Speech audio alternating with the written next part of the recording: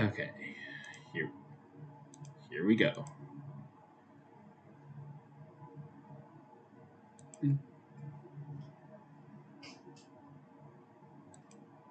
So it's part 23, right? Yeah.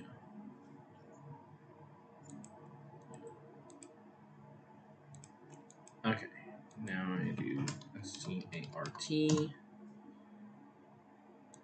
Control C.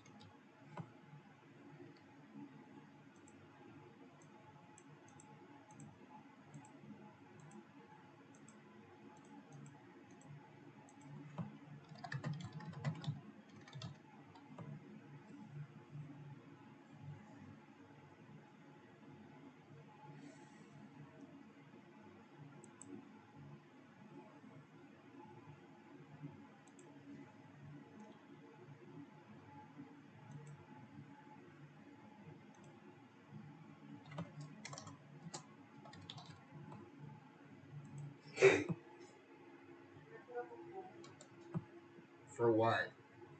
Which character do you want most? A poll on what? Like which app?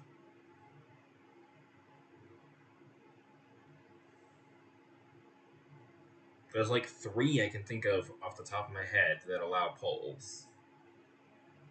I'm not sure if Facebook does. But I feel like most of the people who would see it would be on Facebook. Because, that's where your family is.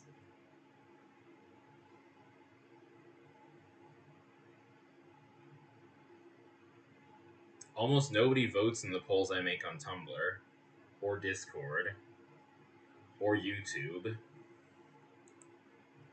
If Facebook allows polls, that would probably be the best bet. I'm gonna check. I just said Facebook would probably be better. Oh, okay. So what should I say for the poll? Which character to draw next? Wait, did they remove polls?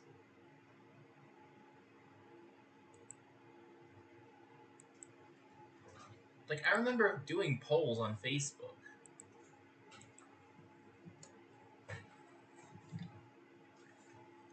Are they not allowed anymore? None of these seem like a poll.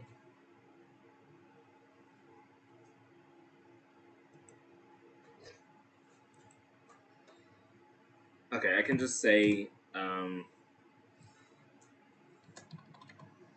like, if... How many options are there? Honor, Elsa, and Kristoff.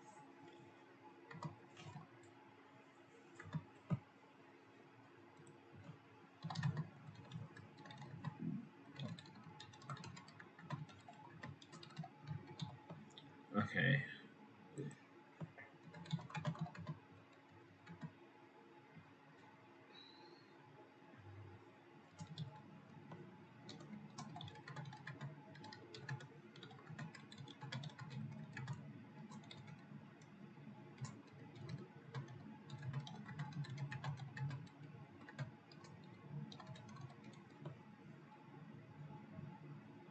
How's that?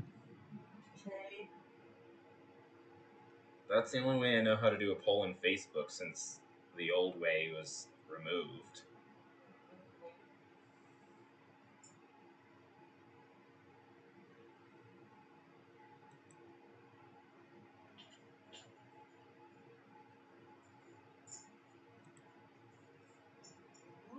Just got there. This was far away. Yeah. Well, you're gonna draw all of them then, right? Yeah, but I already finished a lot. Okay. Would you like to see it? In a minute. I'm trying to promote my stream that is live now.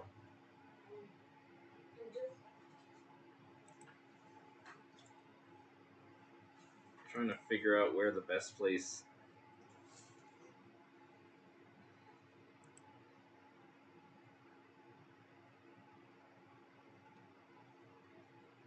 Cute. But.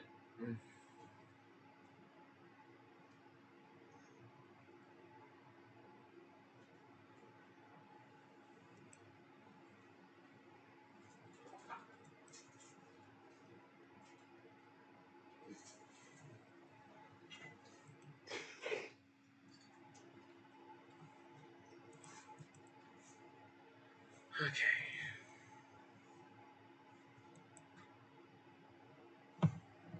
I guess I'll just go to the Radiance.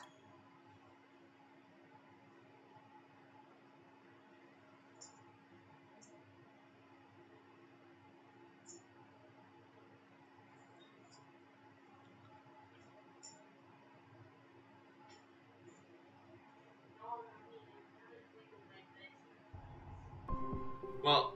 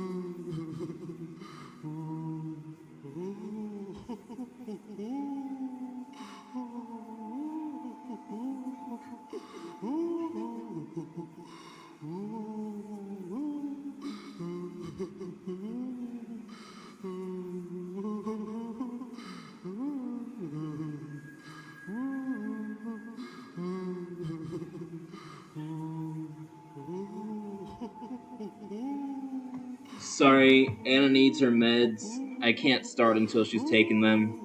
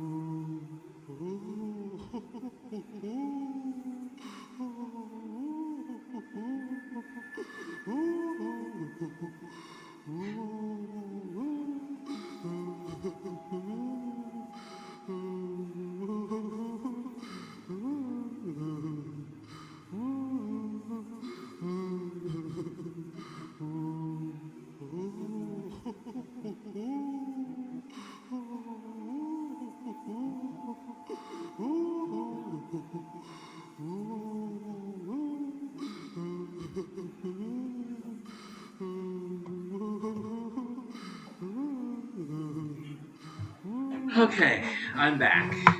Sorry about that. Right at the beginning of stream, too. Okay.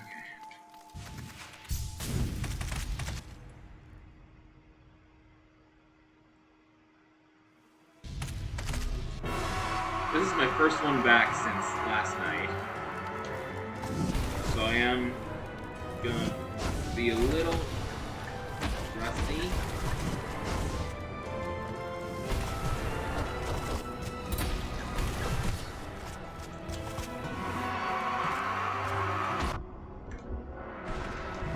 No.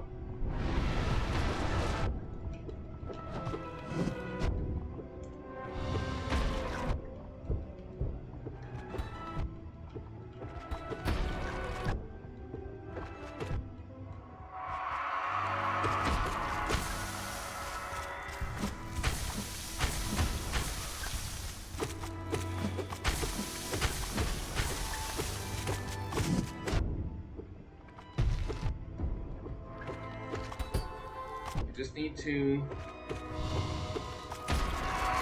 Yes! Okay, the Hollow Knight is defeated. Now I need to go into his dream world and fight the Radiance. Because if I seal the Radiance, I am the new vessel for it. And that would not be pleasant. Oh, that's right, because it's my first time back.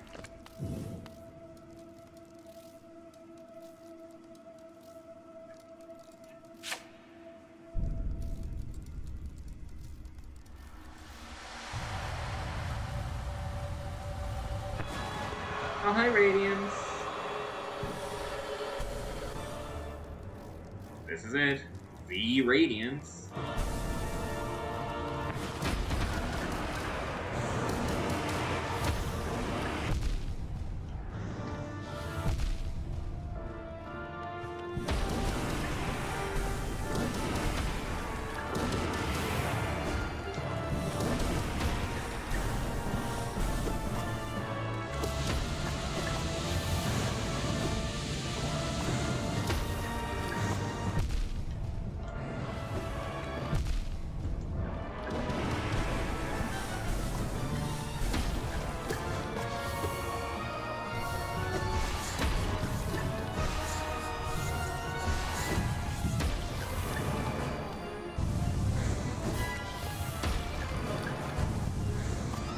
Ouch.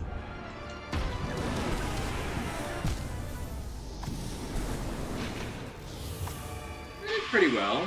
I think I got to phase 3.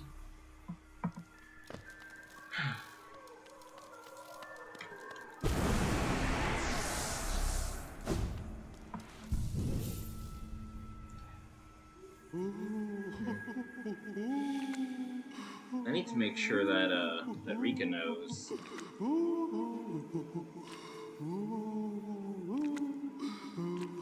Can't remember if she has the gamer role in my server or not.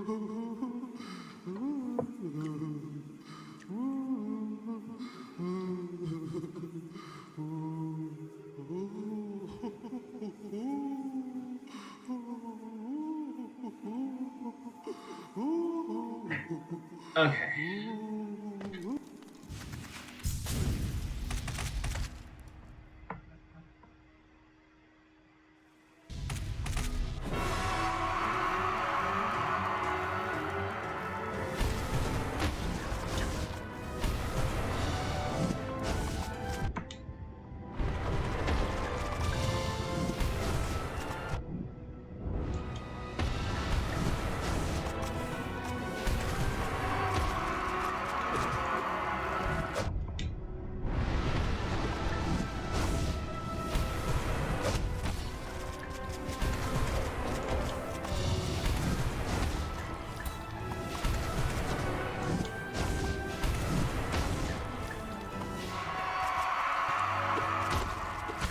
Already, for this phase.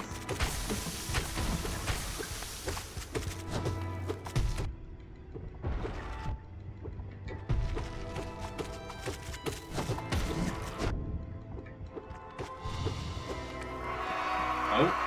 Already?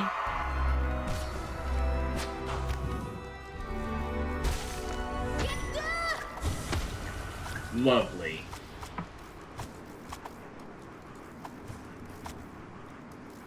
Imagine if I actually get it this try. If I get it this early in the stream, I will attempt to find the Pantheon and do some of their challenges.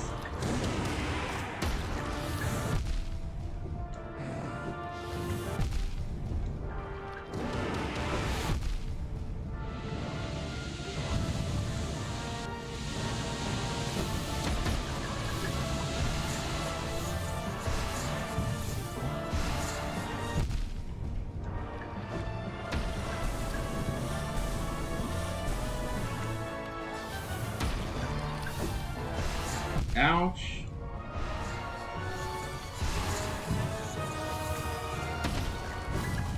And I died.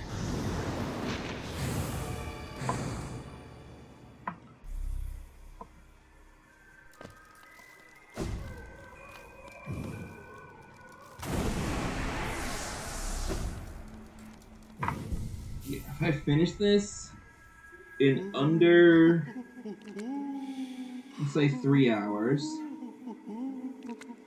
then I will at least attempt some of the Pantheon.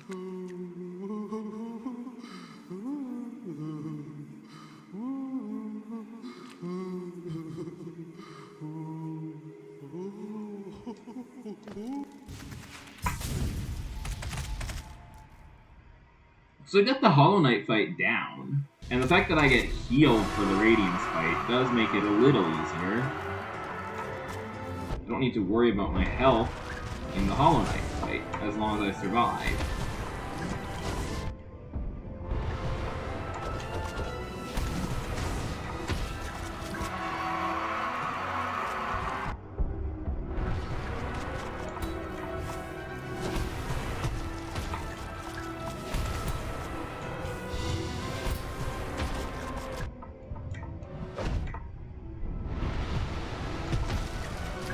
Oh, come on.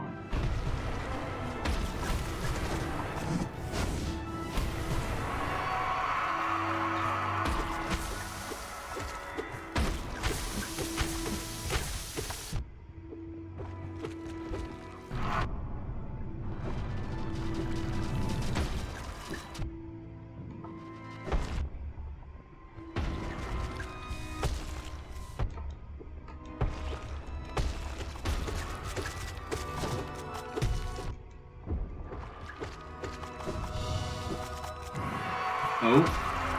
Yes! Thank you, Hornet! Just in time! I almost died to the Hollow Knight. That would have been embarrassing.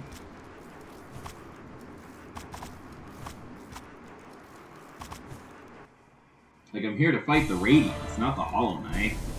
I've already fought the Hollow Knight.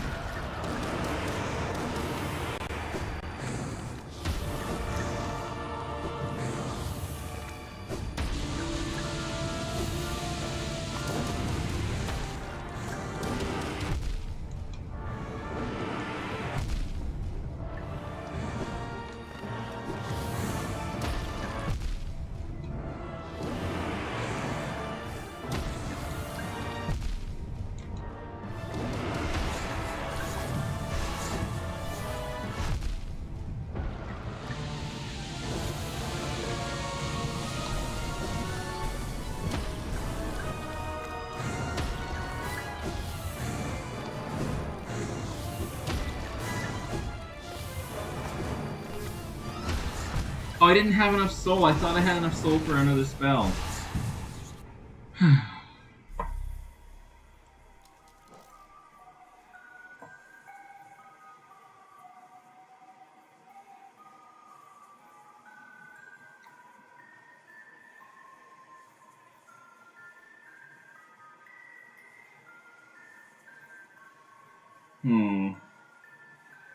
The Spell Twister is good.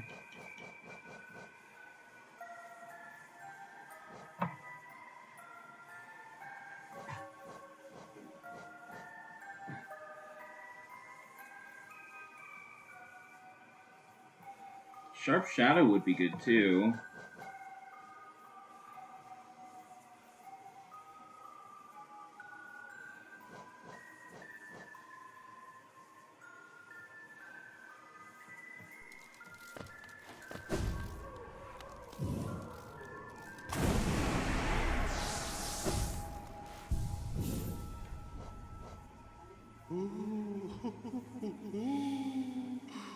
Huh. Does Void Heart make it so that I instantly kill shades when I damage them at all? Because I've been killing these shades in one hit ever since I got it.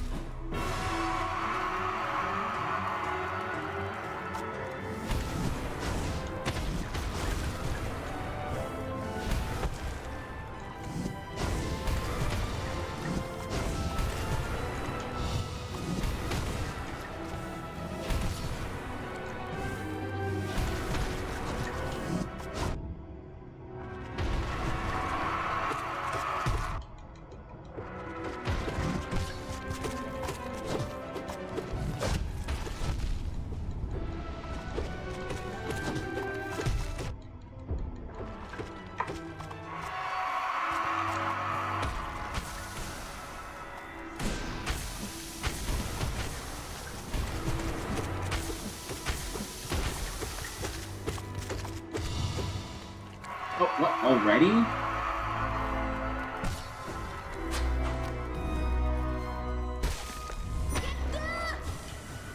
Okay, so I go in without full soul. But this will be fine.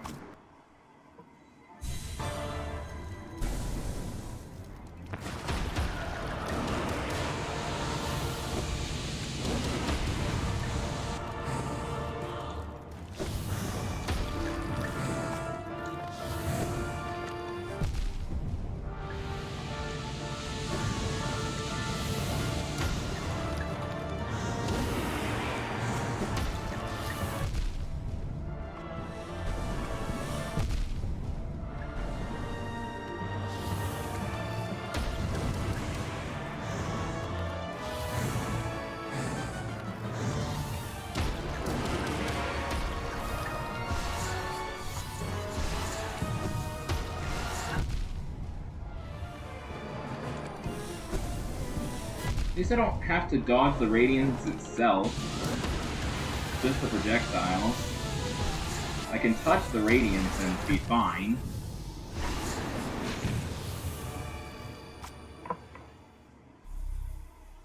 But not the Radiance coming from the Radiance.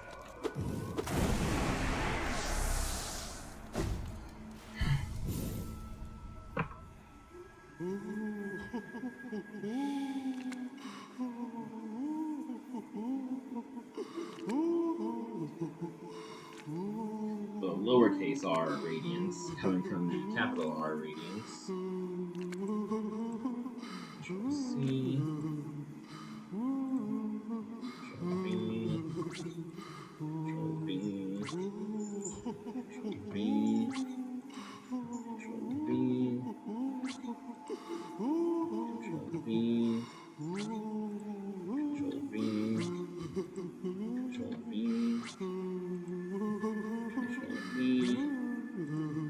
Control B.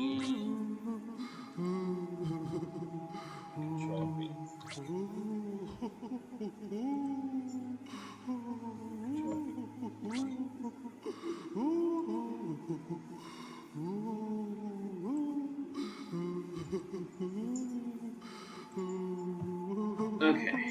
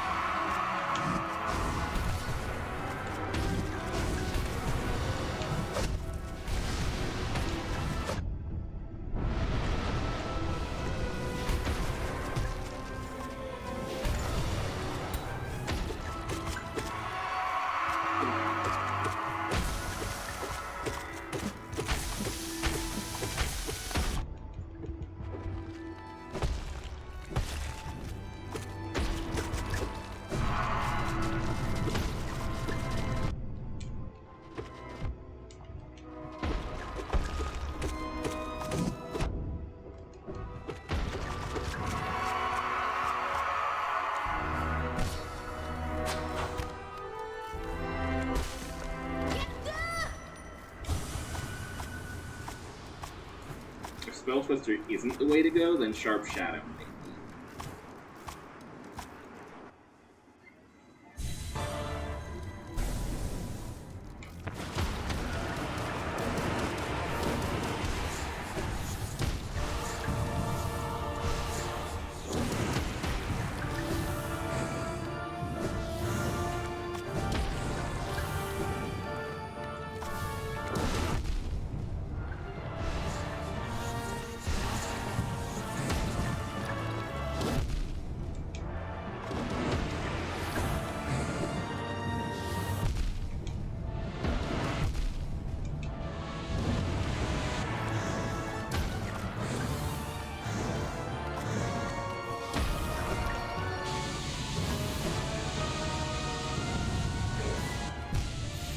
Okay.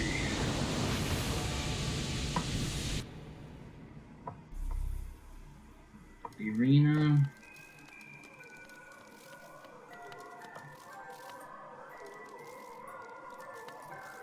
Oh, the Shade doesn't even try to attack me. It has less HP and it doesn't try to attack me. So Void Heart is good for something. It makes Shades easier to deal with. They don't try to attack me, they have less HP, presumably 1, because those Weaver killed it, which those only do 3 damage.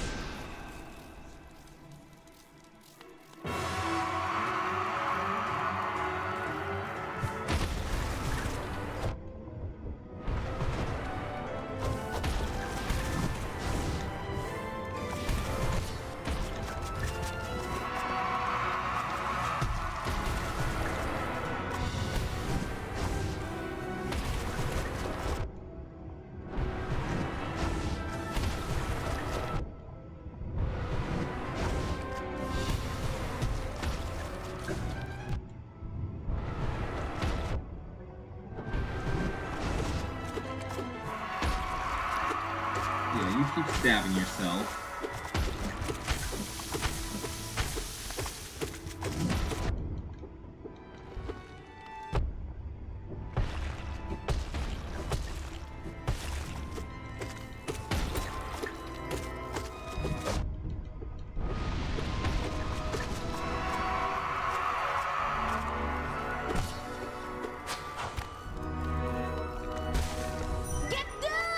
Okay. So it's pretty easy to reach the Radiance. It's actually fighting it that's the problem.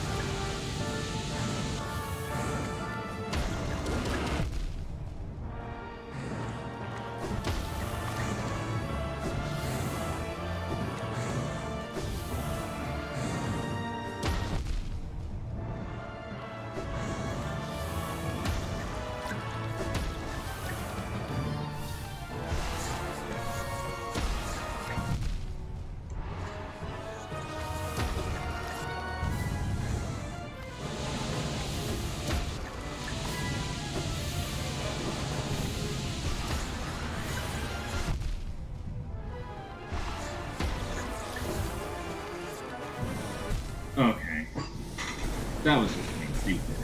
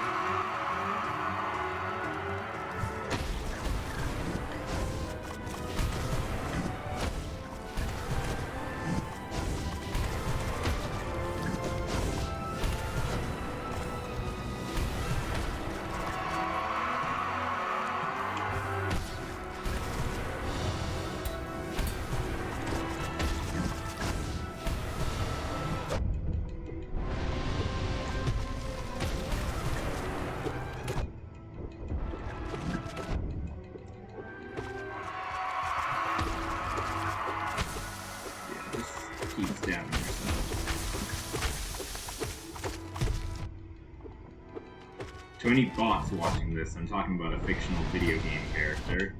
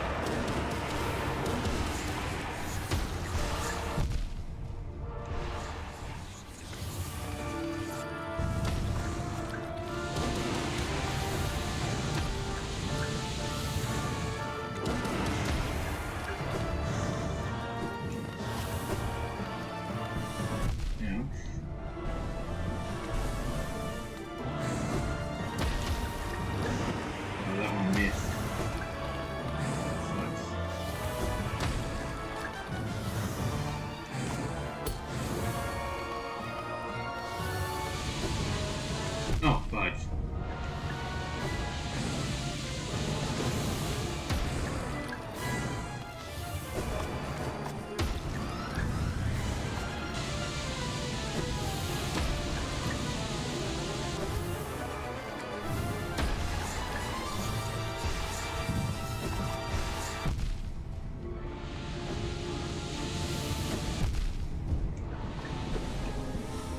Oh, I just walked into that sunlight.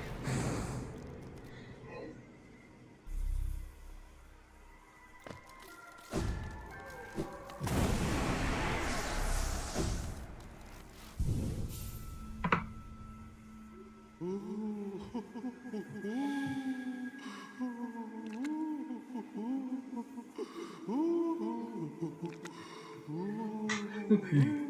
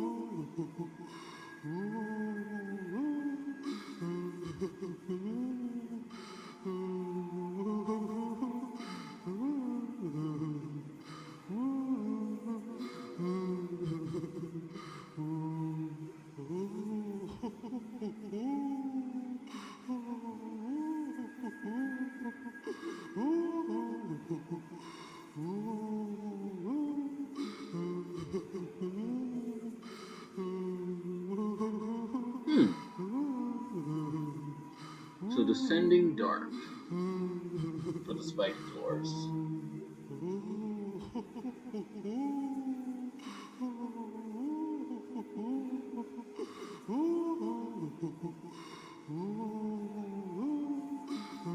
And for the wall of bloods.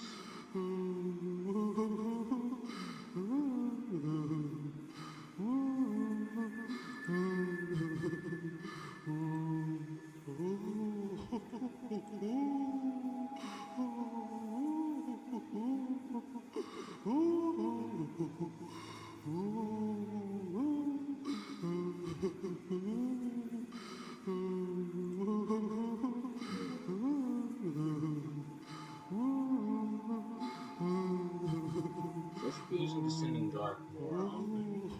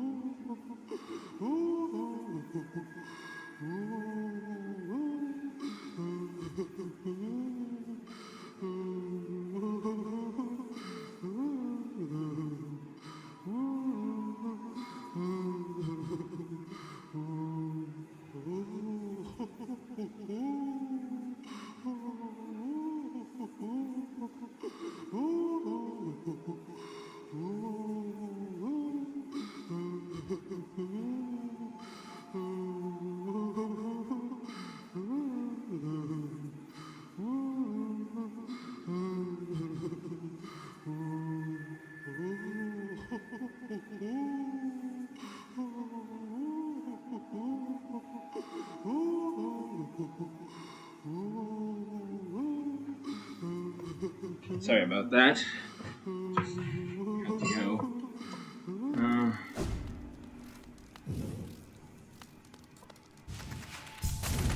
So the Spell Twister does increase the number of spells I can cast by decreasing the cost.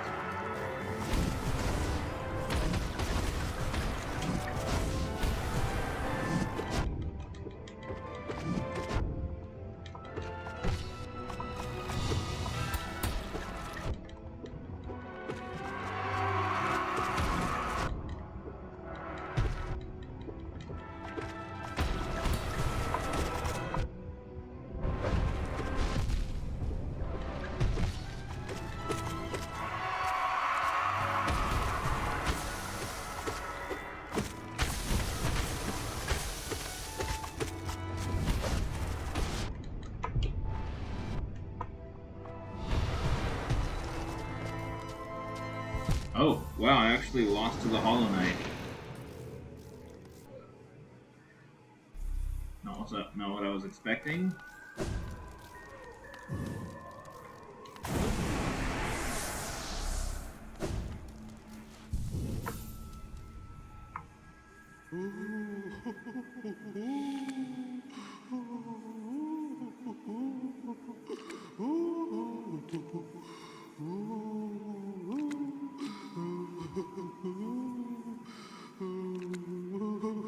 Said the wall of light is more forgiving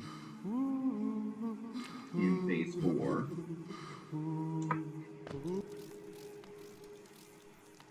So if I can get to phase 4, I can heal. Maybe.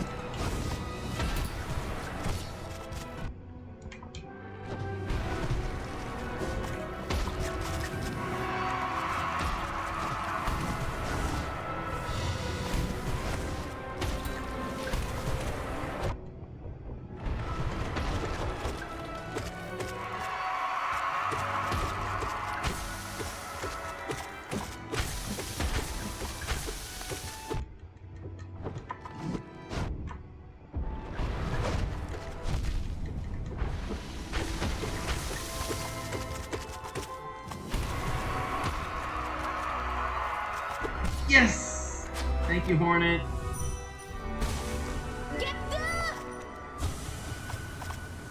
Okay.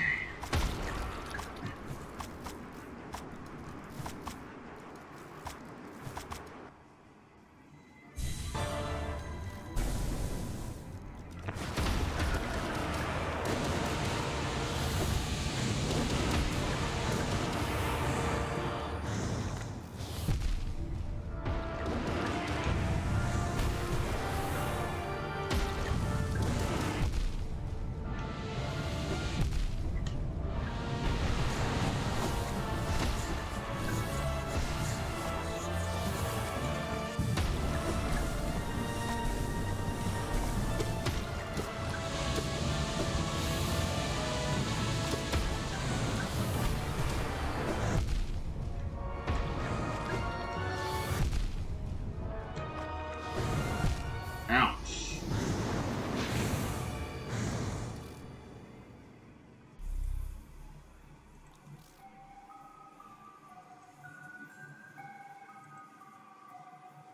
This one was a charm that increased my max soul.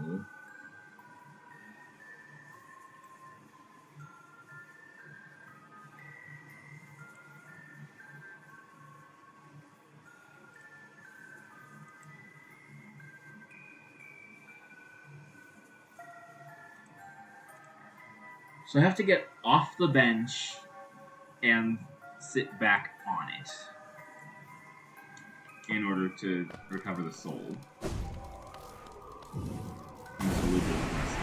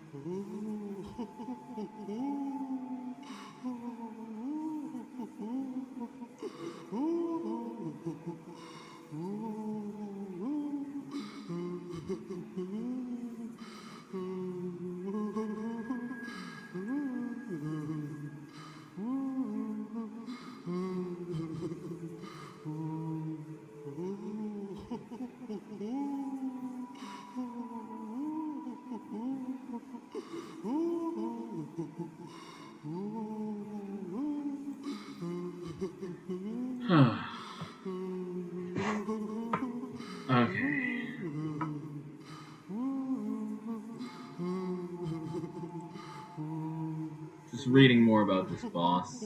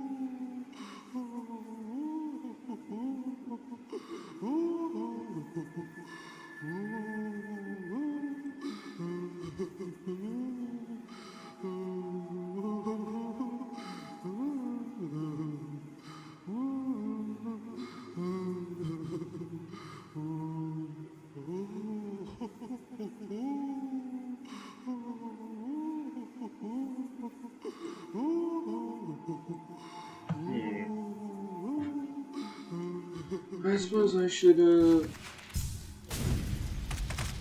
fight the Radiance some more.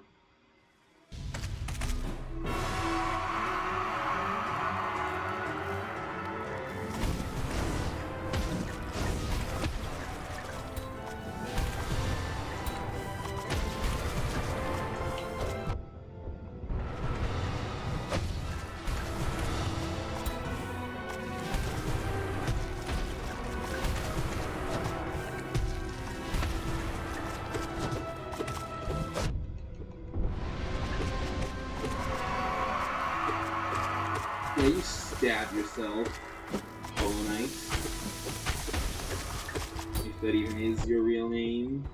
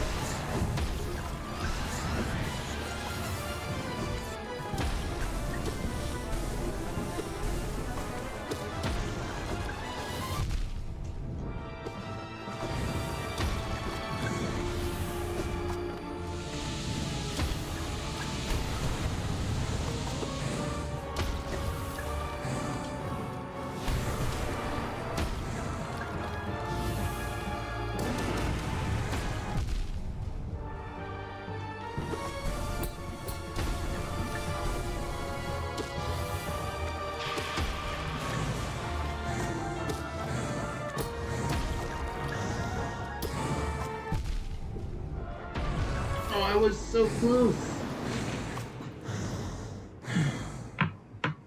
Okay, I'm gonna look up the phases of the Radiance.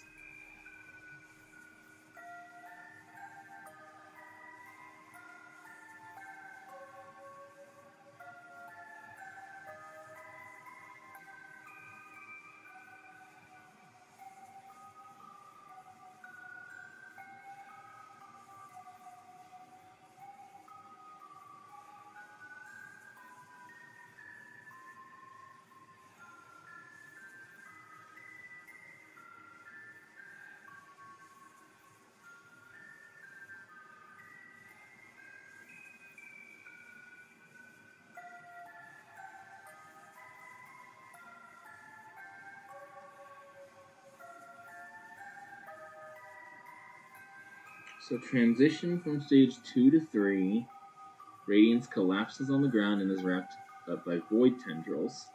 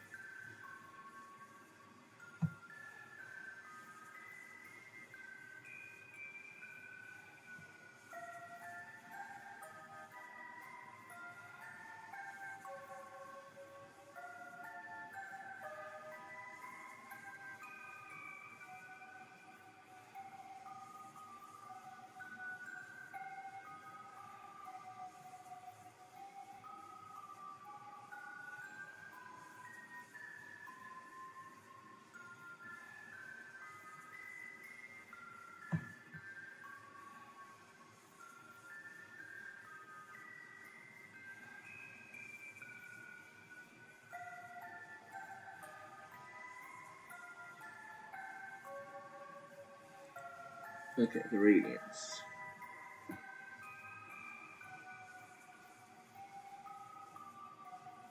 Staggers 2 times at 2 predetermined points.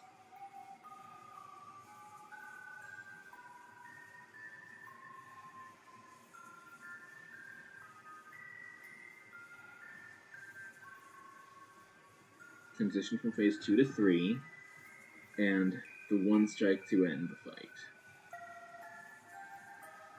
So I have a final blow that does 1300 damage once I do 1700 damage with other blows.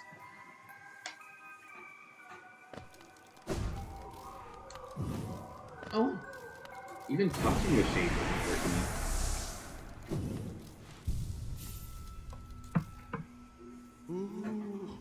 me. Okay.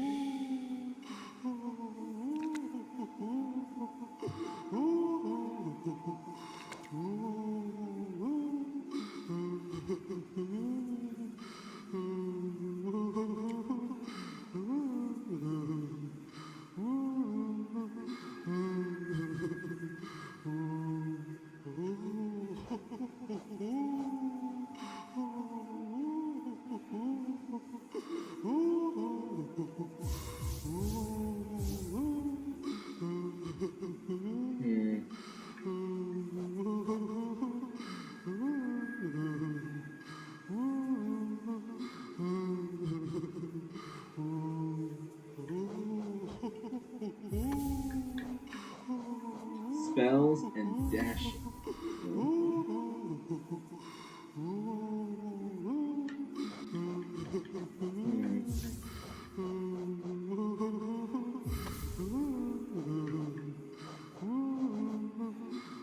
Okay, now I do more damage both physically and magically.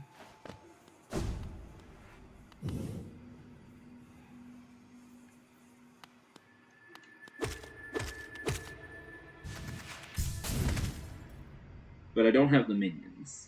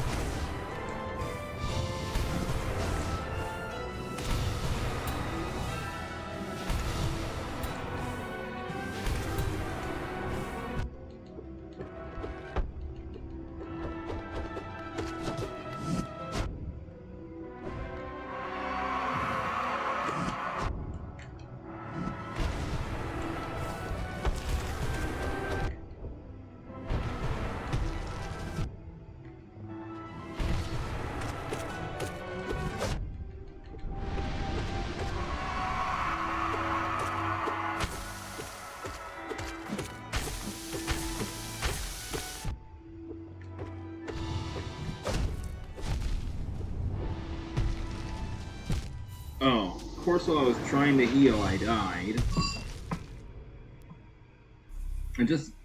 I didn't want the minions because...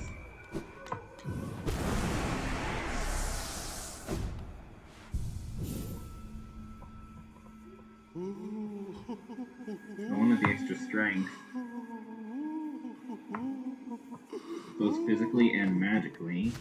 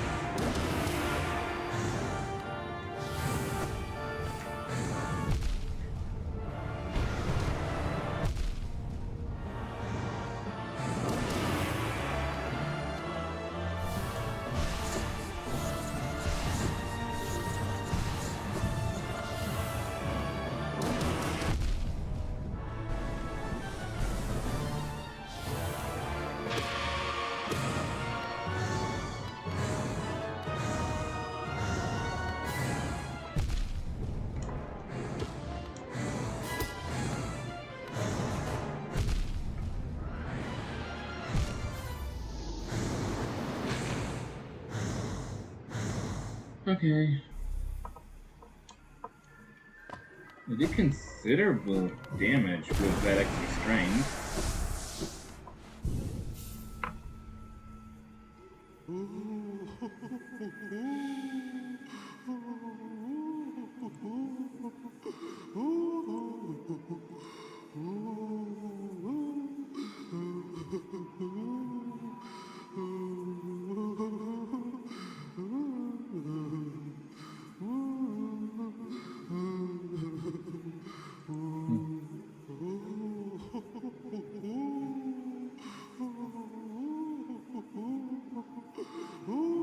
Oh, looks like I got a Discord ping. What's it about?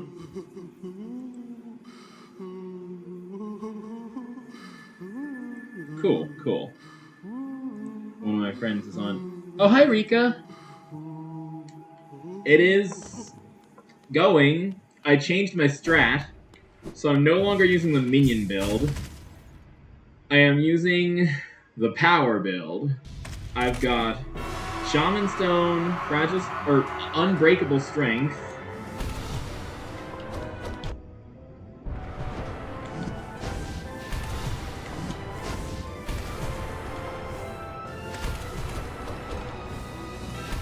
Hollow Knight is easy. Well, the Hollow Knight is easy, I say.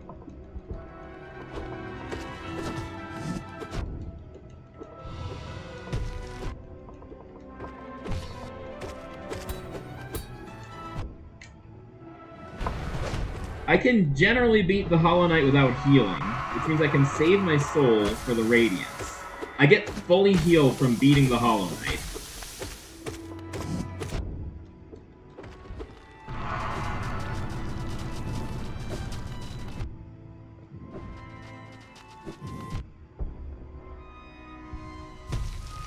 course, I'll heal a little if I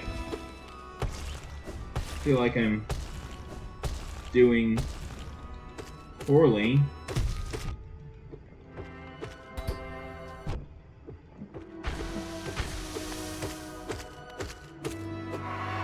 Yes! And then Hornet comes to the rescue. And then I attack the dream. Yes, I got sealed siblings. It was pretty cool. I guess Hornet's like my sister or something.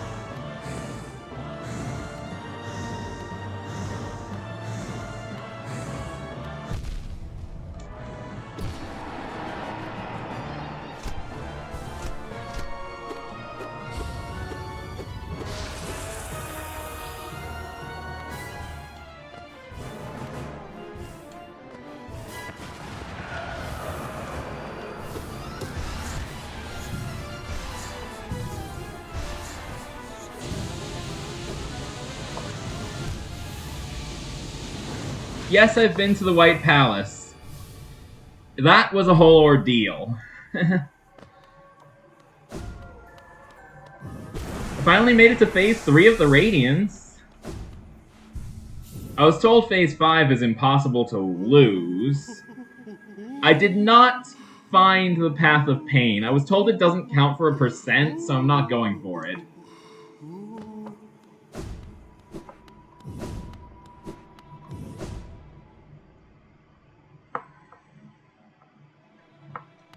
But it's like the ultimate platforming gauntlet.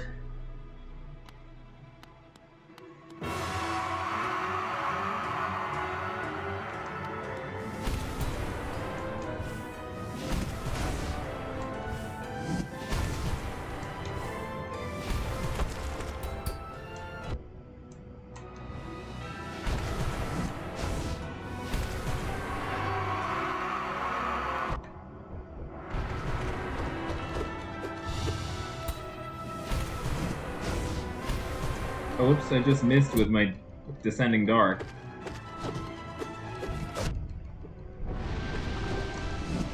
Nope, I was trying to do Descending Dark.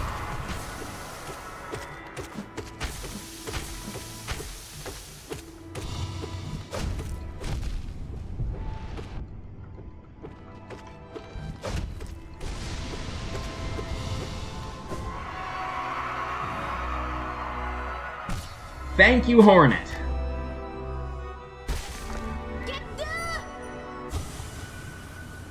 Teamwork. Although I did most of the work.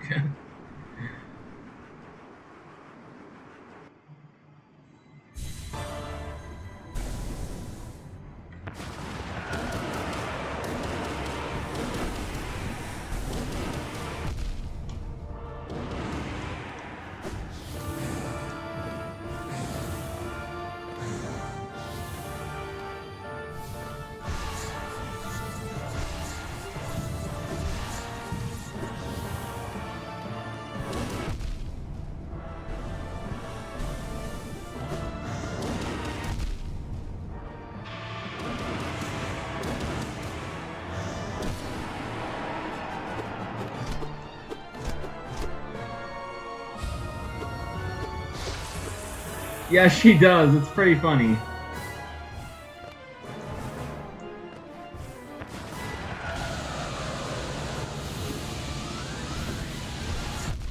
Apparently I can dash to break those orbs.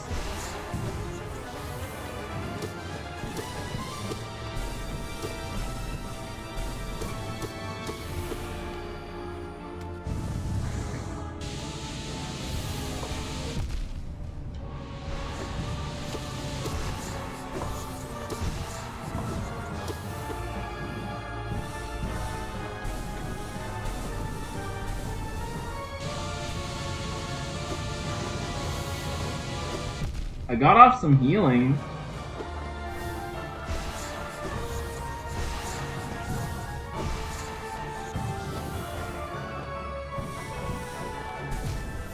Oh. Yeah, that would be a great source of soul.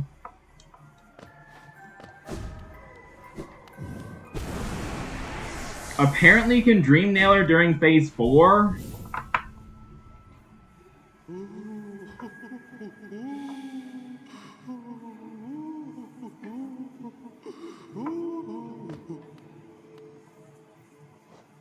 But yeah, this is my charm layout. Got Grub Song to recover soul every time I take damage. Unbreakable Heart and Strength to be stronger and more healthy. Shaman Stone to make my spells more powerful. And Spell Twister to make me able to do more of them.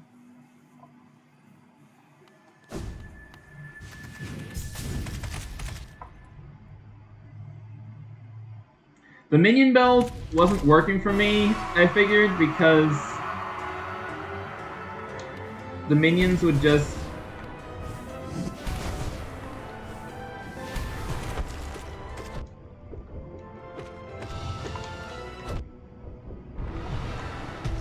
do damage during the stagger phases.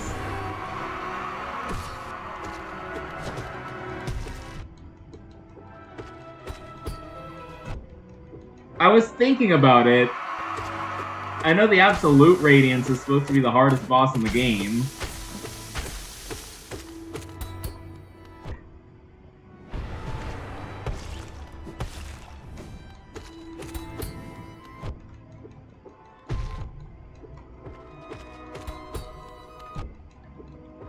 I can't even beat the Radiance. How am I supposed to fight the Absolute Radiance?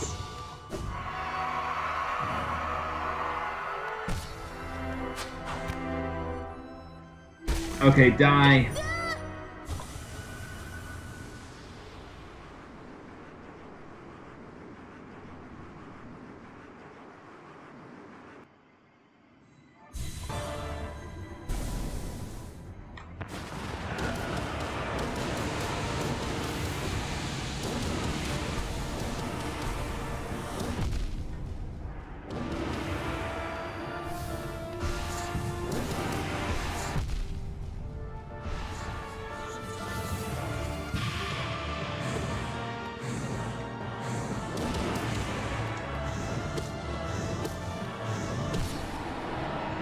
Howdy!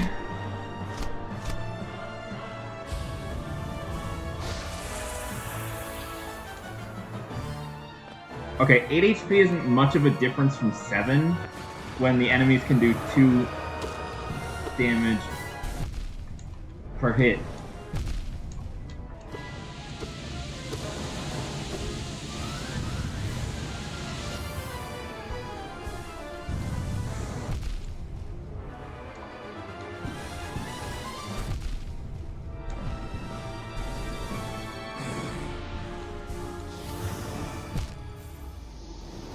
Yeah, I got to phase 3.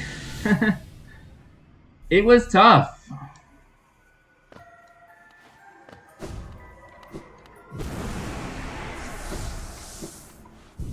Salubra's Blessing is helping a decent bit.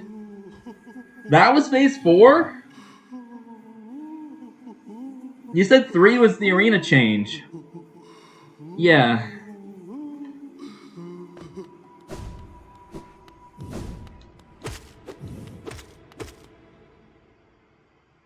And you said phase 5 was easy. So once I get there, the fight's pretty much over.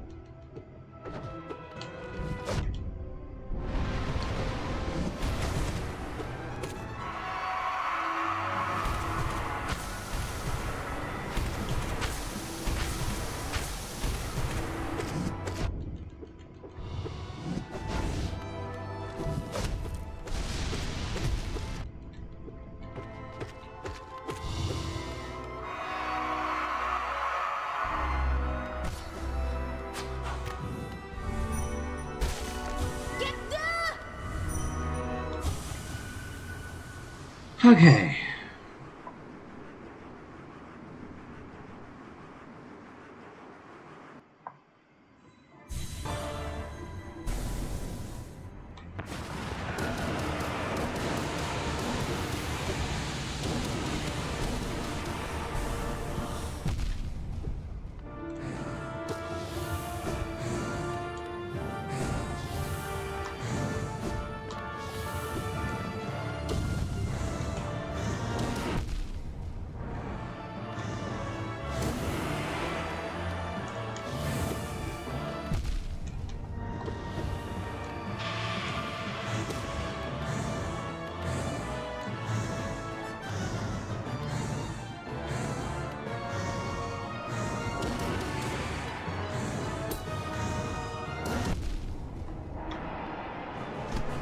So you're saying this is phase 4, the hardest part.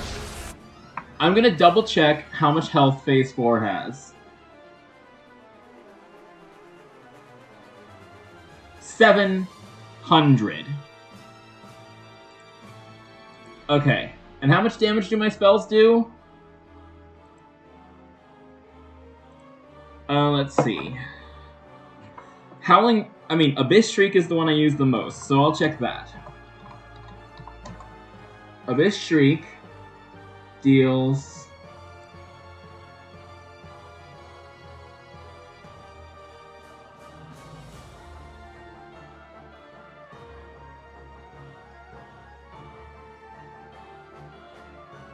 $30 damage per hit with the Shaman Stone, and it can hit up to 4 times.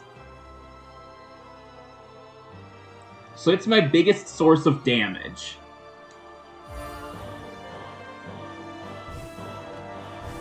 This is also the only phase in which I can Dream Nail the Radiance.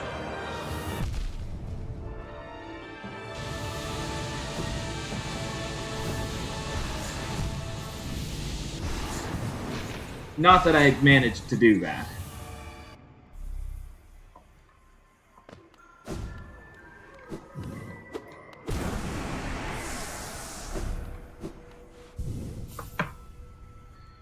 So, if I can get all 4 hits of an Abyss Shriek on the Radiance, that's 120 damage. Yeah.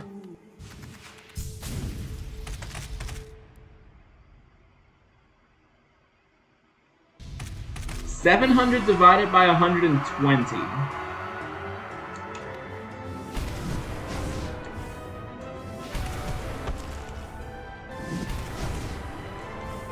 Well, it's a little more than 5.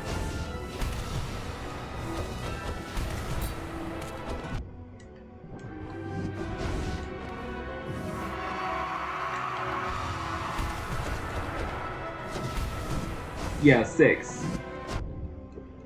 6 full Abyss Shrieks once I get to phase 4.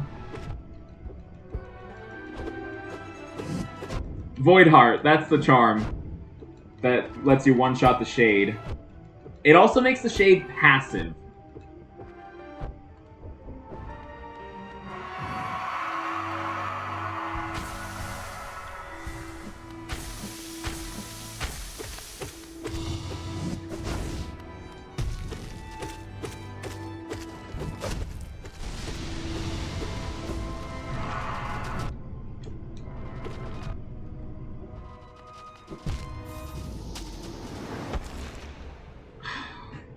I don't normally die to the Hollow Knight.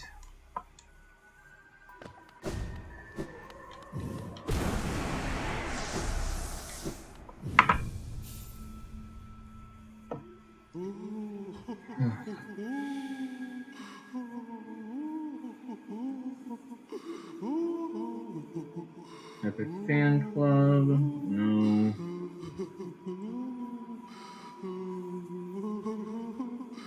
Wow.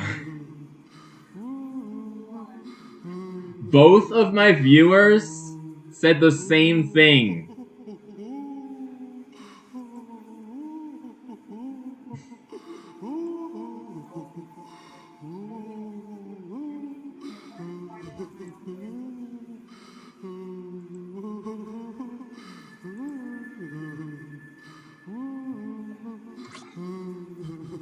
Okay, I sent it. Just have it on mute because I don't want an echo.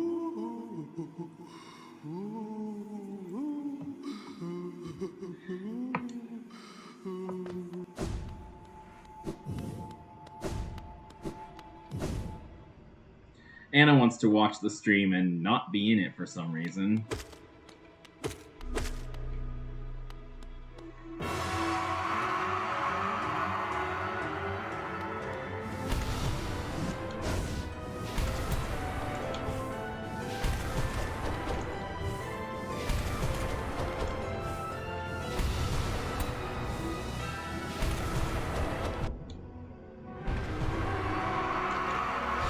So with Spell Twister, I can cast 8 spells before having to recharge my soul.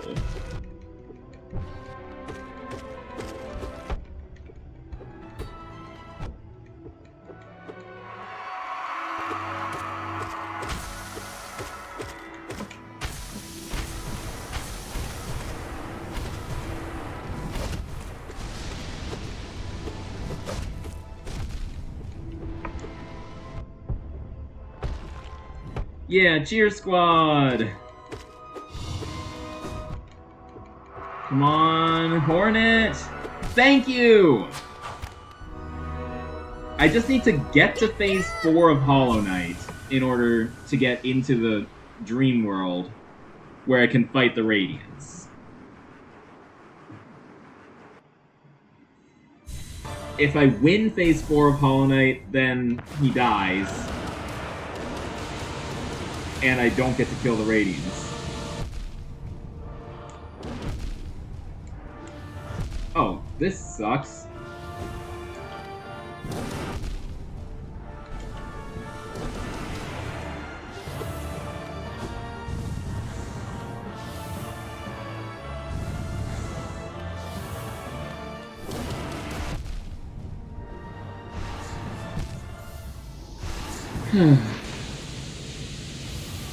I just got bombarded with attacks.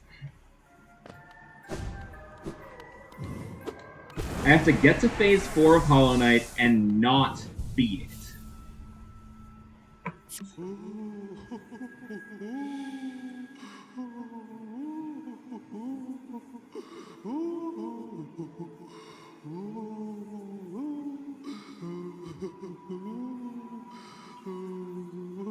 I can't deal with the laundry in the middle of a stream.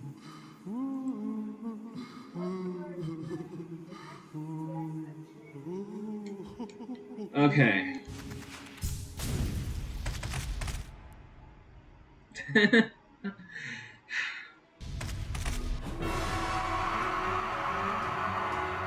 Okay, Rika, it's like your Hornet.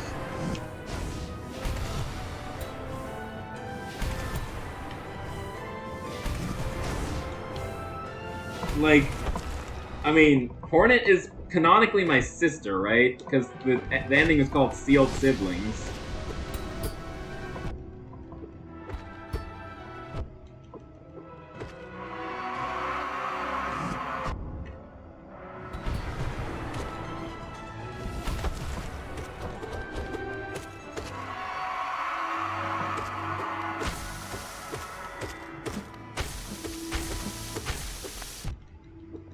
Yes, I meant it as a compliment, so that's how you should take it.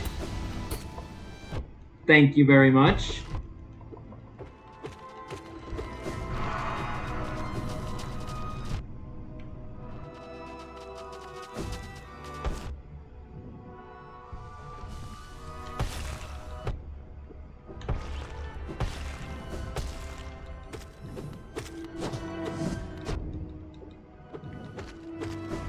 Yes! As long as at least 2 of those vessels are full, I'll have full soul in the dream world. Because I get a vessel worth from dream nailing.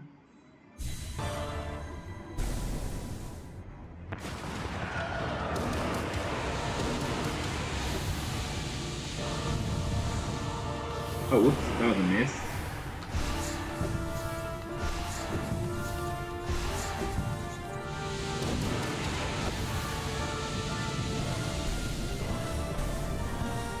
So that was Wonderfail. And yes, I purposely said that to rhyme with Undertale.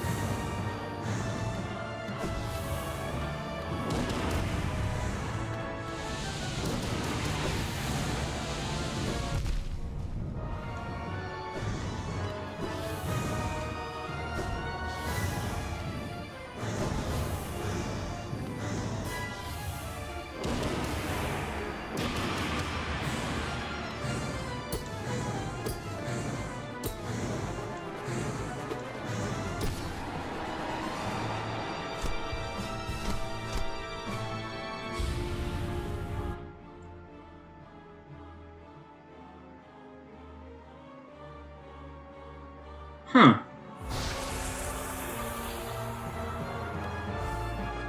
I know some lore in games is actually just theories.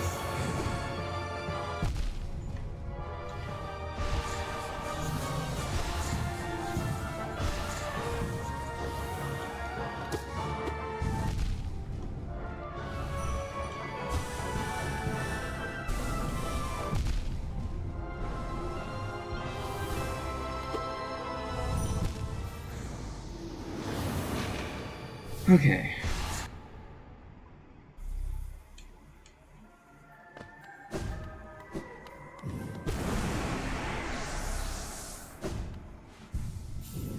Phase 5 is just one strike.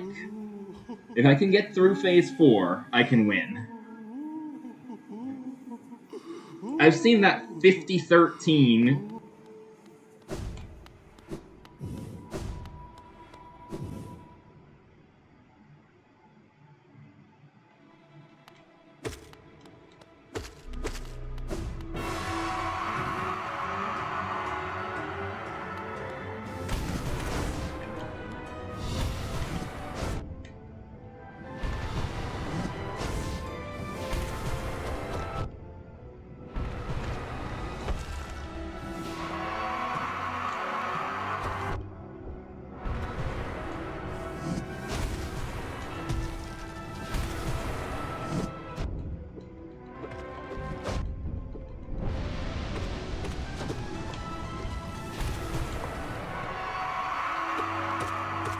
Come on. Let's get this show on the road.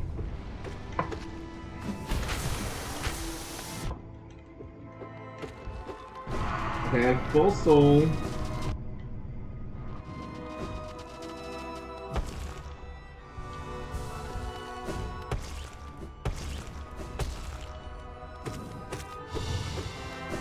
As long as I have at least full soul minus one vessel.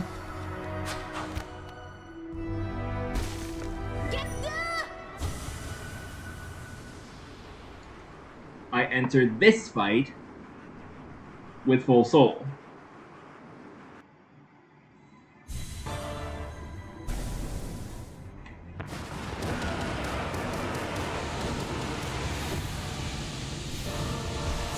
Phase 2 already.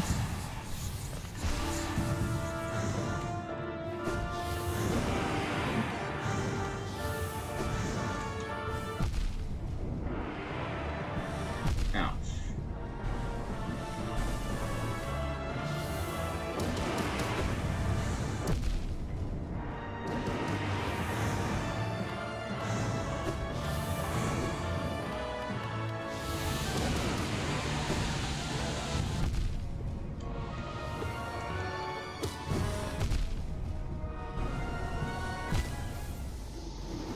Yeah, I should probably not be focusing. It only heals 1 and I take 2 damage from most attacks. The spike floor and falling out of the arena are the only things that do 1 damage.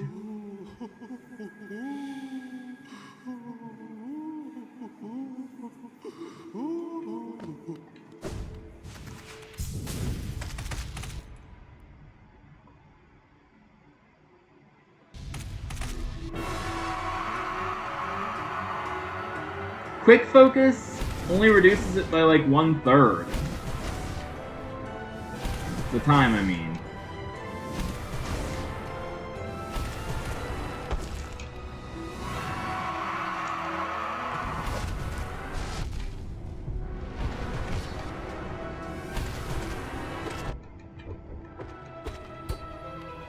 And it also costs 3 notches. I'm not sure what I would take off.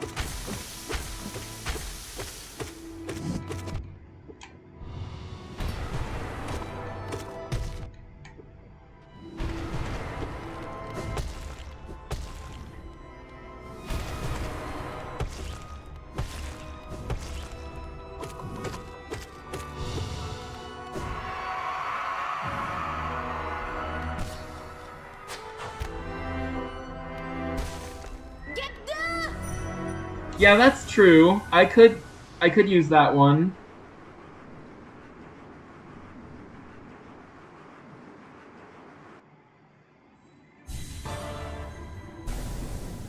I could have some sort of focusing build.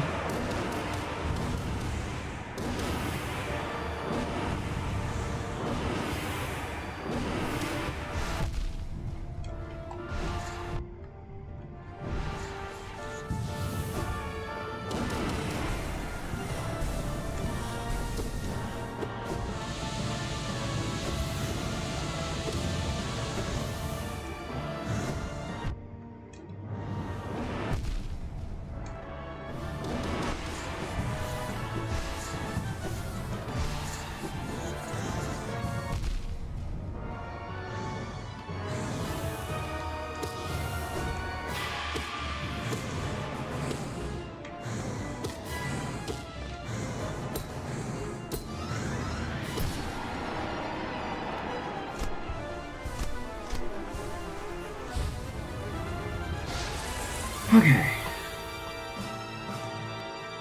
I have Shaman Stone already, Rika.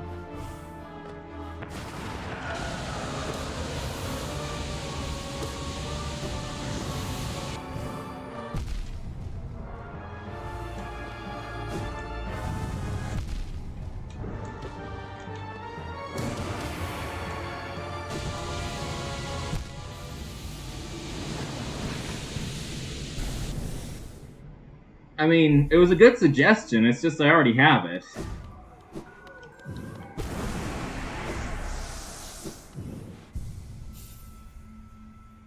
I wish there was a way I could see how much health the boss had remaining.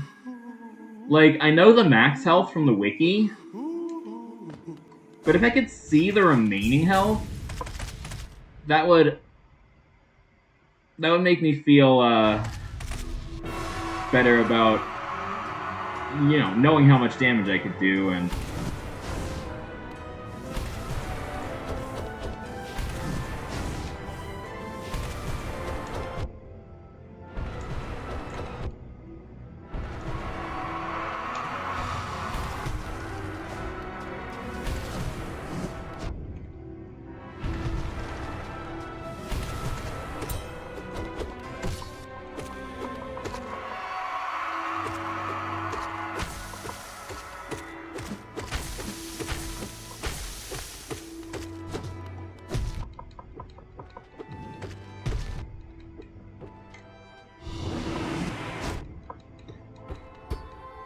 So this streak actually does the most damage of any spell, but only if it gets all of its hits off.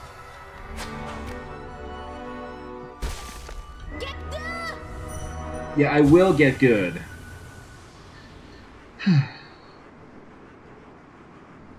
Abyss Streak with Shaman Stone. Like, Descending Dark does the most damage per hit, but it only hits once or maybe twice.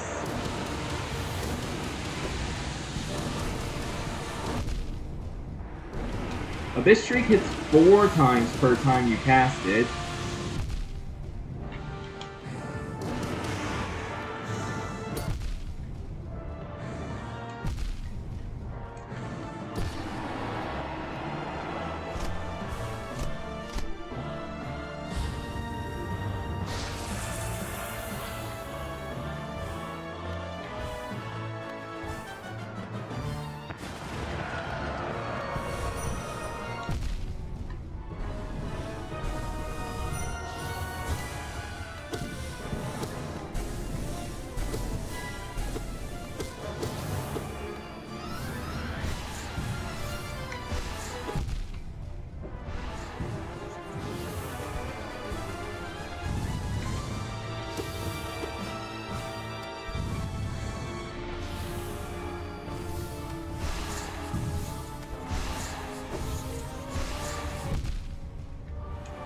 Oh, come on, I fell out of the arena!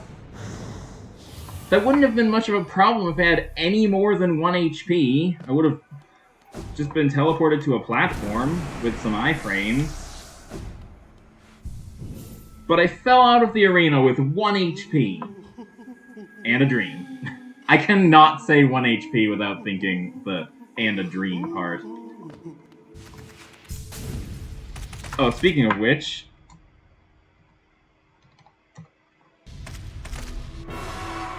I have commands.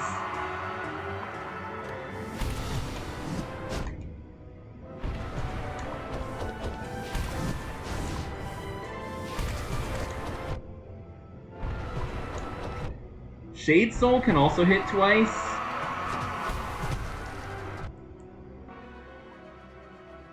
Yeah, that's true. Both Fireball spells can hit twice. Shade Soul is the stronger one, which is the one I have, of course.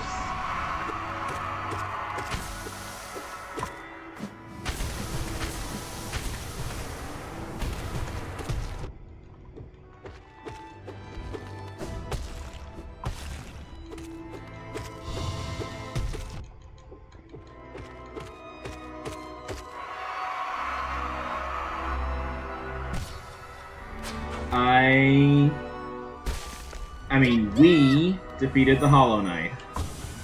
Now let's... I wish we would fight the Radiance together. That would make it easier.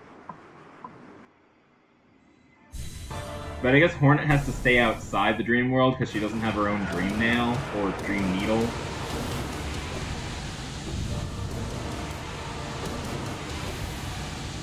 How cool would a Dream Needle be?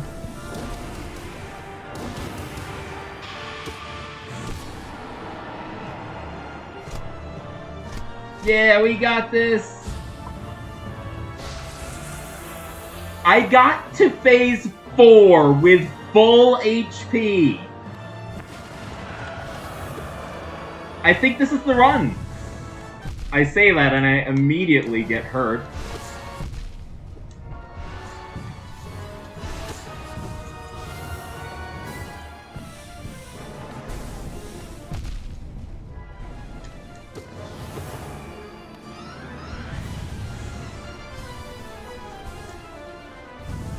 I should focus on focusing with my soul.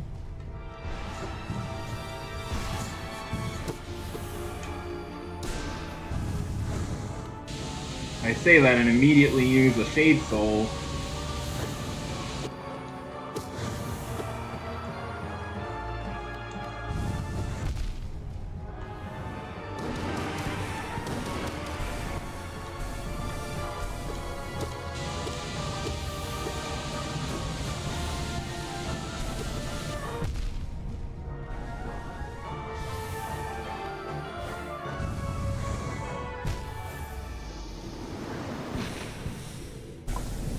Yeah, that would be awesome. I actually made it to phase 4 without getting hurt. If I can do that again, I got this.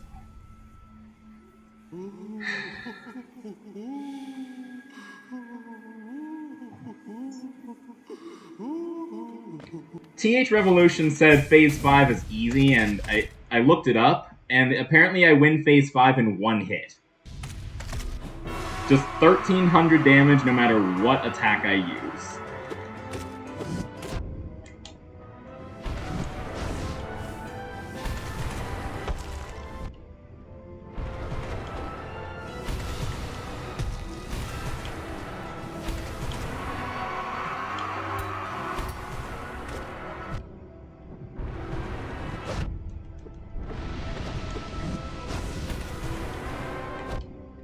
See, Descending Dark does the most damage per hit, but it only hits once per cast.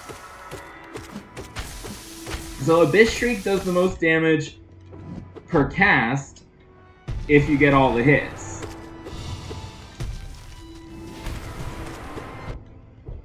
And it's easy to get all the hits on the Radiance because she's flying.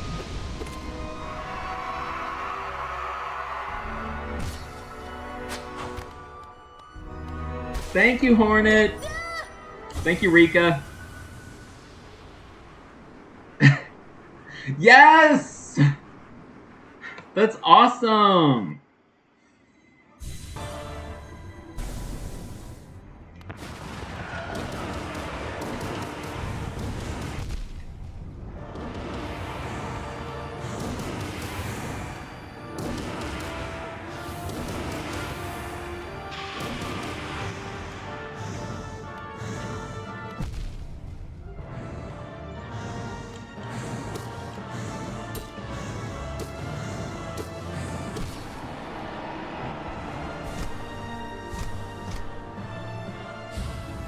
Yes, it's safer, but it does... It's the only spell that only hits once per cast. Like, Shade Soul can hit twice per cast, and Abyss Shriek can hit 4 times per cast.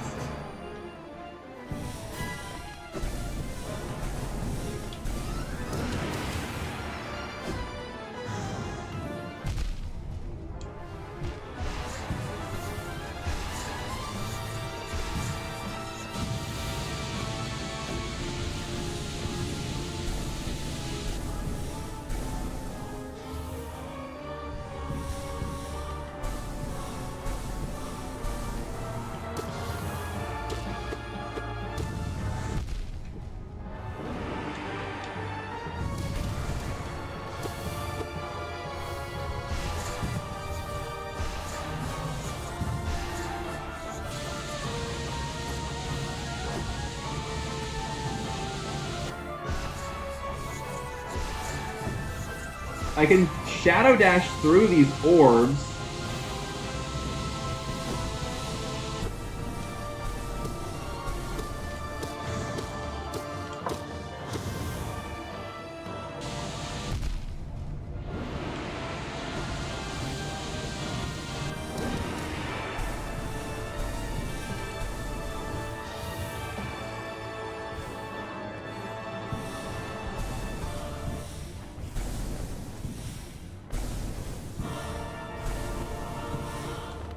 Oh, are the siblings cheering me on?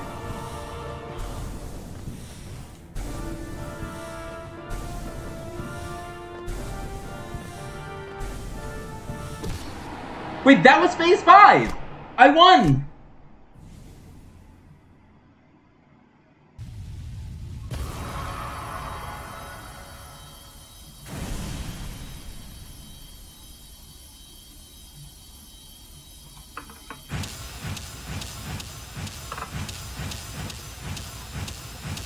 And less than 2 hours into the stream. Now, I promised I would tackle the Pantheon if I had 2 hours to spare. And my streams are generally 4 hours, so I do have 2 hours to spare. I just need to look up exactly where to start the Pantheon. I think TH Revolution said it was somewhere in the Royal Waterways. I'm not going to finish the Pantheon, because Absolute Radiance would take way too much effort. But I will start it. And there's Hornet. Is she alive? Please be alive. She's alive!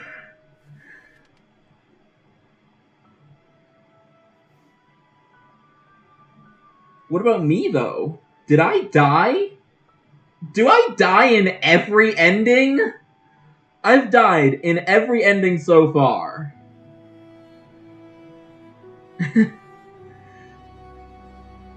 Oh no, I'm just back with my siblings in the Abyss. That's cool.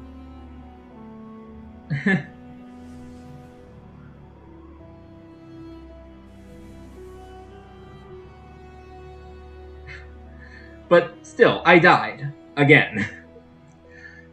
How do I die in every ending? Like, in Chrono Trigger, I die somewhere near the end of the game. And that's pretty cool and all. But In Hollow Knight, I have died in all 3 of the endings I've gotten. But at least this time I die at peace, and not, like, with some inner turmoil or whatever. Still, I die in the true ending.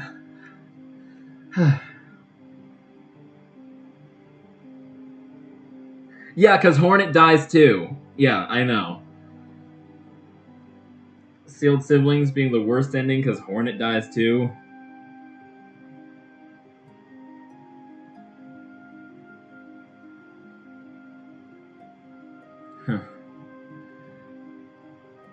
But yeah, I died in every ending. Oh, there's my first name. With a weird last name, Elmer. I love seeing people's names in the credits. And, like, recognizing other people with the same name, or at least the same first name.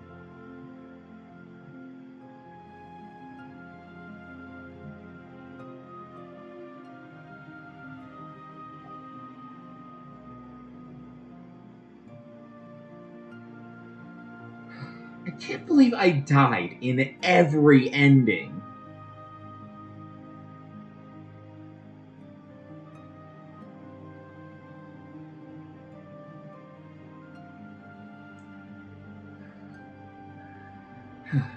I mean, I guess it's still a good ending. I can't believe it's not butter. I'm glad you could make it to the finale. I'm gonna start the Pantheon. I already know for a fact I am not gonna finish it because the absolute Radiance is gonna take way too much effort. Queen of Sunny D.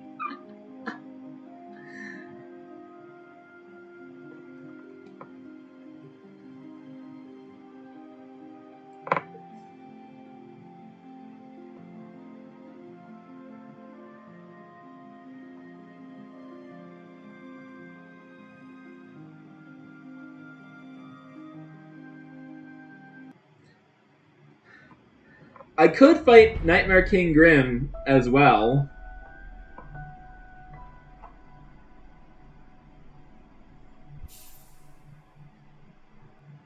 Using the same build, even. Mine is 2 notches worth because I have to, you know, carry the child.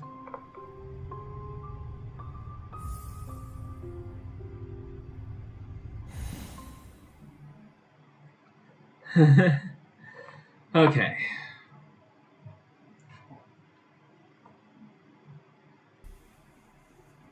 Well, just gonna rest in this bench to recover some soul. Watch Salubra do her little dance and sprinkle her little magic on me.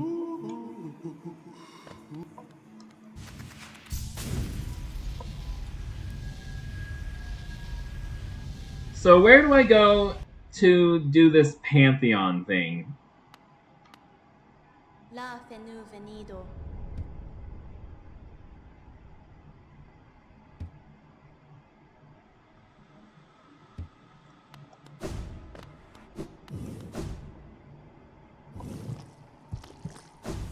So yeah, the game doesn't save that I beat it. It's like many games in that regard.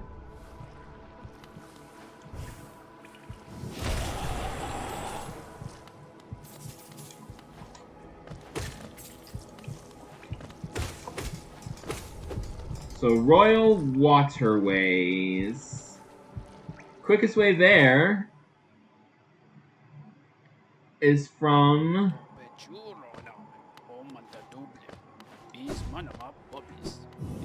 the City of Tears, I believe. But which part of the City of Tears?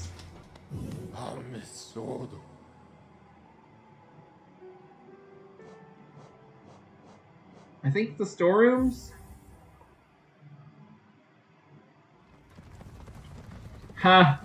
Yeah, that's a mod thing, I'm pretty sure. It is really cool, and I probably would do it if I knew how to mod the Switch version. I mean, I could just fork over another $15 and get the Steam version as well, which is more easy to mod. Oh, that's right. I don't have the compass.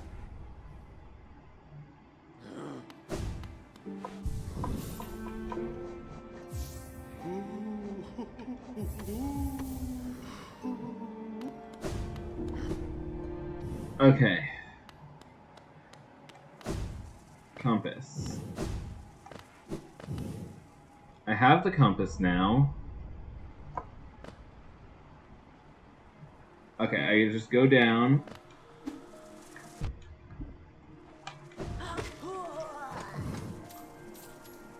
I still have Unbreakable Strength and Shaman Stone.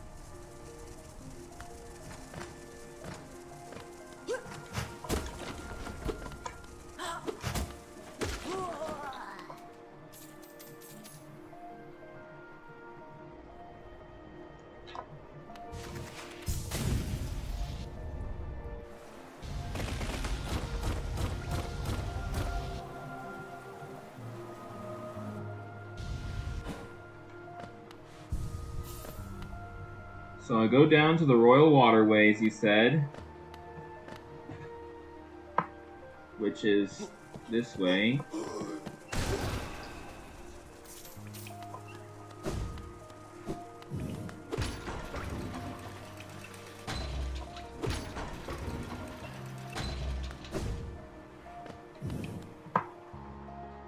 Okay.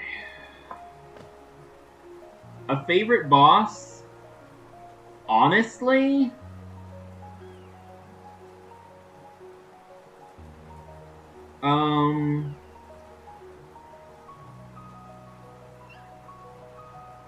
Probably the Hollow Knight. I mean, it looks kind of like another version of me, or maybe a sibling.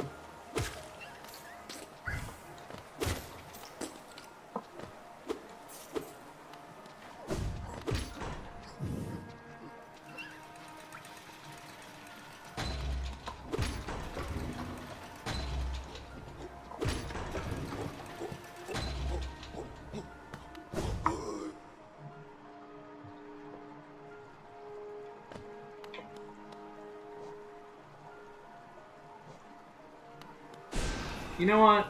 I'll sell my arcane egg. Not sure what I'll do with the money. Cacheo, Liasoke. Quirrell was the one who helped me fight, that one guardian that was protecting the Watcher. Right? I think? No, not the Watcher. The teacher. The guardian that was protecting the teacher. Okay, we're at the Royal Waterways.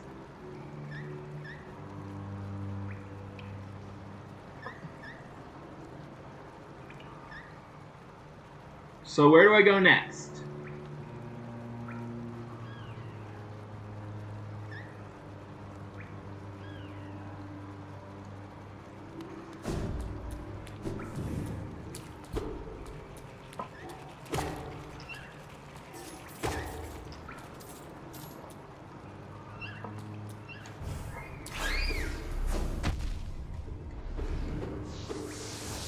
Okay. I'll just walk around. Maybe go to that bench that's on the map.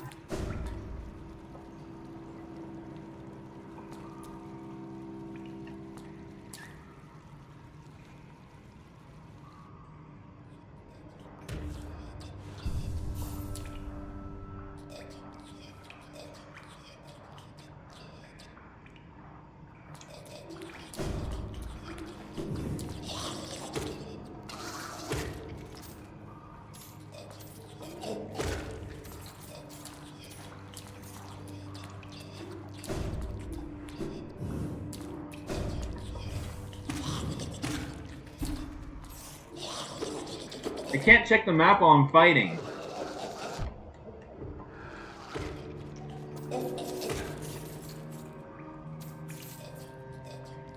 Okay.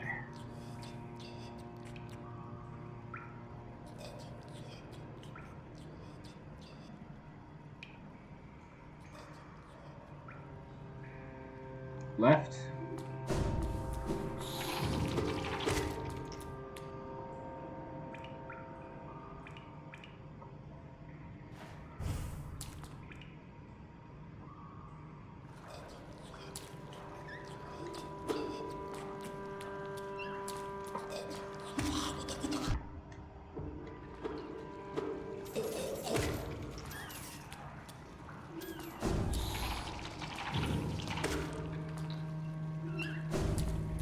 A breakable wall. Hold on.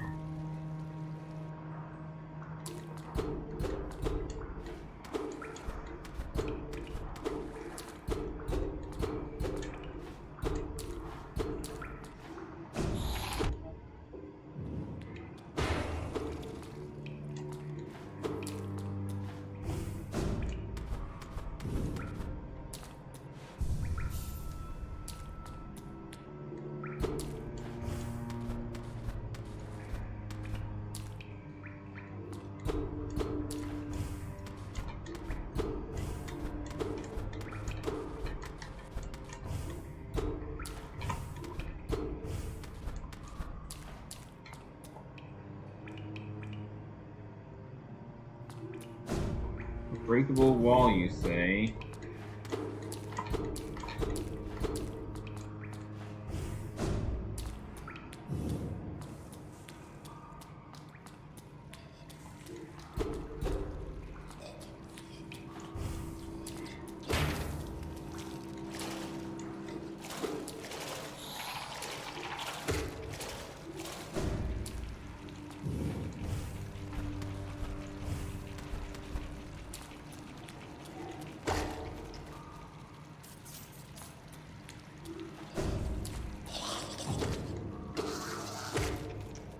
Come on.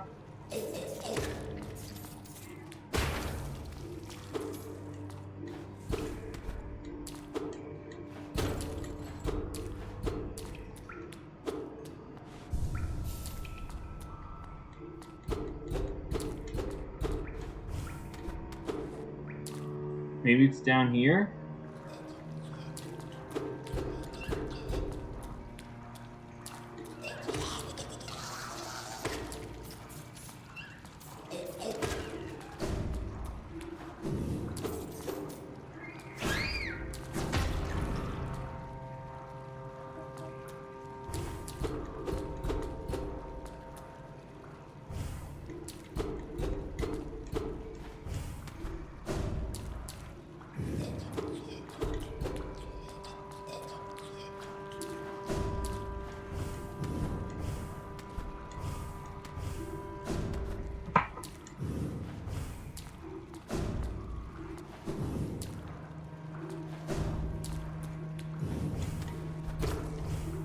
Oh, I see it.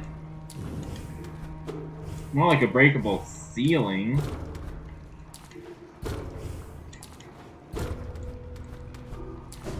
There we go. Found it.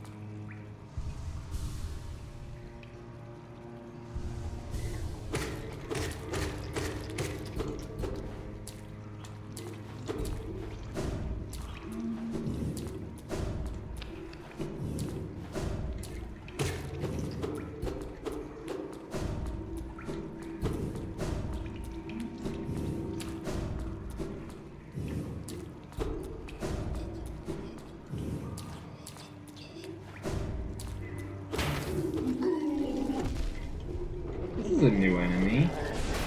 I wasn't expecting to see a new type of enemy here.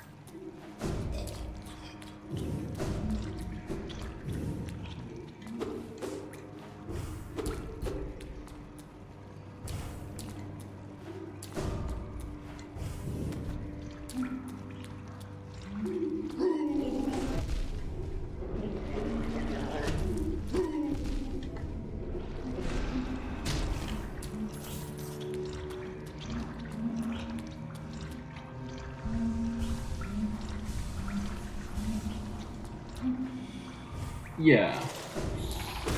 I mean, I beat the Radiance. This should be child's play compared to that.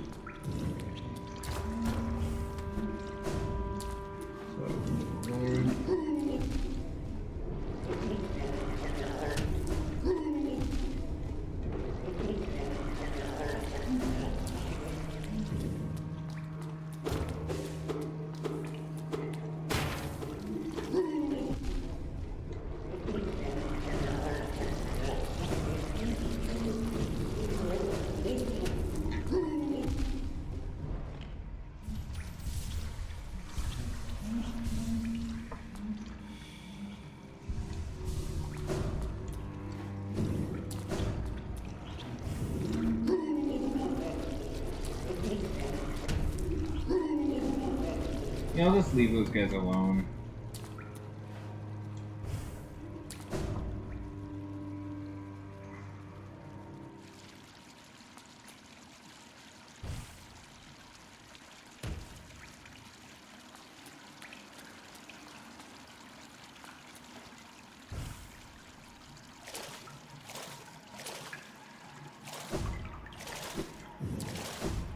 Junk pit.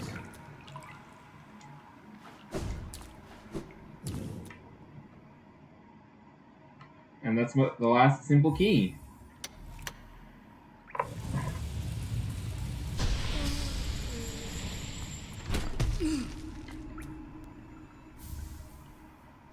God Tuner. Device that resonates with beings of great power. Seek the gods of Hallownest. Tune their power. Through their strength, ascend. Okay?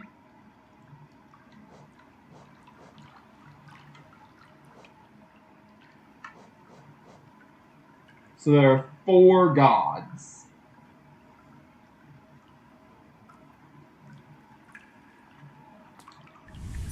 Let me guess, I gotta go into his dream world?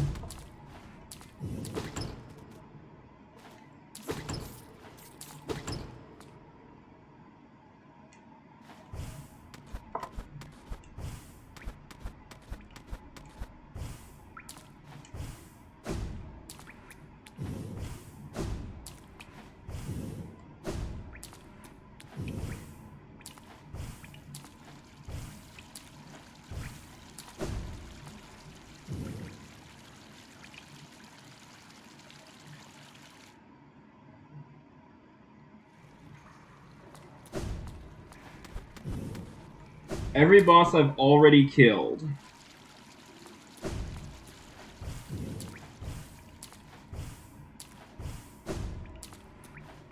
So these gods, I'm guessing, are stronger versions of the bosses I've already killed?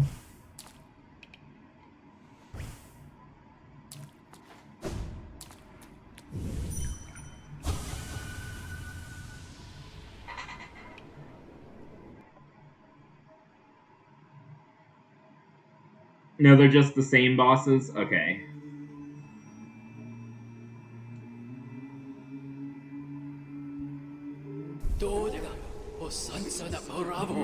Cringer.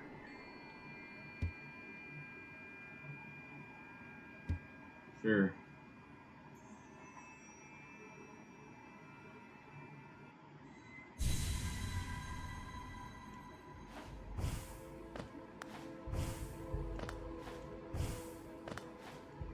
God home.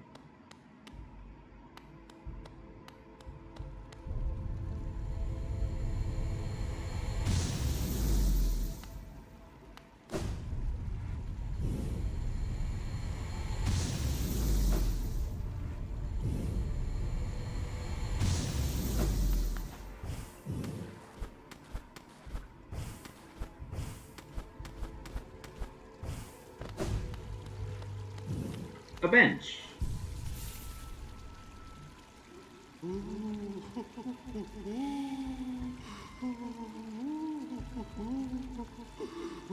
It'd be nice to have a map of this place. But I got the cartographer achievement already, which I'm assuming is for getting every map.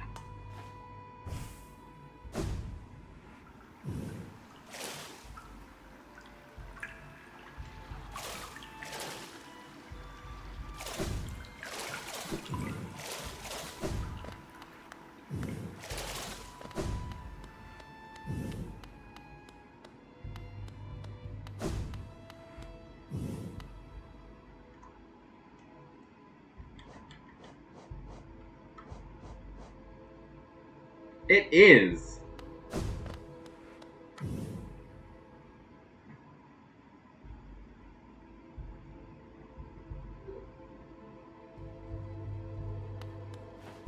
What's this say? So this is every boss I have defeated.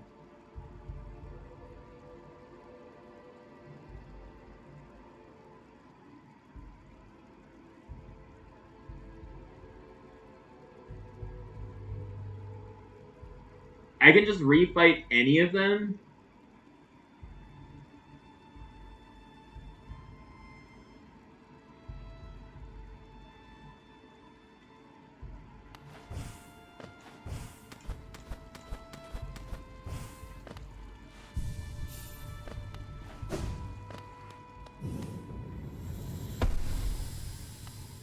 That's...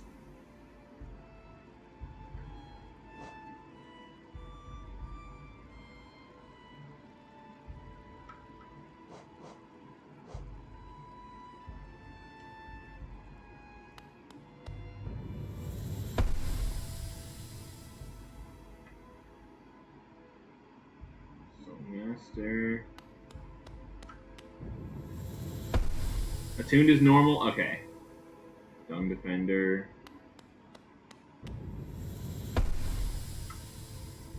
The Watcher Knights. Oh, they were hard when I first fought them.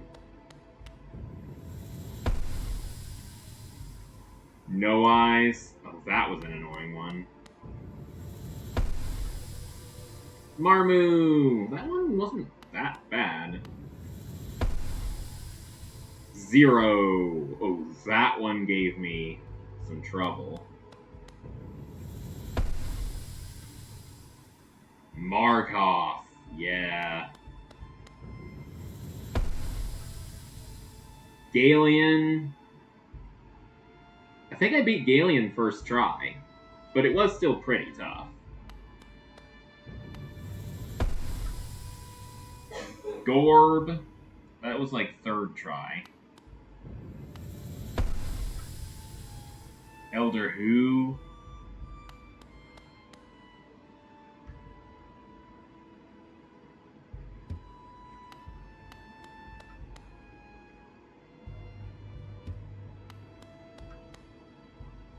Pantheon's Peak.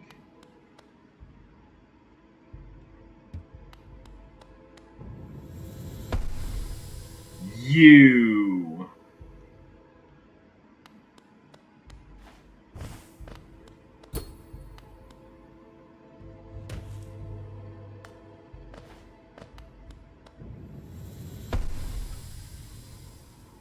Zote was tough for me.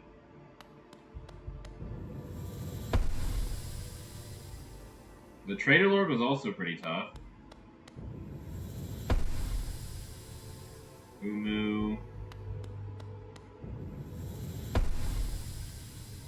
The Crystal Guardian.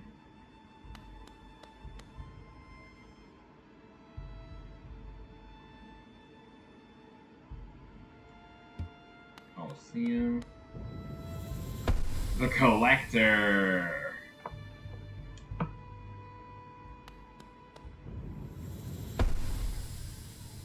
Nosk.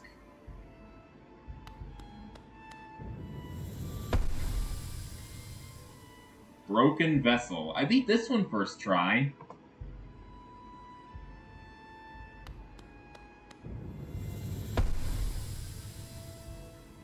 Hive Knight. Yeah. Do they, like, get color if I beat them?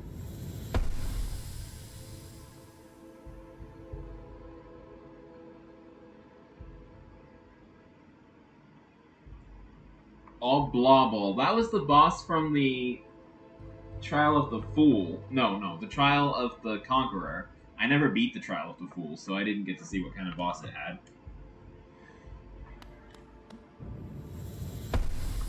The Mantis Lords.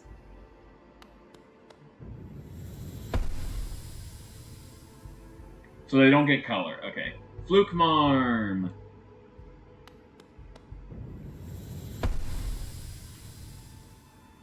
Massive Moss Charger.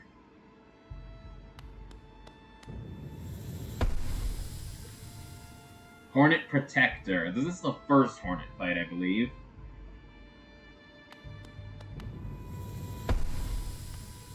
False Knight. The very first boss.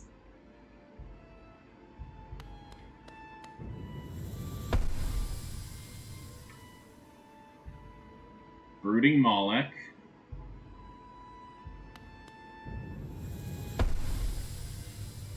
Vengefly King.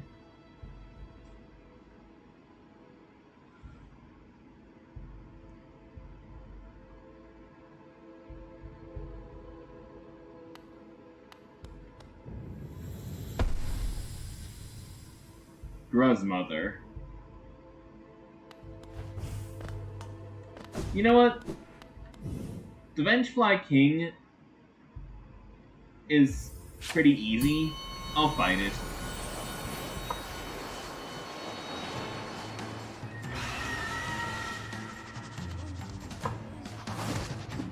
Like, this was one of many enemies in the Trial of the Warrior, the easiest of the 3 trials.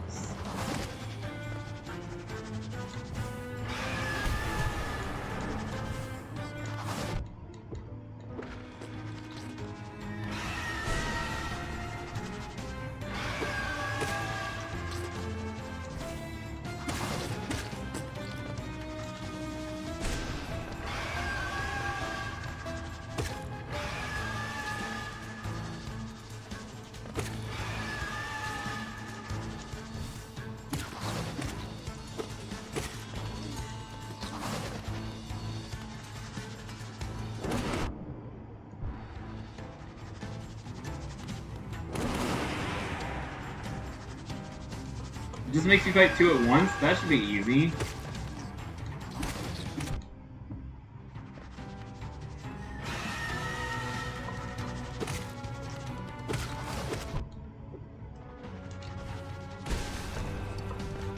And I won! 2 Vengefly Kings at once.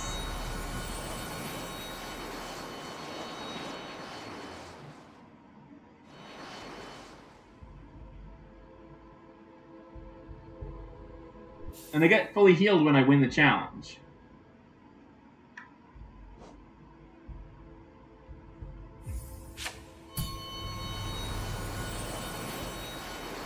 Now let's fight 2 Vengefly Kings!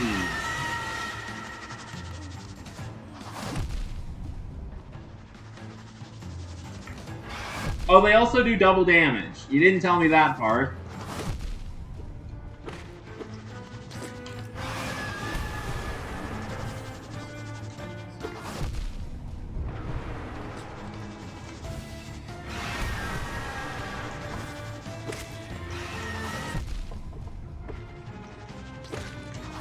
You forgot about that? At least I don't lose my money.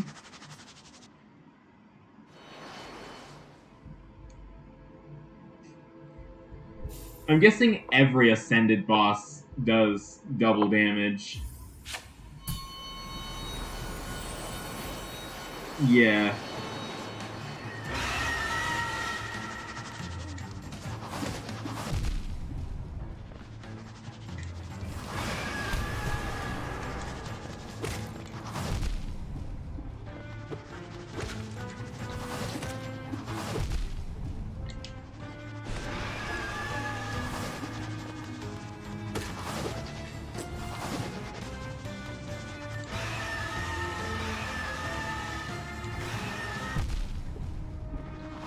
Even the normal Vengeflies do double damage.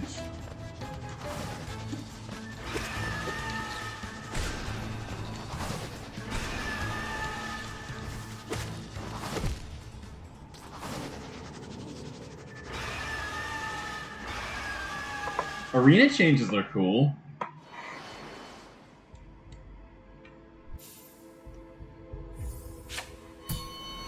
I just want to beat one Ascended boss fight.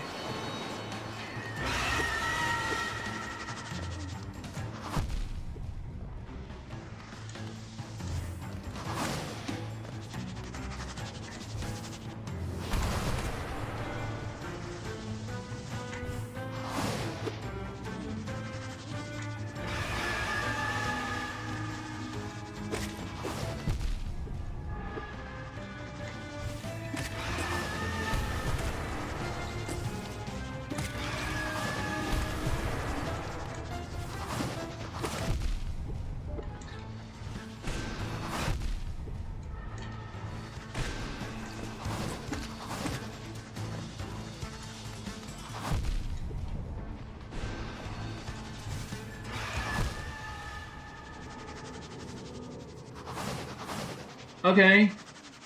I'll look for it.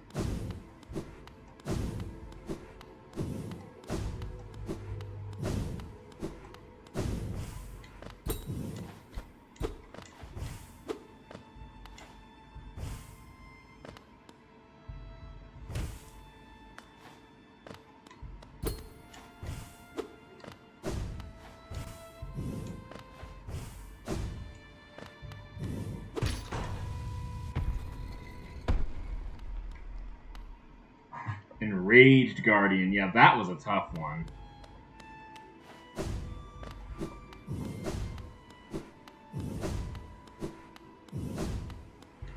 And you must be Hornet Sentinel.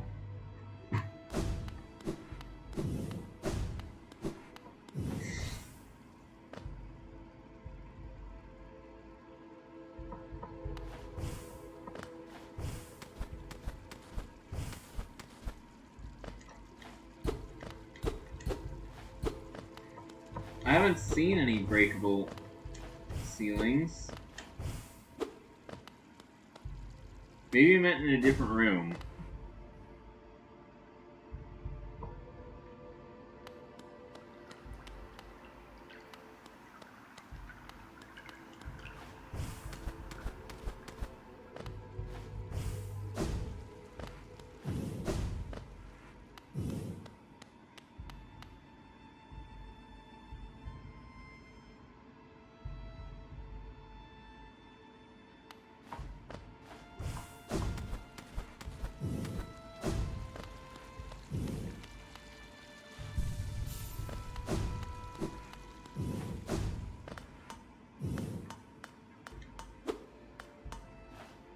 Why does the God Tuner have 4 notches if it's meant if there's 3 trials?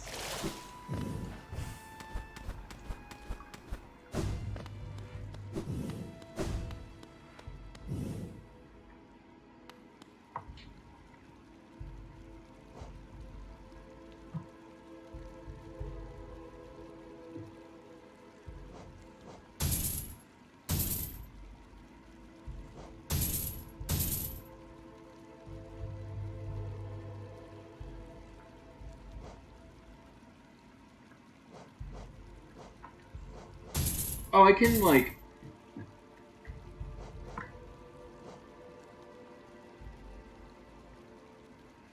Let me guess. Binding of the nail reduces the nail to the minimum power.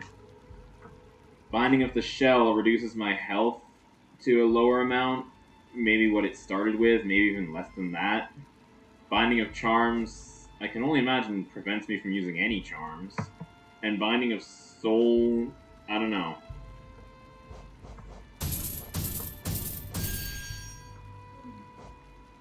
Okay. Let's try them all.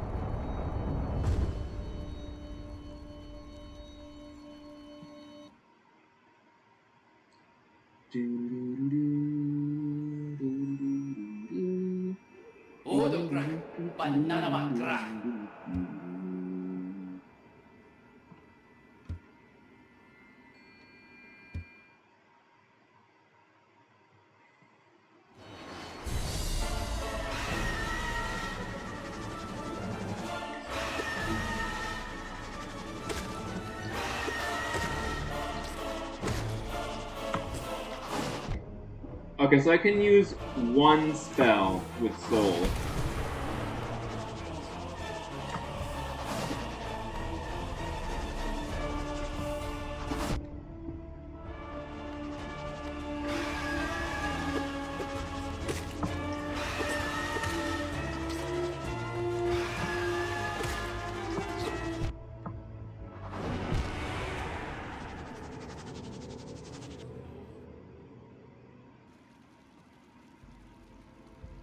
Yeah, not doing that.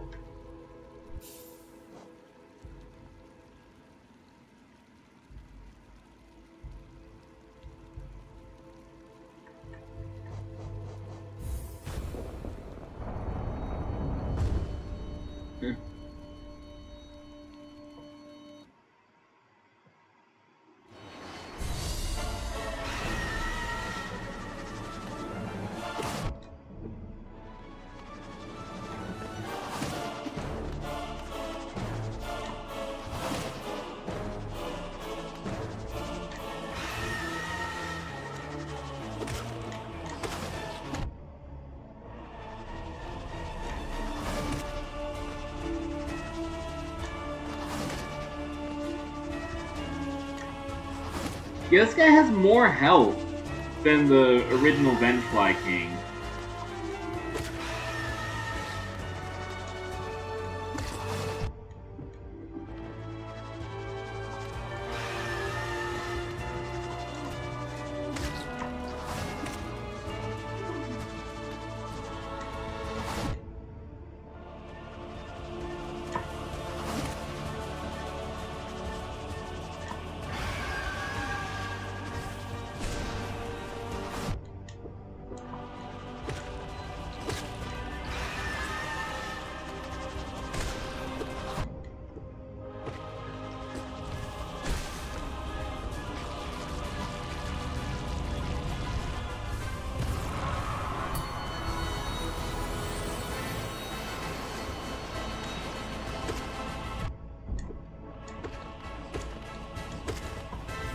I had to fight 2 of these in the Trial of the Warrior.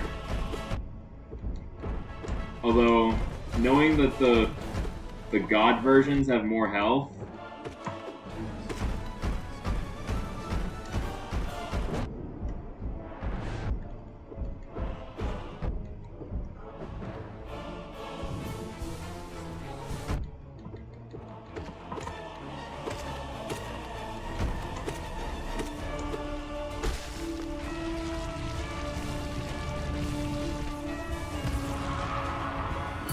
I don't know how much health they have.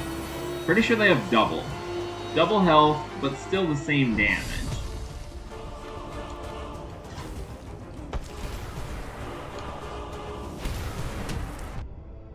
I didn't have any spells when I first fought the False Knight.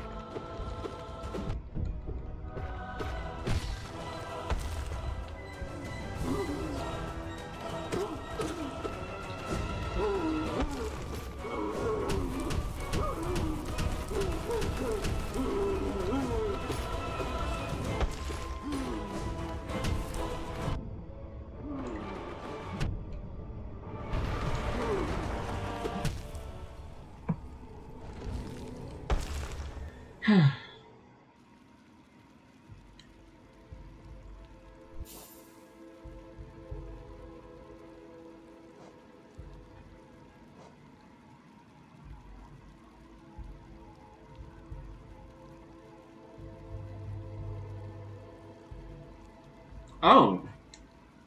Wish I knew that earlier. Okay. I will finish one Pantheon before before ending the stream.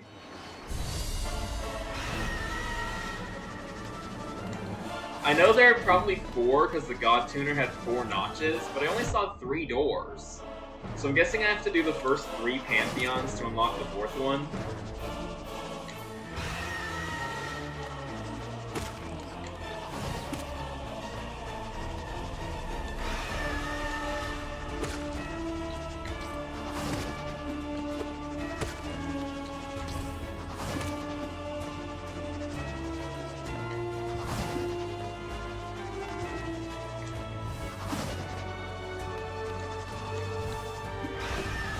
Yeah, I should try Dream Nailing the False Knight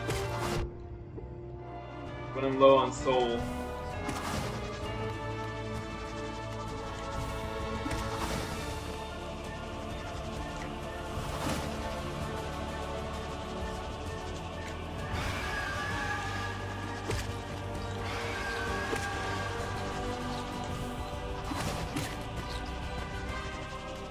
So these bosses have double health, but they do the same damage unless I do Ascended difficulty.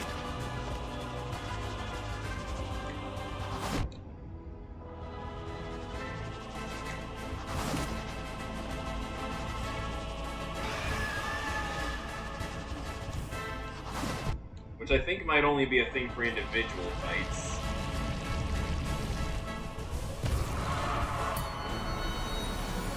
There is really good music here.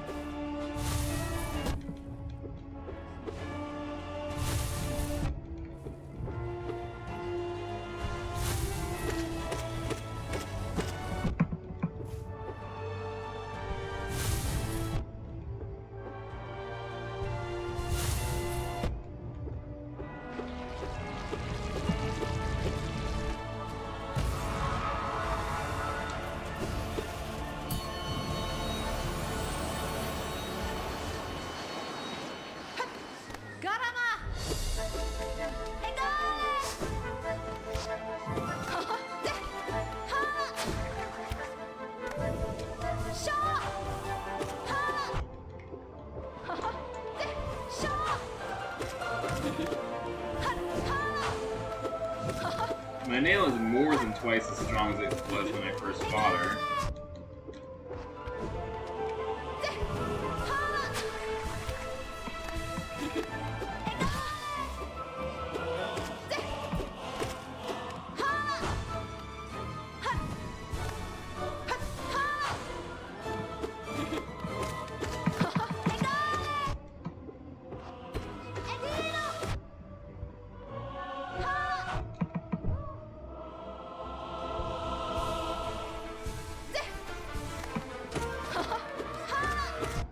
Two staggers.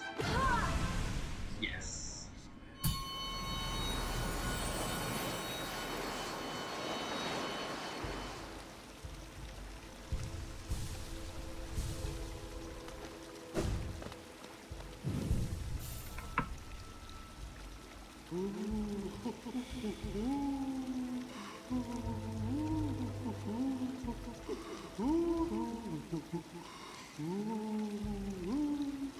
Oh yeah, since I'm just fighting bosses, I don't need these. Means I can put this back on.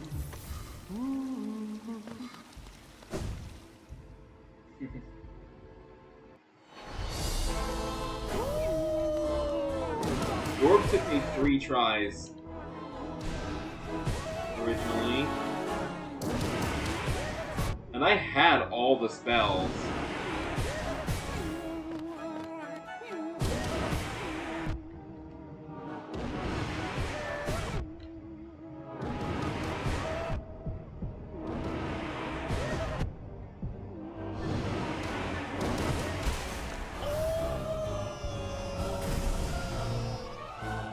First try.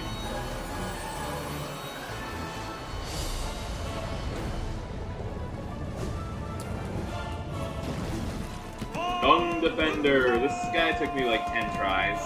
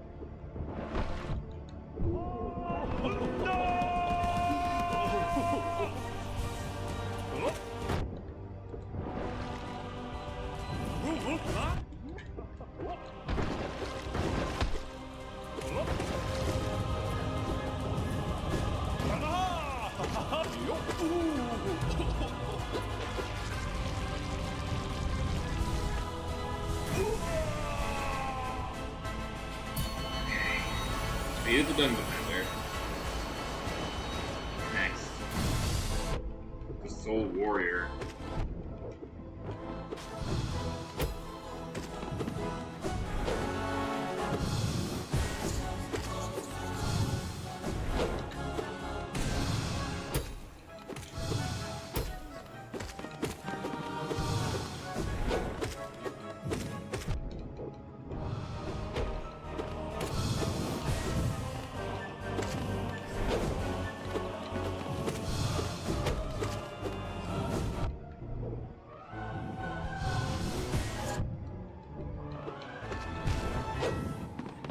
Soul Warrior was a tough one.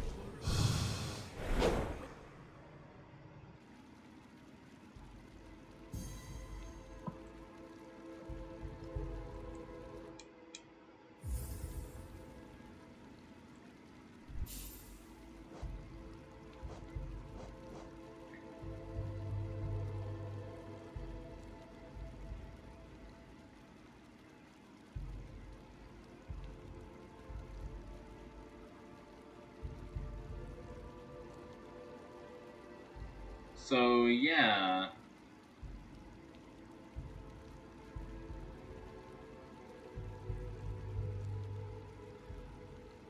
This was fun, but, I really do want to move on to another game.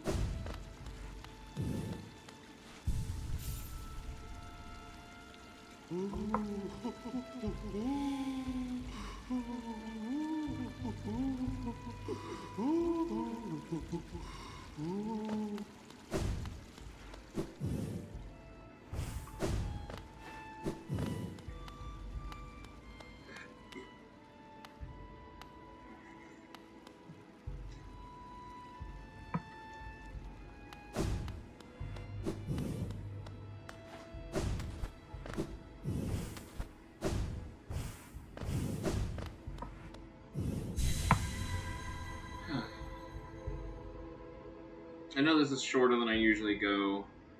I just don't feel like fighting anymore.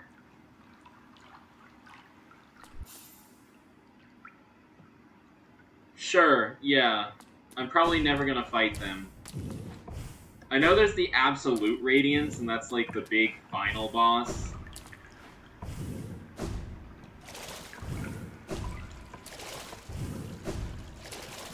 Absolute Radiance is the only boss I know that's exclusive to the God Home.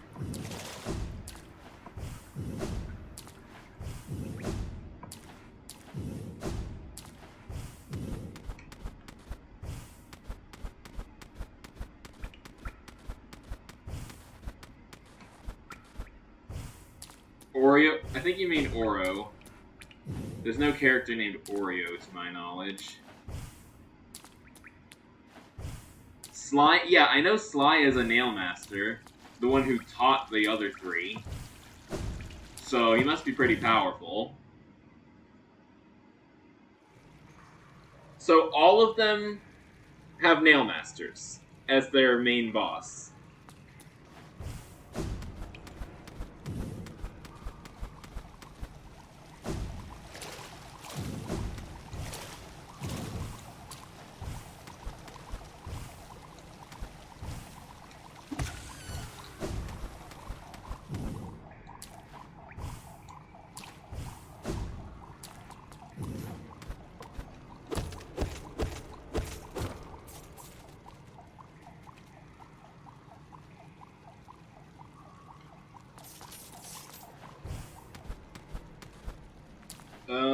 I think the fourth one should have the Absolute Radiance.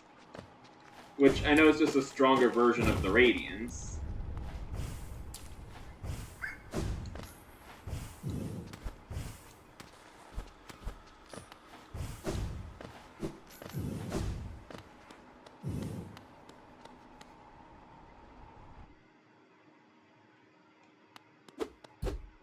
Oh, that sounds tough.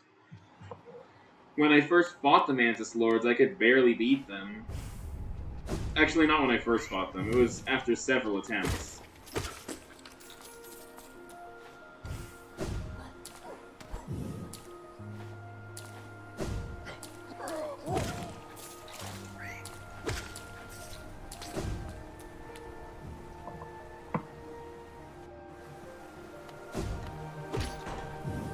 But yeah, if I do touch this game again, I will, oh yeah, I don't have the compass. If I touch this game again, after whatever game I stream next...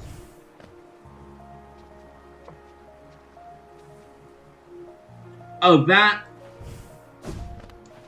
Okay, there are 5 Pantheons? Then why are there only 3 doors? It makes sense for there being 3, or maybe even 4. Because there could be a 4th door hidden somewhere else.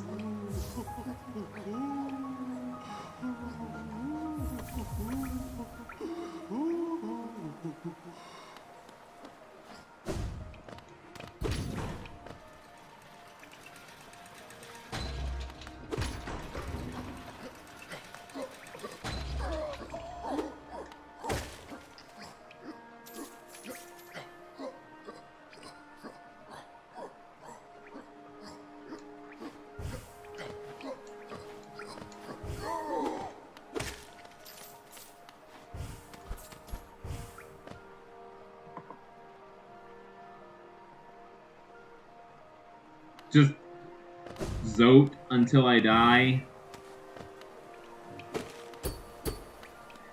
That sounds terrifying. I mean, if it's Grey Prince Zote, that is. Regular Zote is a piece of cake. But, Grey Prince Zote is pretty tough. I assume if I'm fighting them until I die, they're probably just, like, regular Zote. But still, I keep fighting them until I die.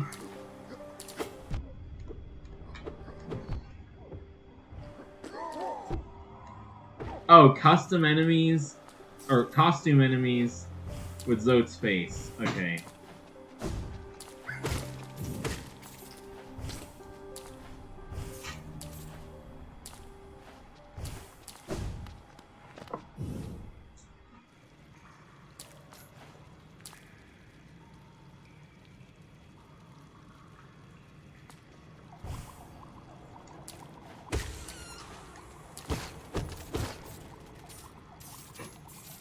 That's cool. Zote. Zote is a funny character.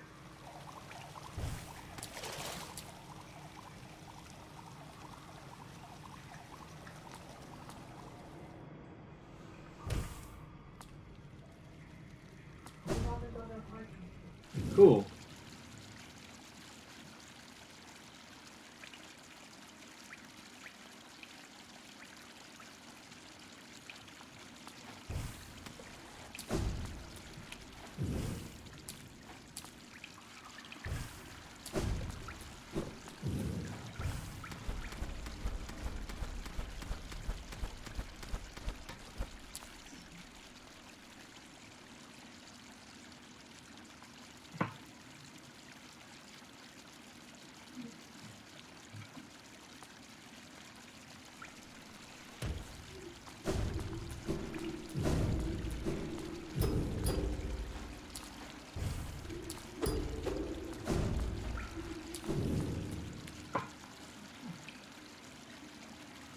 How long is the lore vid? Because I've got about an hour right now. I said I would go for 4 hours, and it's at 2:45 now.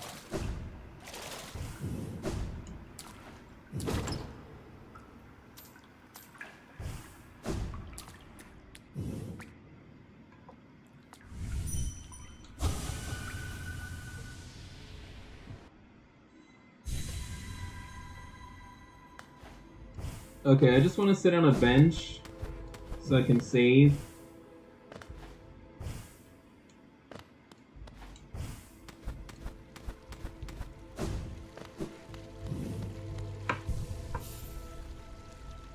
Then we're gonna transition from the game.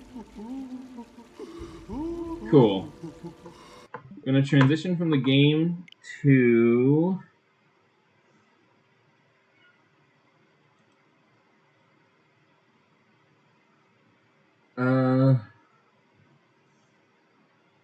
I just have Google Chrome open. Yeah, thank you.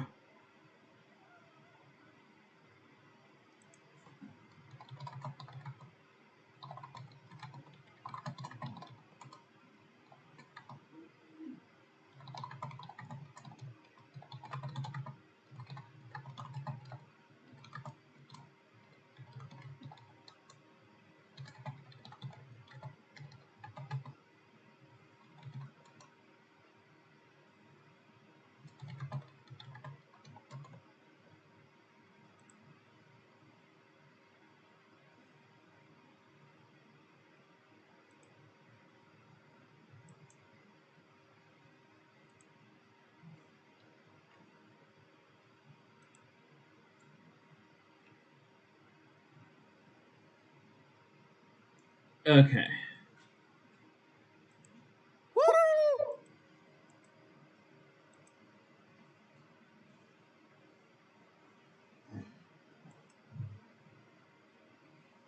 If you were to ask me, what is your favorite video game ever made? I would have to say Cory in the House for the Nintendo DS. But Hollow Knight would be a close second. Hollow Knight was released on February 24th, 2017 by Team Cherry, an indie game studio based in the mythical land of Adelaide, South Australia. Over the past 3 years, Hollow Knight has become an indie darling. The game has sold like over 3.5 years. million copies. It was the opening game at ADGQ 2019. There's a Hollow Knight book, a line of plushies, t-shirts, nicotine patches, nuclear warheads, and even vinyl records for all you goddamn hipsters. Team Cherry had one goal when making Hollow Knight. They wanted to create a world that allowed players to get completely lost in exploration. We can see this desire in Hollow Knight's design. The levels in Hollow Knight are massive, with secrets and rewards hidden in every nook and cranny, be that powerful charms, special abilities, or The game's navigation system requires the player to work for their map, forcing them to make a stronger mental image of the world in their head. Christopher Larkin's score and Ari Gibson's artwork lend to this as well, creating an atmosphere that the player won't want to leave. But there's one aspect of Hollow Knight that keeps people like me coming back: the world building. When Super Metroid launched in 1994, it stood out for its amazing sense of immersion. Now in 1994, I was busy not being alive, but I've watched enough YouTube video essays to know that this game was a big deal. In case you didn't know, Super Metroid is basically the granddaddy of all Metroidvanias. That's why they're called Metroidvanias. Now in Super Metroid, there are moments that give the player a sense of depth. Basically the feeling that this world exists outside of Samus's interactions with it. In the room right before that diabetic crocodile thing, Samus can find the corpse of a random soldier. His inclusion here doesn't change the gameplay at all, but instead gives the player a sense of wonder about the world they are exploring. Who was this guy? Why was he here in the first place? Did he like jazz? Now, finding dead bodies and other random garbage is pretty cool, right? You're like, Well, Hollow Knight basically does the same thing, about a dozen times. Through its world building, Hollow Knight turns Hallownest into a living kingdom. You can sense the ancient history of the land when you look at dilapidated structures or giant barred doors. Nothing feels like it was put into the game randomly. what?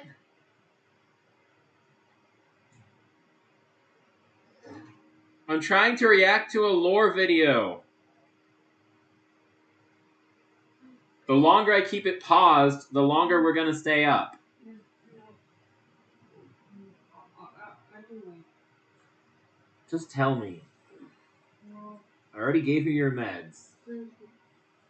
since my mom wants to move to Florida so bad, if we move together, I don't know how long I can handle it in the overload.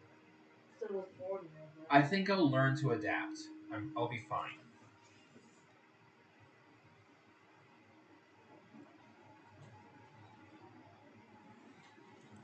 There's a reason for it all. Except those reasons aren't the easiest to uncover. Hollow Knight's narrative is buried under layers of NPC dialogue, item descriptions, lore tablets, and even additional content like the Quarrel comic and Fangamer's Wanderer's Journal. These past 3 years have seen an insane amount of research by the Hollow Knight community to make sense of Team Cherry's sprawling world. We've even made it to the point where people are looking at the in-game signs to try and decipher Hallownest's logographic language. In this video, I hope to give you a long and detailed look into the world of Hollow Knight, exploring Hallownest's history and uncertain future. When I'm not busy making surprisingly accurate Super Smash Bros. Roster speculation videos, or insightful podcasts about beloved subjects like the Donkey Kong Country television series, or whatever this was supposed to be, I'm usually making videos about Hollow Knight. And while I am a seasoned Hollow Knight lore expert, I cannot confirm that every musing or theory presented in this video is completely correct. I highly recommend checking out the lore section of the Hollow Knight wiki if you want a more neutral explanation of Hollow Knight's lore. But if you're too lazy to read, then I suggest you sit back, order some Domino's pizza, or just grab a block of cheese from the fridge, and enjoy the mostly complete lore of Hollow Knight. It's a simple fact of life that every human worships a god, be that technology, ideologies, or in rare cases, God. As it turns out, the bugs in Hallownest pretty much operate in the same way. From the mosskin born from the dream of a giant slug, to the emo kids of the ancient civilization who literally worship the darkness, there is no shortage of things to worship in the world of Hollow Knight. Our story begins with a creature very much worthy of worship, a creature born from the carcass of a worm. The carcass can still be found in the Kingdom's Edge, and it's our only good look at what worms actually looked like. At the time Hollow Knight occurs, it is suggested there are no worms left in the world. They were incredibly long creatures that featured little to no limbs. Another more mysterious property of worms was that they had some kind of prescience or foresight. Basically, they could see the future to some capacity. It isn't clear how effective this ability was. Considering how the entire race went extinct, this foresight ability must have been pretty shit. Getting back to this particular worm carcass, it is explained that this worm traveled across the distant mountains and wastelands beyond Hallownest. Once it arrived in Hallownest, the worm died. Except not really. Inside the maw of the carcass sits a pale broken egg, out of which hatched a new form of worm, a being of meager shell. This form of the worm is usually referred to as the Pale King, and he's the character basically responsible for everything that happens in Hollow Knight. The Pale King is a higher being, a type of creature that exists above all others. His body was said to shine with a radiant visage that harmed those who looked upon him. The ultimate goal of the Pale King seemed to be in line with that of other worms. A line from the cryptic Mr. Mushroom reads, "Worms pull bugs into their thrall, till ages pass and kingdoms fall." In other words, it's just in their nature. Dogs wag their tails, cats bury their shit, and worms bring massive amounts of bugs into their service in order to form long-standing kingdoms and civilizations. And here in a far corner of the world, the Pale King emerged from the corpse of his former self and began to build his eternal kingdom, Hallownest. There's this one slight problem. There's like people already living there. Colonization! The area that would eventually become Hallownest was already filled with mantises, bees, moths, spiders, mushrooms, and bush cosplayers.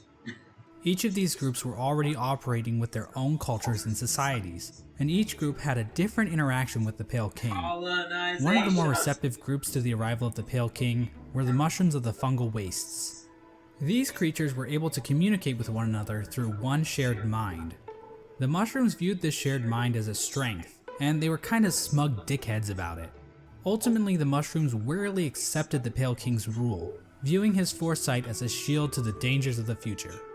Another group living in the fungal wastes is the Mantis tribe. The Mantises have a rich cultural history reaching back to long before the birth of Hallownest. The Mantises are a proud tribe, believing in the importance of proving one's physical strength. The Mantises are fiercely territorial, but will show respect to those who display great power. These Fight Club enthusiasts were led by 4 powerful Mantis Lords, who I guess just kind of sat around waiting for outsiders to challenge them. The Mantis tribe had no interest in the Pale King's kingdom, but the two communities did come to a truce. In exchange for their independence from Hallownest, the Mantis tribe kept the beasts of Deepnest from invading Hallownest. Not sure why they didn't just go out the other exits from Deepnest, but whatever. I'm not an expert on border patrol. I don't work at ICE anymore. Let's move on to Deepnest. Now, many of the different tribes of Hallownest were kind enough to leave lore tablets behind, detailing pretty much everything we need to know about them. Unfortunately, the bugs of Deepnest didn't do that. We know that the spiders of Deepnest had a monarchy because why not? Those are always good, right? Also, within Deepnest are a separate group of spiders that immigrated to Deepnest at some point in the past. This group was known as the Weavers, and they established their own culture and history within Deepnest. They used looms of silk to weave stories, spells, and shields. One thing we know for sure about Deepnest is that they really didn't want anything to do with Hallownest. The struggles of Deepnest-Hallownest relations would become painfully clear as time goes on, but for right now, it seems like the two remained fairly isolated from one another. Another section of pre-Hallownest includes Greenpath. Now, as far as we can tell, the mushrooms, mantises, and spiders of Deepnest didn't worship any higher beings. There is this giant mushroom corpse in the fungal core, but I don't think this is a higher being. I mean, who the hell would want to worship a fat-ass mushroom? Fat-ass slugs? Now that's dope. The land we know as Greenpath was created by the higher being known as Un. Un used her great mind to dream the vegetation of Greenpath into the once barren caverns. Un's followers, the Mosskin, were also born out of Un's dream, making her their creator. Greenpath at its height was actually much larger than we see in-game. At one point, Greenpath stretched into both modern-day Queen's Garden and possibly Fog Canyon. Greenpath's citizens showed themselves to be a fairly developed society. They built a temple at the Lake of Un in order to worship her, and they even had their own line of defense, with Moss Knights showing proficiency in combat, using nails and shells as weapons. The Law of Un continued to remain in effect even after the Pale King arrived, but it seems like they allowed the king to establish a road through their lands, leading travelers to the heart of Hallownest. Hence the name Greenpath. Yeah, Team Cherry really racked their brains when naming this area, didn't they? Next, we have the bees. And while there is no lore on how these bees can turn into fucking drills, or how they can ignore all known laws of aviation, we do know how they reacted to the Pale King. These bugs decided to seal their hive off from the rest of the world, with only patrol bees being able to enter and exit the hive. So yeah, the bees are pretty much pointless in this story. So, the guy in this video said that the bees ignore all laws of aviation, which is a reference to the Bee Movie, because one of the first lines is, according to all known laws of aviation, it should be impossible for the bee to fly or whatever. And finally we have the Moth Tribe. In-game, the only moth settlement is in the Resting Grounds, but the tribe might have also inhabited the Crystal Peak at one point. Now, as we all know, moths in real life are just complete assholes. As for the moths in Hollow Knight, well, it's a bit complicated. The moth race is described as being a rather pacifist group, with few ever choosing to take up a weapon. During the Pale King's reign, the moth race delved amongst dreams and the dead, displaying the importance of remembering those who have passed, as well as learning how to shape dreams themselves. Similar to the Mothkin, the Moth Tribe was born from a higher being known as the Radiance. The Radiance is described as being a light in which the Moth Tribe basked, so she was basically a giant lamp to them. Another important aspect about the Radiance is her ties to dreams and a substance known as essence. Essence are the remains of wishes and dreams, and are represented in-game by these dreamcatcher particle effects. Essence can take the form of whispering roots, as well as dream ghosts, both of which are memories taking root in the world. The Radiance appears to be a creature made of essence, but she isn't the only higher being to give off essence. Un has green particles, the Pale King has gray particles, and this sexy character named Grim gives off fiery red particles.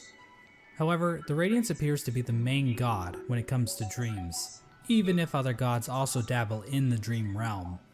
Getting back to the Moth Tribe, it is their interaction with the Pale King that we need to discuss.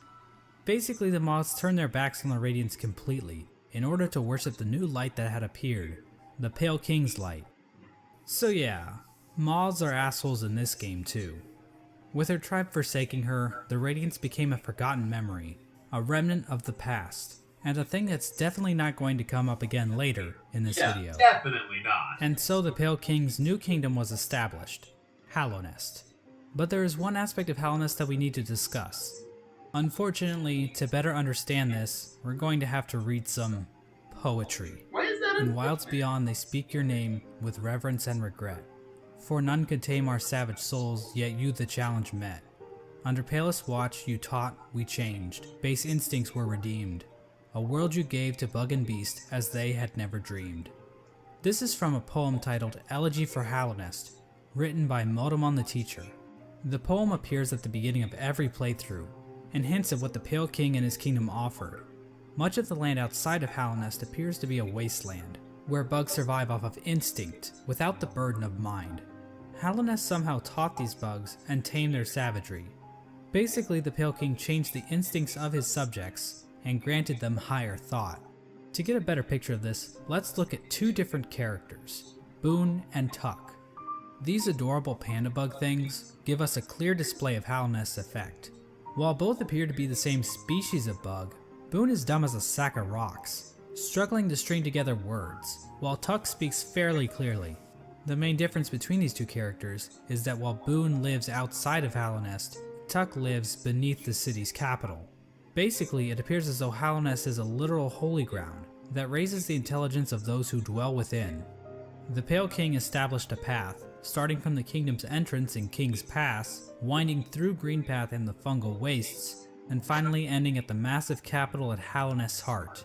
We now know the capital city as the City of Tears, but that was likely not its original name. The rain that falls down onto the city from the blue lake above didn't begin until after the kingdom collapsed. So unless the capital was originally named by some edgy literature student, the name City of Tears wouldn't have made much sense. The king's motivation for all this appears to have been his desire to be worshipped. The citizens of Hallownest believe that the Pale King created the world, and everything in it. Shrines to the king can be found scattered throughout the kingdom, and king's idols were created and distributed to followers of the king. Despite the worship, the Pale King often kept himself hidden from his subjects, possibly to hide his blemishes. I mean, if you look at the size of the real Pale King to his statue in the ancient basin, the man is clearly overcompensating. The Pale King's White Palace was also built underneath the city, separating him from his subjects even more so. At the same time, certain powers became shunned in Hallownest, though we don't know for sure if the Pale King had anything to do with this. Lifeblood is a blue liquidy substance that leaves those who drink it feeling refreshed. However, the use of lifeblood was seen as a taboo, and those who used it were demonized as heretics. The use of soul for combat was also shunned. Soul is a sort of life force in Hollow Knight that animates the bodies of living creatures. But some characters are able to control the soul of others to conjure powerful spirits. But aside from a few exceptions, no citizens of Hallownest ever used this power. However, the Pale King didn't rule alone. There was another higher being in the mix, a being known as the White Lady. The White Lady is a weird brute-like being that can be found in the modern-day Queen's Gardens. She is encased in a strange cocoon, and we know very little about her. With as much exposition we get for the Pale King, there is next to nothing on the White Lady. But one thing we do know is that she likes to breed. Like, a lot. The White Lady would often retreat to the Queen's Gardens, an area of land once controlled by the Mosskin. How exactly she walked around and actually went places is a lore question too deep for even my expertise. The White Lady is also known as a pale being, along with the Pale King. What exactly are pale beings? Well, we don't know for sure, but they seem to stand out even amongst higher beings, as being even more powerful. I know that's a little confusing, so let's try using an example. I'd say that regular higher beings are like a TP-Link Archer C7 AC1750 wireless dual-band gigabit router, while pale beings are like the Asus RT-AX88U AX6000 dual-band 8X gigabit Wi-Fi router. Under the Pale King, Hallownest underwent a bit of an industrial revolution. He ordered the construction of the stagways, which were used to transport passengers and goods. The Forgotten Crossroads and the storerooms above the City of Tears were used to store goods that traveled along these stagways. The king also ordered the construction of the tramways, because literally no one is safe from the threat of automation. A tram was built between the Forgotten Crossroads and the resting grounds. A second tram was built from the kingdom's edge across the ancient basin over to Deepnest. And then a third tram was started in Deepnest and attempted to go further into Deepnest. Not sure how useful that would have been to the bugs of Hallownest, but whatever. The Pale King's a smart guy, I'm not gonna question him. But anyway, the Pale King's super smart plan to build a tram in Deepnest ended up getting a few of his tram workers killed. The bugs of Deepnest rejected the Pale King's attempt to build a tram in their territory, further cementing the poor relations shared between the two groups.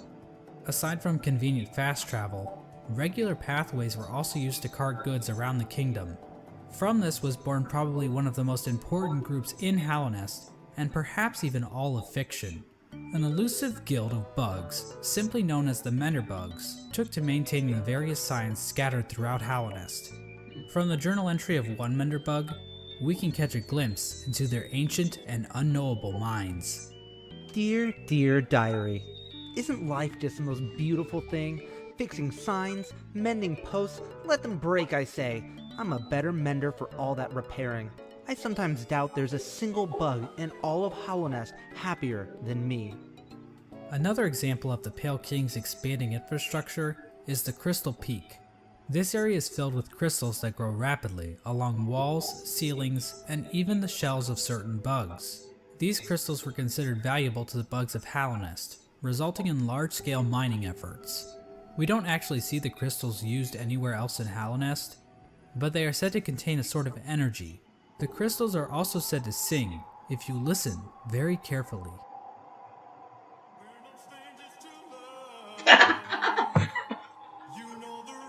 It's hard to explain. In You have terms to of understand the military, Rickroll meme. Halonest's first line of defense appeared to be a group simply known as the Five Great Knights. The members of this esteemed coalition were Ogrim, Hagamol, Zamir, Drya, and Isma. For being so important, most of the information about these knights has been lost to time. Ogrim is the knight we know the most about, since he is one of the few knights still alive during the events of the game. Ogrim expressed a great amount of loyalty towards the king, and he maybe had something going on with Isma, but we really don't know. Hagamol was known for his sense of humor and his soft-spoken voice, but at the same time, he was also dummy thick.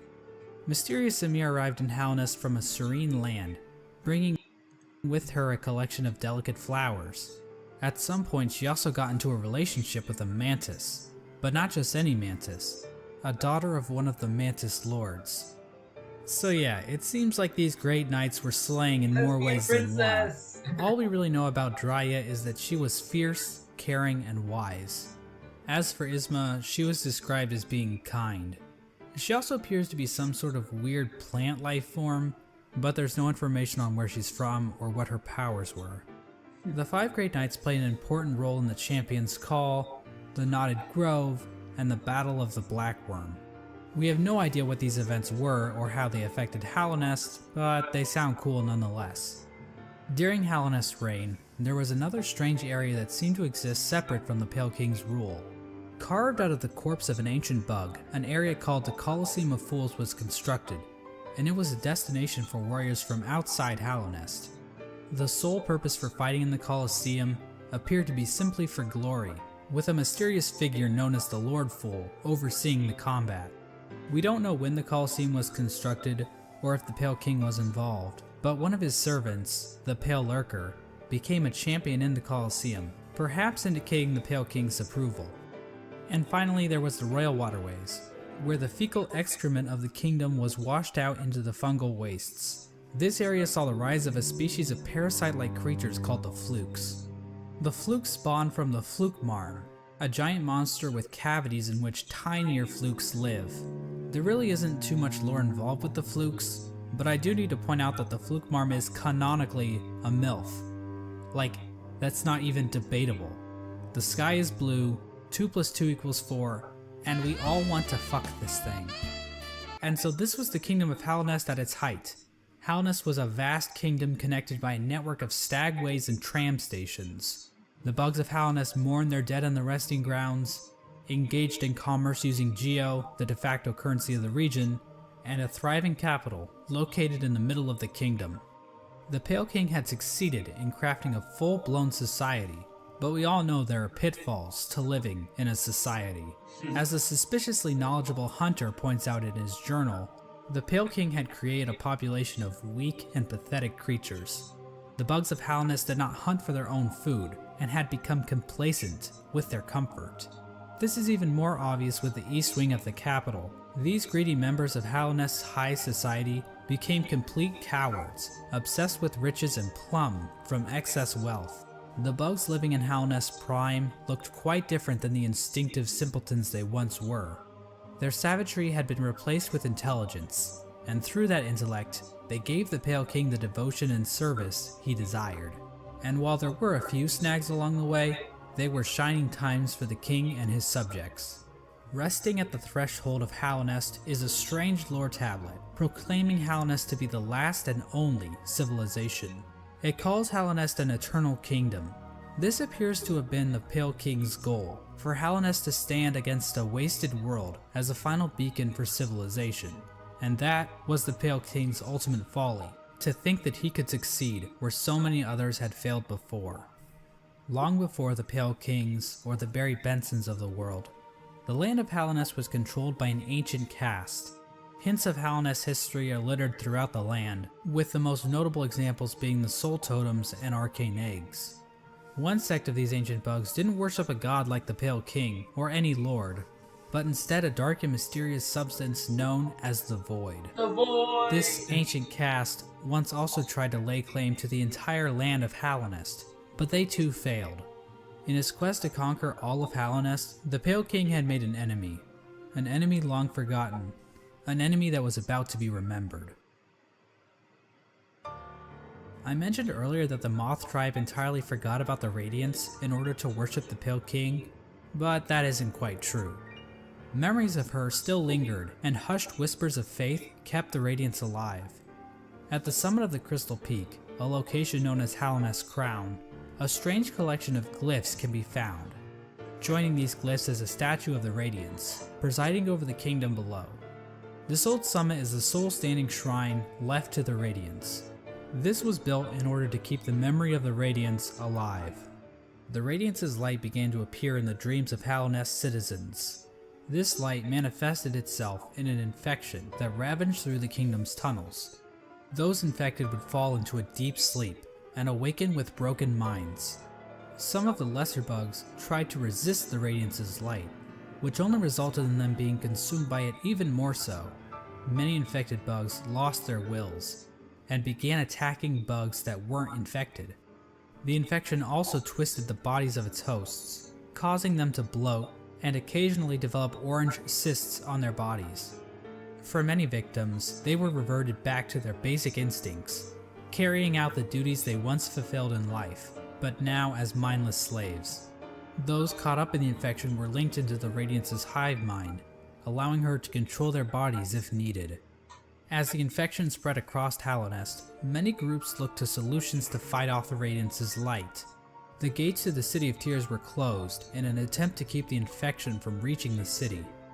The stagways were also shut down at some point, and many of the stags eventually died out, but some took more proactive efforts against the infection.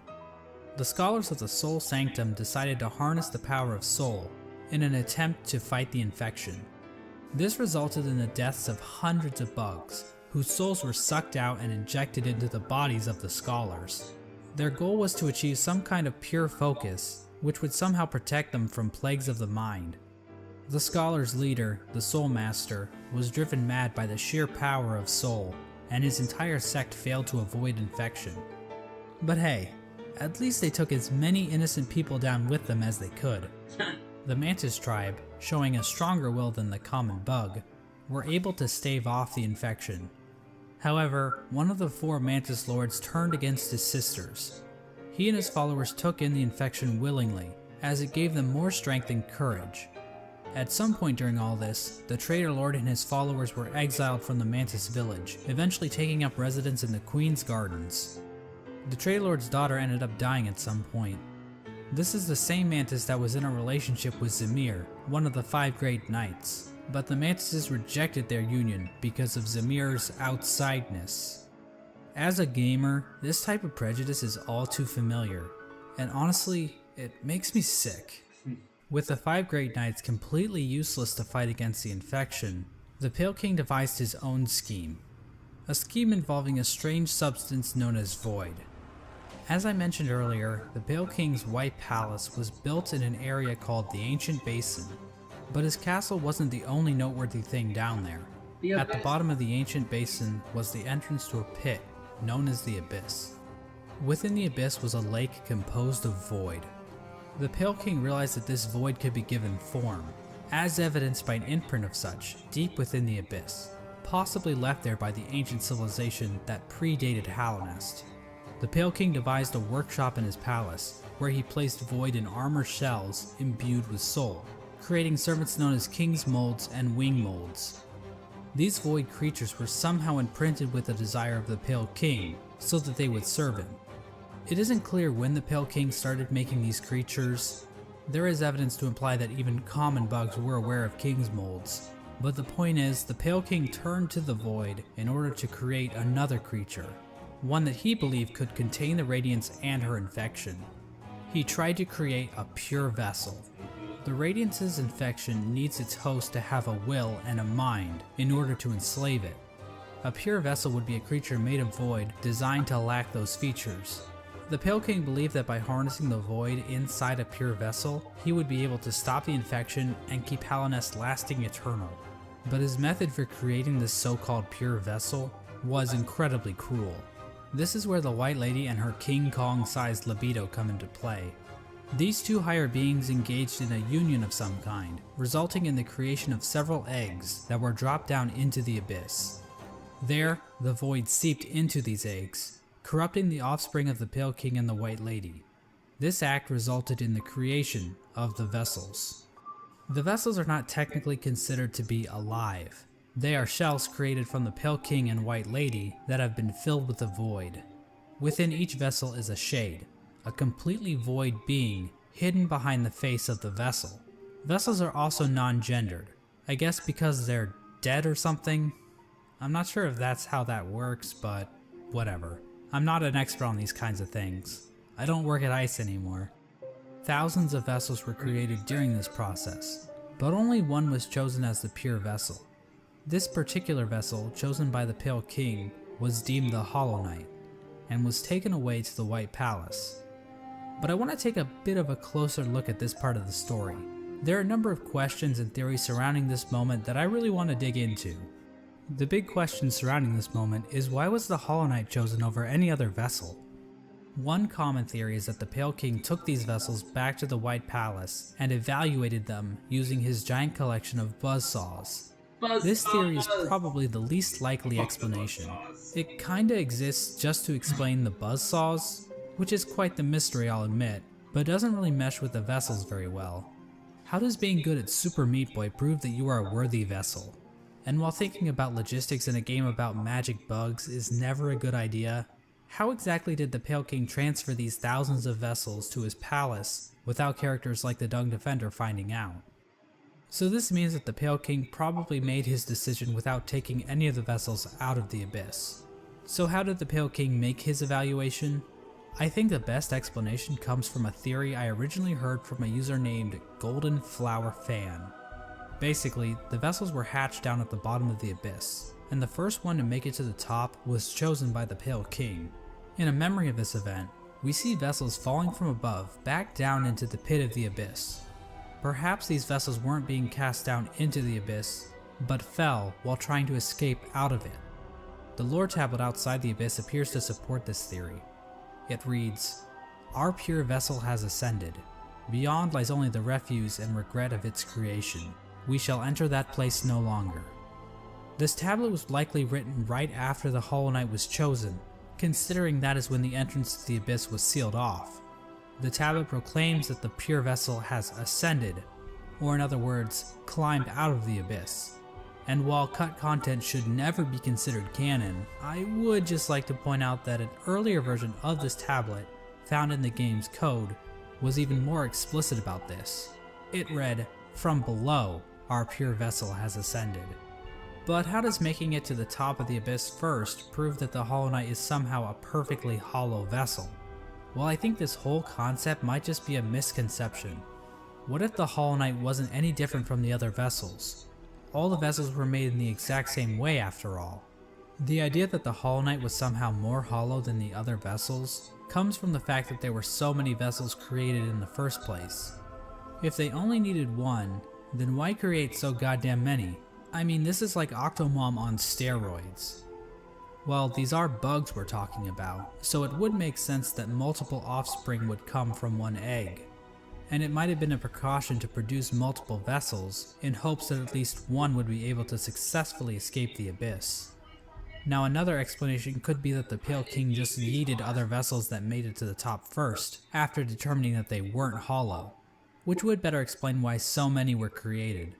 Ultimately, the exact details aren't super important, but I do find it interesting how many different interpretations can be pulled from this part of the lore. After the Hollow Knight was chosen, the Pale King sealed the doorway to the abyss, leaving the discarded vessels to rot away in darkness.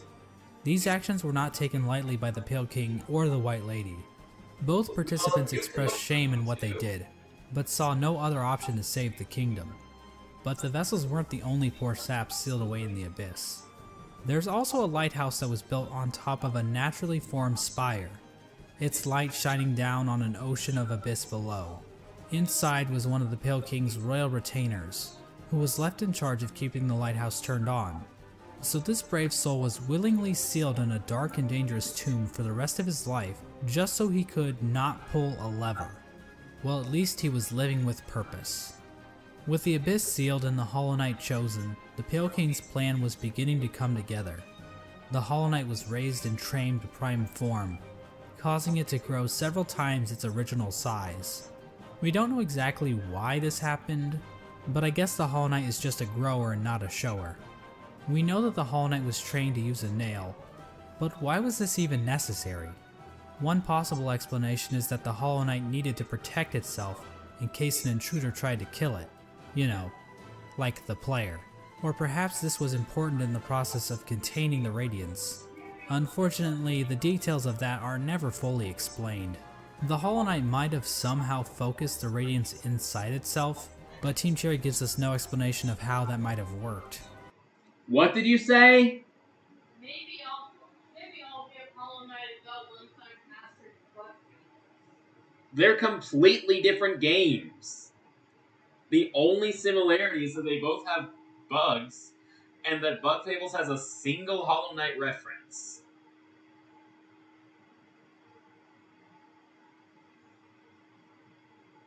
Other than that, Bug Fables and Hollow Knight have nothing in common. Bug Fables is an RPG and Hollow Knight is a Metroidvania. But that still wasn't enough for the Pale King.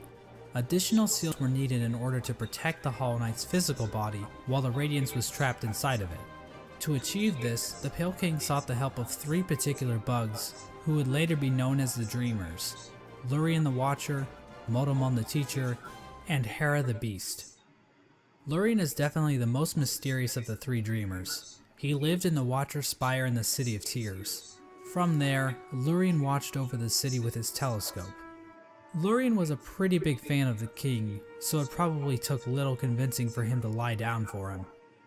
Lurien might also be tied to another strange incident that occurred in the City of Tears.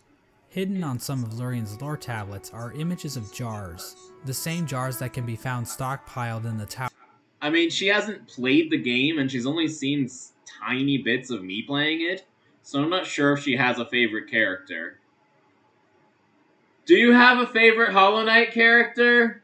I don't know their names. A lot of them don't even have names. They just have, like, titles. Like, the one you play as is just called The Knight.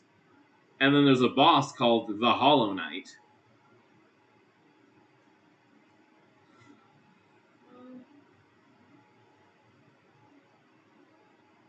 Probably the one you play as. No, I can't think of it out loud. Yeah, that makes sense. I mean, Rika says she likes Hornet. I think Hornet might either Hornet or the Knight. Do you have a picture of her? I can literally show you in the game. I unlocked a place where I can refight all the bosses. But I'm watching this video right now, and the more I have to pause it, the longer it's gonna take.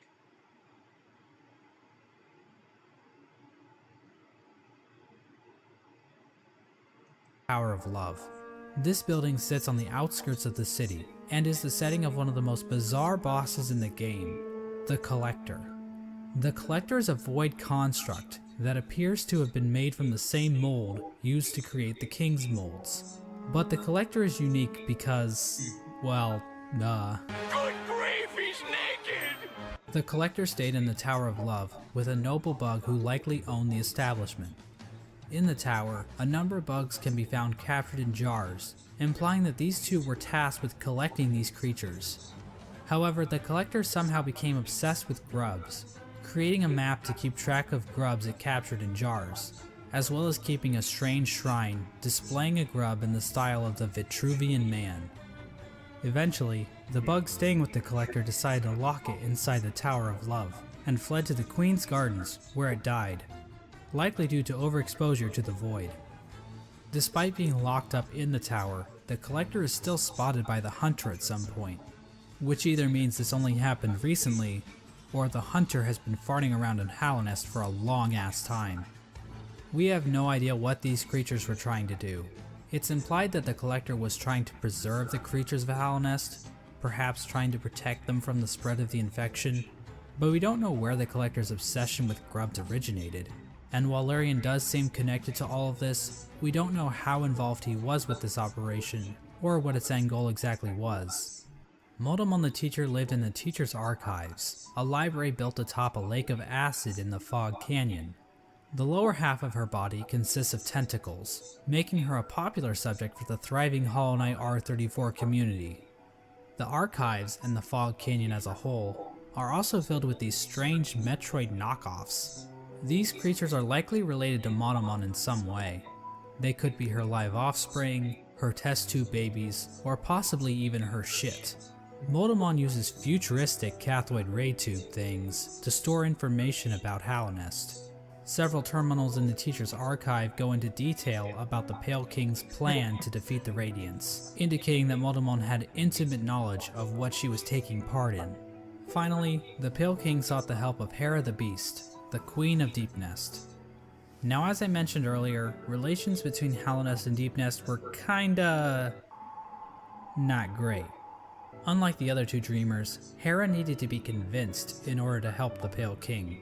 Hera would eventually agree to become a dreamer, in exchange for a child. The Pale King agreed, and the two engaged in a dalliance, which is a fancy way of saying they totally boned. The White Lady was okay with this arrangement.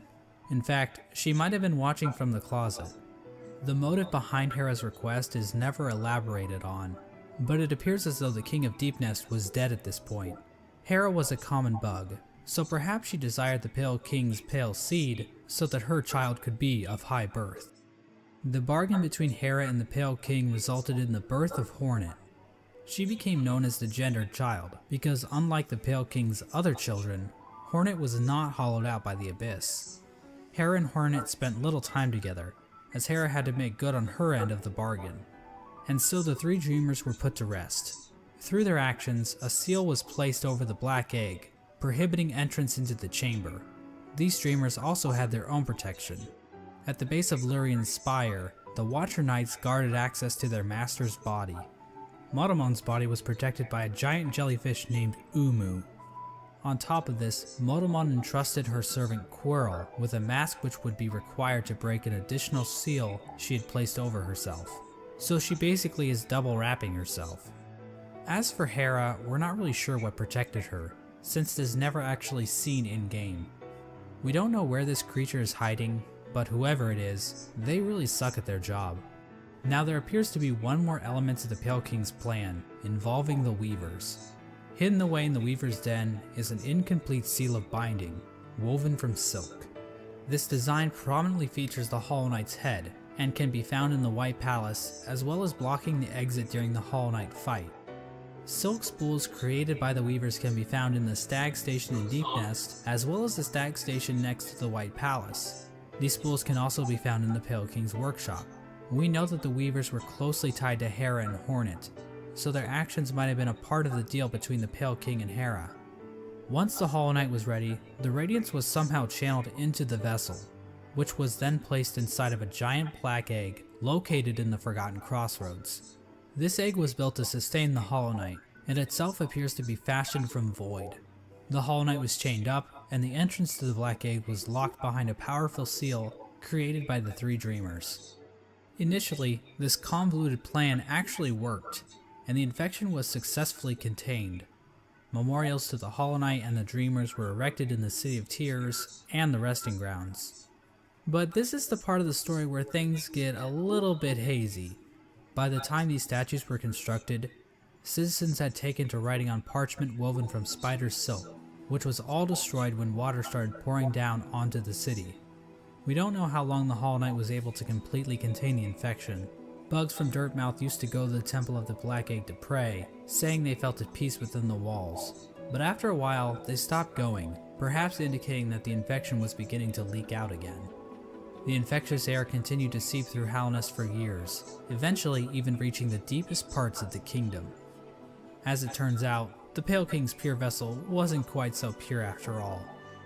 The Hollow Knight had been tarnished by an idea instilled. While the game never explicitly tells us what that idea was, it does hint strongly at what it might be. Hidden away in the White Palace is a memory showing the Hollow Knight and the Pale King sharing a moment. The Hollow Knight might have developed a parental bond to the Pale King, and who could blame it? The Pale King is a pretty great dad after all. You know, if you ignore the infanticide and everything. Remember those smug mushroom dickheads? Well, it turns out their trust in the Pale King was a complete mistake. That shared mind isn't looking too good now, is it? In the fungal core, the corpse of a giant mushroom lies dormant. Its final thoughts were, "Pale worm, what good to see a demise unavoidable?" This could imply that the Pale King always knew that his kingdom was doomed. All he could do was delay the inevitable. This is likely the moment when Halnest, as it once was, entirely collapsed. The Hollow Knight had not completely stopped the infection, and while it may have taken a while, Halnest was eventually brought low. It's at this point that characters and areas begin to resemble as we know them in-game.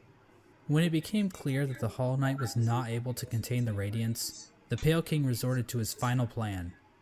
He fucked off, hiding himself, his White Palace, and his Pale Court in the Dream World. At this point, all of the furniture in the palace was covered under white sheets, similar to how people in the real world cover their furniture while away on long trips.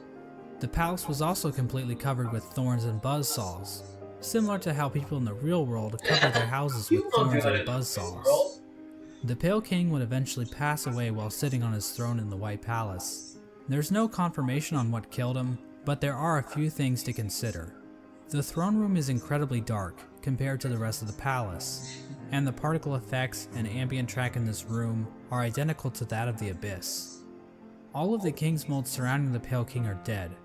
The ancient basin itself also has become stained with the presence of void, as it can be seen as high as the rundown elevator shaft leading back to the city. Remember that bug that was sealed away in the Abyss to make sure the lighthouse wasn't turned off? Well, the lighthouse was turned off.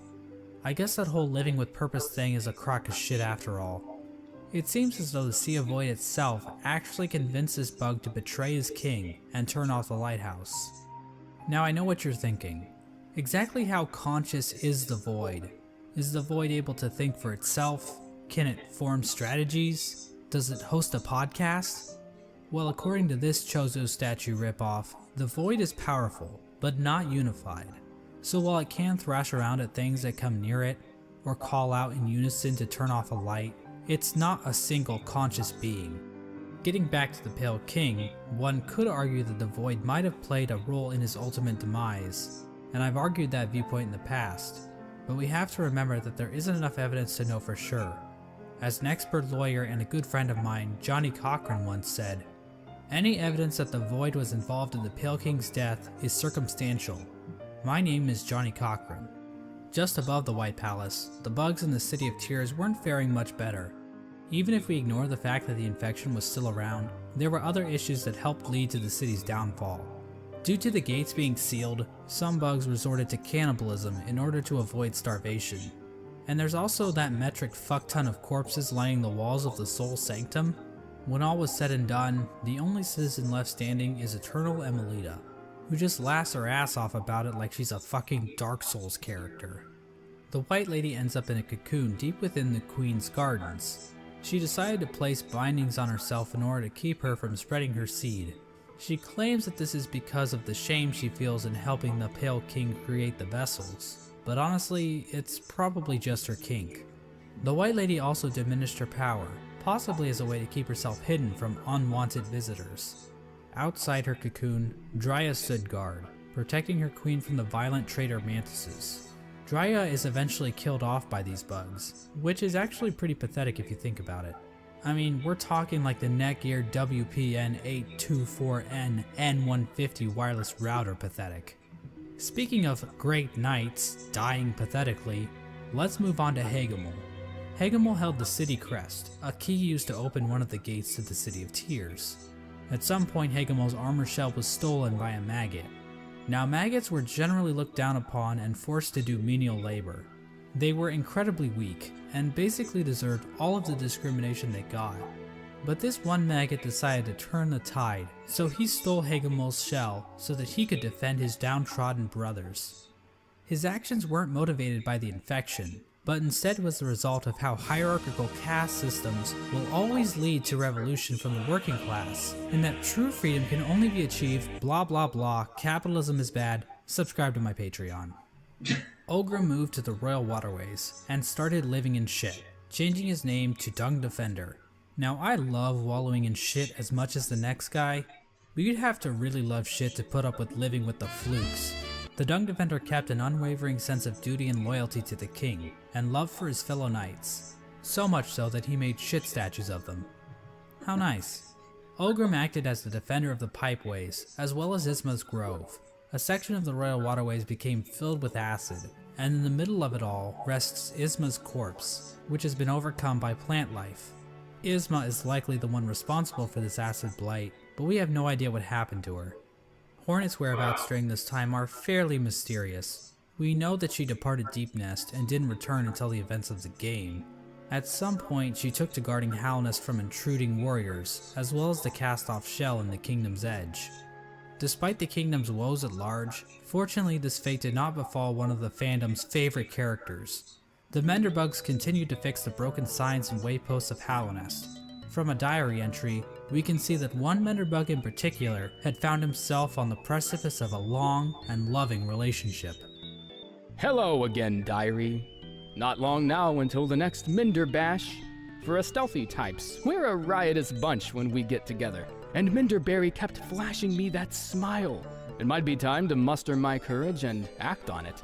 I love my home and my life, but sharing it with another? Why, that'd be the berry on top. Greenpath also underwent some Why changes not during share this time. like the The team? Mosskin were waiting for Un's call, which would bring them back into the dream they were originally born from. But for some reason, Un's strength deteriorated. We don't know why this happened exactly. Was it due to the White Lady claiming part of her kingdom? Was it somehow due to the infection? Some Mosskin believe that Un went into hiding, but it appears as though Un is, in fact, calling to her children. But many of the Mosskin are unable to hear her call. Instead, many Mosskin seem to have taken the Radiance's infection into their leaves, which might explain why Greenpath became overgrown with vegetation despite Un's deteriorating powers. Mossy vagabonds even openly chose to forsake Un and worship the Radiance. Another tribe to be screwed over by the Radiance is the Hive, which fell to the infection after the death of their leader, Hive Queen Vespa. But it appears as though this had little effect on their civilization. The Radiance's hive mind was already familiar to the bees, since the hive probably operated under something similar already. So in other words, the hive probably made out the best in this whole situation. Let's turn our attention back to the moths. After all, it's their god that keeps killing everybody. Well, the moth tribe didn't fare too well actually, as pretty much the entire tribe died out. The only known survivor is the seer. Despite the loss of her tribe, the seer continued to tend to the graves in the resting grounds, while also waiting the arrival of the wielder, a mysterious being that her tribe has dreamt of for a while. In the Kingdom's Edge, the land became covered in ash molting off of the worm's decomposing corpse. The Colosseum of Fools continued to thrive. The Lord Fool passed away at some point, but nobody really seems to notice or even care. The fools inside the Colosseum were infected, but still seem to have maintained control over themselves. It seems possible that these bugs took in the infection willingly, similar to the Traitor Lord and his followers. This would have given them an edge in combat, similar to using steroids, but without the whole shrinking testicles thing. However, even the Traitor Lord and his followers went mad, so what makes these fools any more special? As for the Pale King's champion, the Pale Lurker, well, she just went the normal kind of insane. There appears to have been another unforeseen event with the Pale King's plan. When the Hollow Knight was originally chosen, the door to the Abyss was sealed, trapping the discarded vessels within. But apparently, some vessels didn't get the memo. Vessel corpses can be found littered throughout the kingdom. There's one in the Ancient Basin, one in Greenpath, and several trapped in Nosk's lair in Deep Nest. Another vessel that escaped from the Abyss is the player character, the Knight. The exact details on how the vessels escaped the Abyss is unclear. There are indications that they might have slipped into Deep Nest through some old passageway, given void influences in part of the area, and all the corpses found in Nosk's lair. At some point, all entrances to Hollow Nest were closed off, with the old well in Dirtmouth being the only way to sneak back in. Despite this, several people have wormed their way into the kingdom, with few ever returning.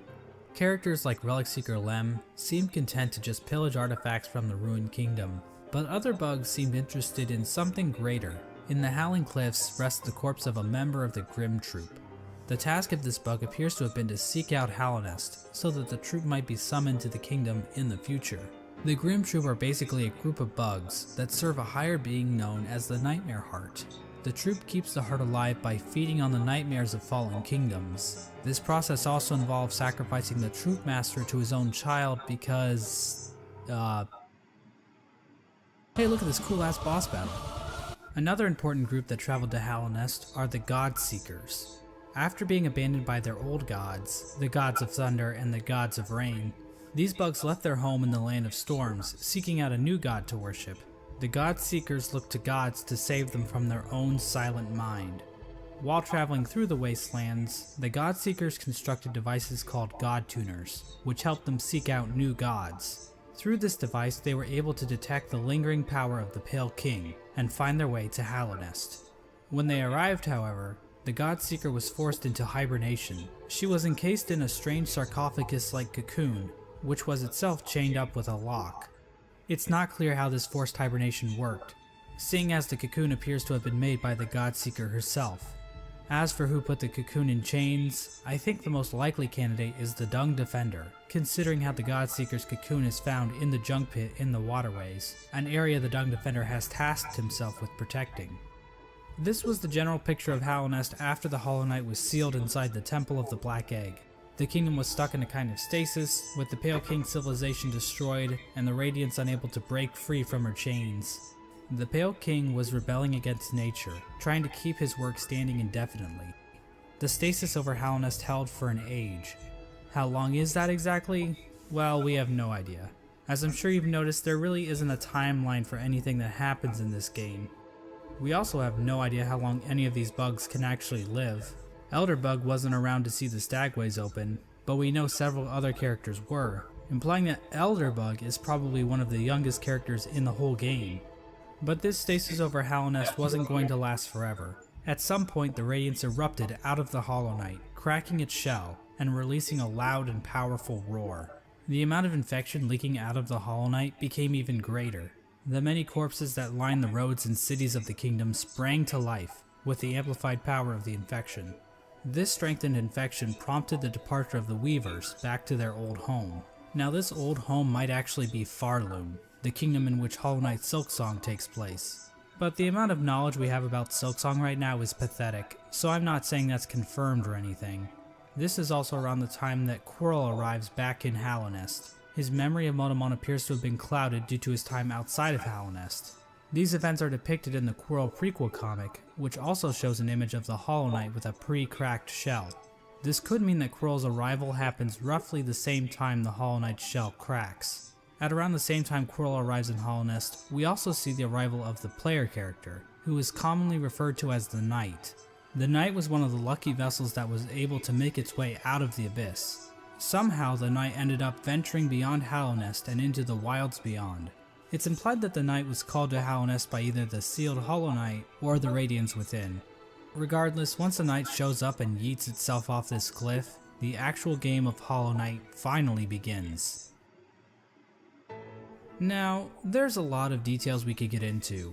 Hollow Nest is full of NPCs and bosses, each with their own stories to tell. But to be honest, I don't think we need to go through all of them, since their stories are relatively straightforward. For example, let's look at the Brooding Moloch. So why is the Brooding Moloch brooding? Because all its friends are dead. And there you go, that's the lore for the Brooding Moloch. Also, it's the only character in the game with a visible asshole. Now, did you really need me to explain that to you? Probably not. So instead, I'm just going to talk about the interactions relating to Hollow Knight's main story.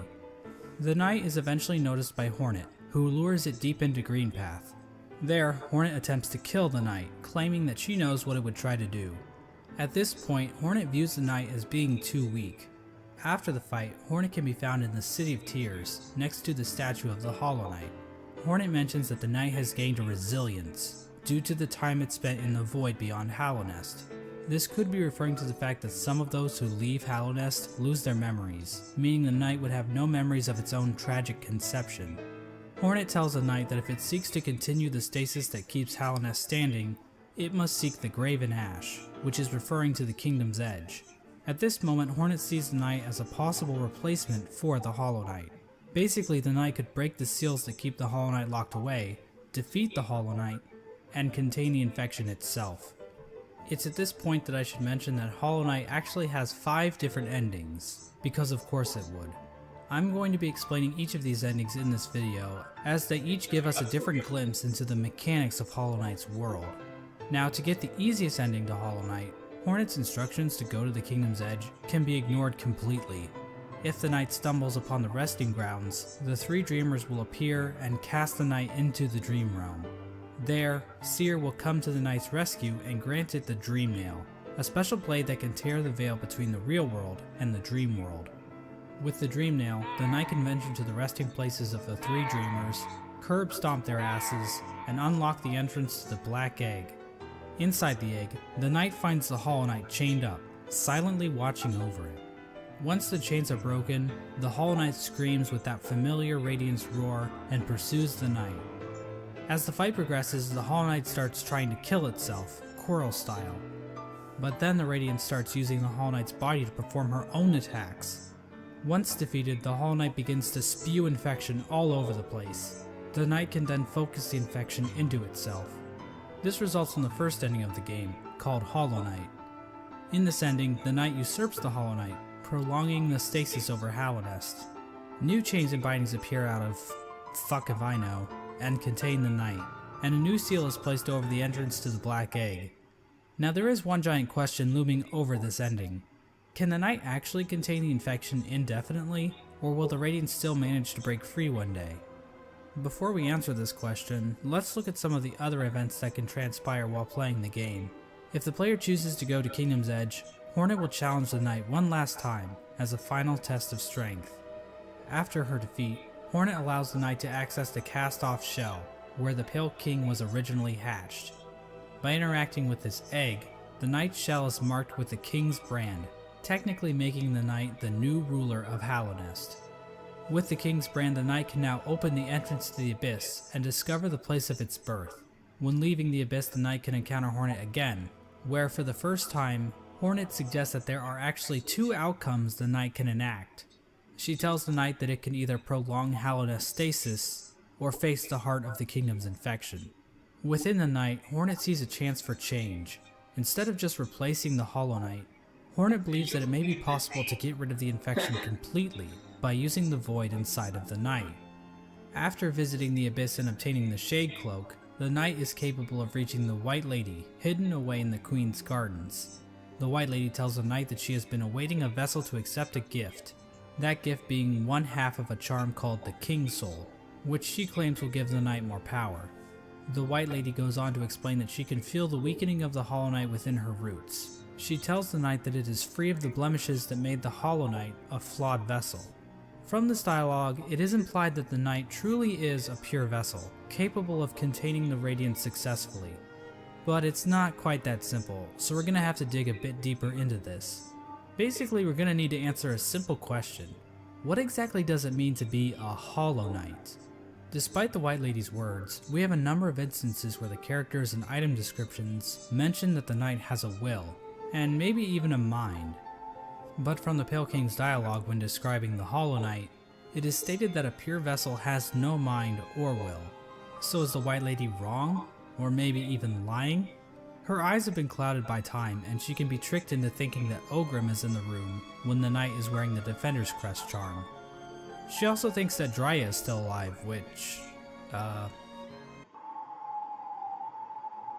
So maybe the White Lady is just senile. My problem with that theory is that the White Lady states that the vessels stand out to her clearly in a misted world, due to them being her spawn. She also questions whether or not the knight sought her aid, which would imply that the knight must have some kind of will. So for whatever reason, the White Lady thinks the Knight is still capable of containing the Radiance, even if it's still able to make decisions. After all, the Hollow Knight was considered pure, but they still taught it how to wield a fucking sword. I mean, if the Knight were truly and completely hollow in a literal sense, it probably shouldn't even be able to walk, or draw a map, or open a goddamn bank account. In short, this whole concept of being hollow is so abstract and hard to define, I don't really feel comfortable giving a solid answer on whether or not the Knight is or isn't truly hollow, and I think the game leaves room open for other interpretations. Of course, the White Lady's gift is useless without the other half of the King's Soul. In order to reach it, however, the Knight must travel to the White Palace, locked inside the body of a King's Bold. In order to bypass the seal, the Knight must use a fully awakened Dream Nail. It can do this by bringing 1800 essence to the Seer, allowing her to sharpen the weapon's blade. If the Knight does this, the Seer remarks that the Knight truly is the wielder that her tribe has been dreaming of. There's no explicit reason why the Moth tribe was dreaming about this supposed wielder so much, but it seems like they believe the wielder would wash away the crimes the Moth tribe committed by turning their backs on the Radiance. The Seer seems to know that the Knight might kill the Radiance, and she seems accepting of it, ready for her and her tribe to disappear and be forgotten forever. With the awoken Dream Nail in hand, the Knight can travel to the Pale King's refuge and locate the other half of the King's Soul charm. When equipped, the King's Soul provides a never-ending supply of soul, making it almost useful if it weren't for the insanely high cost of the charm, and the painfully slow rate at which it increases, and the fact that the charm will get replaced in about 5 minutes after you get it. The King's Soul charm itself symbolizes the union between two higher beings. To me, this implies that the King's Soul is a representation of a vessel, which also was created by the union of two higher beings. With the King's Soul in their inventory, the Knight now gains access to an area in the Abyss called the Birthplace. In this massive pile of vessel shells, the Knight can find a giant egg. Dream nailing the egg allows the Knight to access its own memory when it was cast down into the Abyss. From viewing that memory, the King's Soul charm is replaced with the Void Heart charm. The recollection of this event allows the Knight to come to terms with the void inside itself. Once the Knight has the Void Heart, the Shades in the Abyss no longer attack it, and that strange creature that gives the Knight the Shade Cloak calls it the Lord of Shades. In other words, the Knight has now bound the once fragmented void under its own will, allowing it to control the void in a powerful new way. With the union of the void, the Pale King, and the White Lady, the Knight has gained a strength before unseen. It is with this charm that 2 additional endings become unlocked. Hornet will now be standing outside of the Black Egg, offering to help the Knight should the opportunity arrive. Midway through the fight with the Hollow Knight, Hornet rushes into battle, subduing the Hollow Knight and piercing its shell. It's at this point that the Knight is given the perfect opportunity to enter into the mind of its sibling, fighting the source of the infection head on, and finally putting an end to the Radiance's tyranny. Or it can just stand there and let Hornet get knocked unconscious. If the Knight finishes off the Hollow Knight as usual, the sealed sibling ending occurs. Basically, it's the same as the Hollow Knight ending, but now Hornet is in the room too, and her face appears on the door of the Black Egg. It's not clear what exactly this means for Hallownest. This might imply that Hornet is now a dreamer, but she's inside the temple, meaning that no one can actually get in there to kill her should the Knight ever start leaking infection. At the same time, Hornet mentions that the bindings of the Black Egg would drain her, so she's probably just going to die anyway, right? Generally, people consider this to be one of the worst endings, but it's worth pointing out that Team Cherry doesn't support any one ending as being the true ending. Each ending is canonical in its own right, and honestly, this ending isn't the worst. At least the Knight and Hornet will get to spend some quality time together. If the Knight does dream nail the Hollow Knight, it will be taken to an arena where it can finally fight the Radiance head on. But the Knight isn't alone, as the other Shades from the Abyss will appear in order to help corner the Radiance. Eventually the Radiance gets trapped in the tendrils of the Void. The Knight bitch slaps her a couple times, and then the Radiance is consumed into the darkness. The Black Egg then appears to turn to shadows and the Void seeps down into the ground. Hornet awakens to find the Knight's broken shell lying on the floor. We get one final shot of the Shades in the Abyss going to rest, and the game is over. This ending is called the Dream No More ending. The Radiance is gone, and Hallownest is finally free from her infection. I didn't get.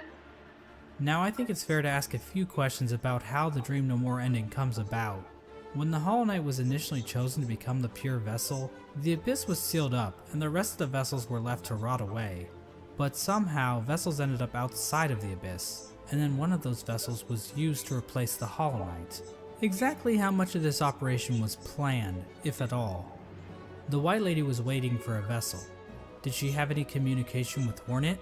Hornet was guarding the King's Brand, the only way for a vessel to enter the Abyss. How did she know it was necessary to guard the King's Brand from weaker vessels? Hell, if the vessels did escape the Abyss by themselves, wouldn't it be pointless to guard the King's Brand, since the vessels could just creep back into the Abyss the same way? I'm not going to provide any good answers to these questions, because God forbid I answer anything in this entire video. But I do want to point out that no plans to actually produce the Dream No More ending are explicitly stated in-game. So we can only speculate as to whether or not the White Lady or Hornet, or maybe even the Pale King, knew that they could defeat the Radiance by creating a Lord of Shades like the Knight. Regardless, the next two endings were definitely not planned. In fact, the last two endings that were added in the Godmaster update almost feel out of place. The Godseekers basically hijack everything to the point where you don't even have to enter the Temple of the Black Egg to beat the game. That's like beating Mario Bros without ever seeing Bowser. But on the other hand, the Godmaster endings basically reinforce that Hallownest does not exist in a vacuum, which can help the world of Hollow Knight feel more real, because what else is reality but just a bunch of random chaotic stuff happening all the time? If the Knight finds the Godseeker in the Junk Pit, it will be able to enter her mind and refight all the bosses in the game. This is part of the Godseeker's ritual. They basically attune to the resonance of gods through ritual combat. This allows them to ascend their minds higher, and eventually, through the use of godly focus, achieve communication with the god sleeping in Hallownest's heart, the Radiance. Now I know what you're thinking.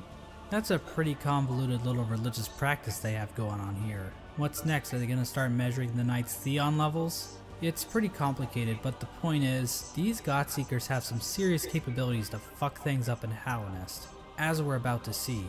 As the Knight makes it further and further through the four Pantheons, the Godseekers get closer and closer to making contact with the Radiance, locked away inside the Hollow Knight. At the end of the fourth Pantheon, the Radiance makes herself aware in this strange reunion cutscene between the vessels. But she isn't the only one to make an appearance. The Void itself appears to go on the attack, rising up to meet the Radiance's call. It's at this point that the final challenge, the Pantheon of Hallownest, becomes available. The Godseeker finally acknowledges the Knight as being more than just a simple cringer, and they begin to watch the Knight more intently. After defeating like a bazillion bosses in the final Pantheon, the Knight finally comes face to face with the Absolute Radiance, a stronger, more enhanced version of the game's final boss. Finally, the stage is set. After roughly 40 minutes of intense agony and tedious boss battles, the Knight has finally reached the ultimate enemy, responsible for the destruction of Hallownest. Truly, this will be a battle for the ages. But first, let's check in on our old pal Menderbug. As it turns out, he's still alive when the Knight arrives in Hallownest, and he's still fulfilling his duty after all this time. Let's take one last look at his diary. My lovely diary. Someone's gone and broke my favorite sign, right there at the top of the crossroads. It keeps happening too. But you know, I just can't get mad about it. I should be thanking them, really. More chances to fix that beautiful, complex sign. And I've stocked up on spare parts, so I've no fear it'll ever stay broken for long. Unfortunately, the only way to ever read the Menderbug's diary is to kill him in cold blood. I'm not sure why Team Cherry thought this was necessary, but the general consensus on Reddit is that they are bloodthirsty warmongers, so it checks out. But at least Menderbug's last moments will be spent fixing one of his favorite signs in the Forgotten Crossroads. It's comforting to think that his final seconds of consciousness were spent in total bliss, before we sent him hurtling into the infinite chasm that is Oblivion. Well anyways, the alternate fight between the Knight and the Radiance plays out differently than in the vanilla ending. This time around, the Knight is not accompanied by any shades. Instead, after defeating the Radiance, the Knight seems to transform into this monstrosity. Now this creature goes by many names. The God of Gods, the Lord Shade, the Devourer, the Void Entity. But I don't really like any of those, so I will just call him Bill. Bill proceeds to completely annihilate the Radiance in spectacular fashion. We are then treated to the Embrace the Void ending. Bill comes back down from the sky, dropping into the rest of Godhome. The Godseeker starts to get pulled into Bill by Void tendrils. We then cut to the Godseeker in the junk pit. Void starts leaking out of her eyes, and it appears as though Bill is making an escape back into the real world, which is probably a bad thing? Finally, we see Hornet standing outside of the Black Egg as the infection begins to disappear from nearby vines. Hornet hears footsteps coming from inside the Black Egg as the Hollow Knight reveals itself to her and the two prepare for combat. So from this cutscene we can see that the Radiance's death in Godhome actually did kill her for real, meaning that the infection over Hallownest is now gone. This means the seals inside of the Black Egg probably wore off, allowing the Hollow Knight to escape its prison. In other words, the Embrace the Void ending is a goddamn cliffhanger, and we have no idea how Team Cherry plans to follow this up. The Hollow Knight is running loose in Hallownest, and the Knight has transformed into a raging void monster that might try to destroy the entire kingdom, or at least what's left of it. What's even more strange about this ending is that the announced sequel, Hollow Knight Silksong, doesn't seem to be related to this ending at all, but that's a whole different shit show. Obviously, the biggest mystery surrounding this ending is the appearance of Bill. Did this creature exist in the void already, or was it somehow willed into existence by the power of the Godseekers? Did the Knight turn into this thing, or did it just become a part of it? Examining a statue of this creature and other forms of the Knight grant the player a Hunter's Journal entry for an ancient artifact called the Void Idol, which might imply this creature might have been worshipped by the ancient civilization. But again, that's pure speculation. We don't know what this worship of Void exactly looked like. Maybe the Void they worship took the form of something more sinister. There is one thing we know about this monster though. It's weak to flowers. Yes, these things. As it turns out, those delicate flowers that Zamir has stockpiled up her ass are actually useful for something. They contain a strange power that even deters the White Lady from touching one. The Godseeker, however, is dumb enough to accept a flower from the Knight. If the player does this, instead of Void being released out into the world, this flower pulls a no you, and the Godseeker and Void disappear into thin air. The flower itself is described as giving off a pale light, which appears to connect it to the pale beings. Like I said before, pale beings appear to be some form of top-tier gods. As of right now, we are only aware of two, the Pale King and the White Lady, but the fact that Zamir brought these pale flowers from a faraway land implies that there are definitely more of them out there. Another small hint of the existence of pale beings are the pale ore items that can be found all over Hallownest. Did these come from the Pale King, or possibly some other pale being? And what exactly are they? Are they poop? In general, the Godmaster endings appear to be doing a lot of setup for future Hollow Knight content.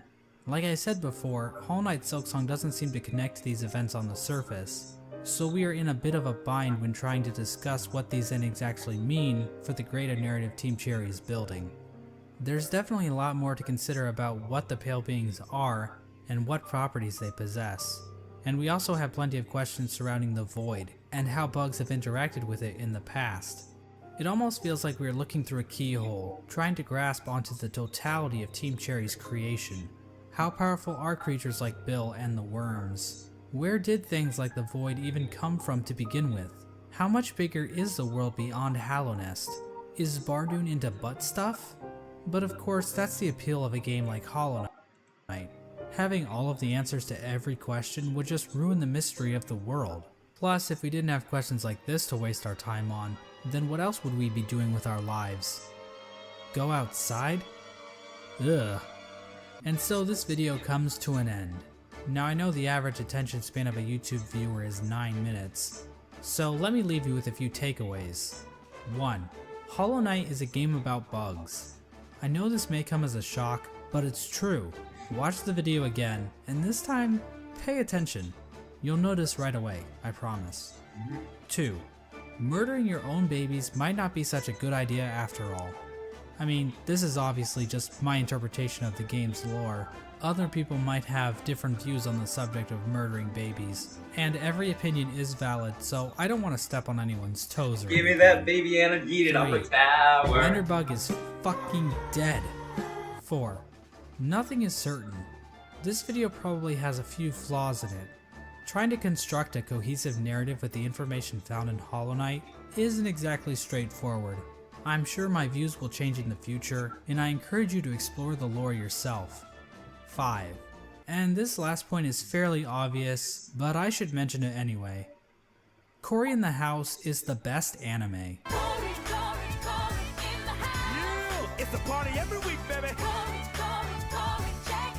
That's right, I'm in the house. Gonna shake it up and change it. Shake it up. Take it all and rearrange it. Just a little bit. Got a new play on the sand. We've got Cory in the house.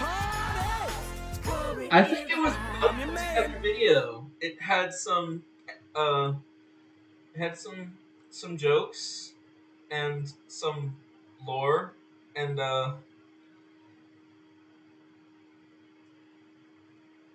yeah, it didn't touch on the Grim Troop that well, but at the same time I made a video about the Grim Troop. I think I'll watch that after I beat... No, I'm not fighting Nightmare King Grim. He is too powerful. Like, yeah, I know he has less HP than the Radiance, but,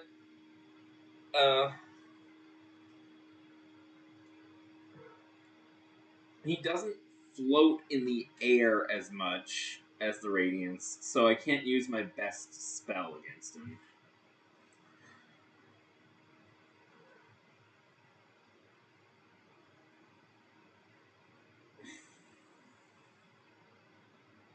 So I'm just looking at some of the comments.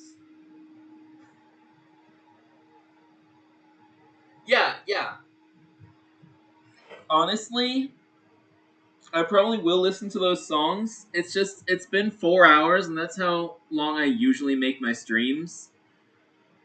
I'm thinking my next stream will be a different game, and I might return to Hollow Knight for the last few bosses that I haven't beaten yet. Favorite character? That's a tough one, because there are so many. I think it's between the Knight and Hornet. Which, I know Hornet is playable in Silksong, but that's not out yet, so, I can't wait. I want to use the Needle. Yeah, right. I want to play another game and go back to Hollow Knight later. But I am going to create a poll in my community. View channel. Oh wait, I don't have a community? Oh wait, yes I do. Poll. Which game should I stream next? I have 2 options. See, I bought 3 games with the money I got for Christmas. I got a Nintendo eShop gift card for $35, and using that money, I bought 3 games. They were Hollow Knight, Balatro, and Okami. So I'm gonna make it between Balatro and Okami. Balatro is a little more modern, so it'll probably be more in the public eye and probably win the poll. But I'm gonna make the poll anyway.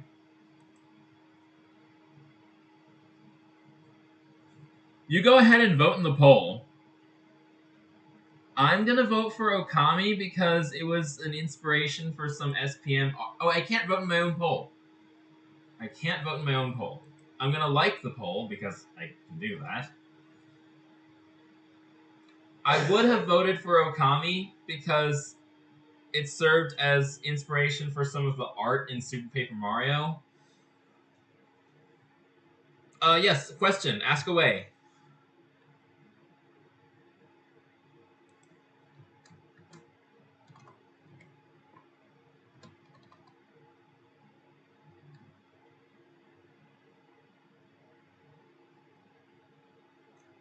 Okay, why are there so many channels with the same name? And none of these are you.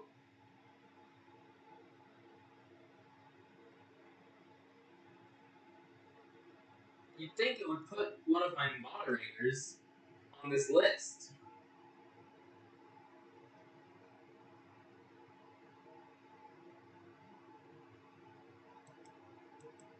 I was trying to shout you out.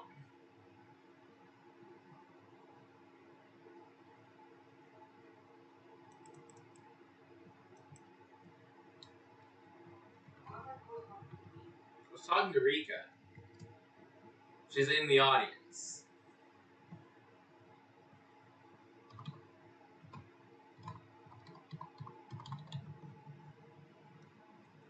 Again, not who I'm looking for.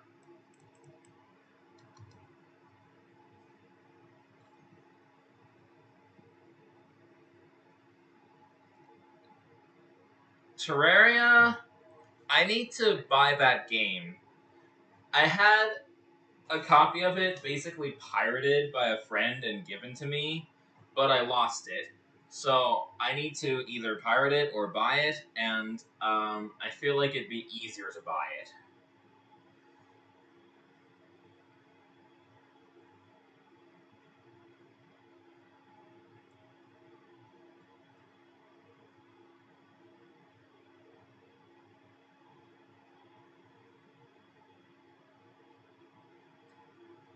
Also, please vote in the poll.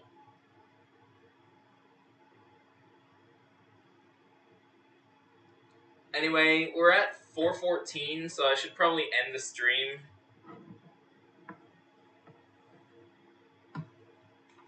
Yeah, I'll definitely have time to buy the game in that time then. 4:14. Basically 4:15 now. I can see the seconds as well. It's 4:14:50. So yeah, basically 4:15.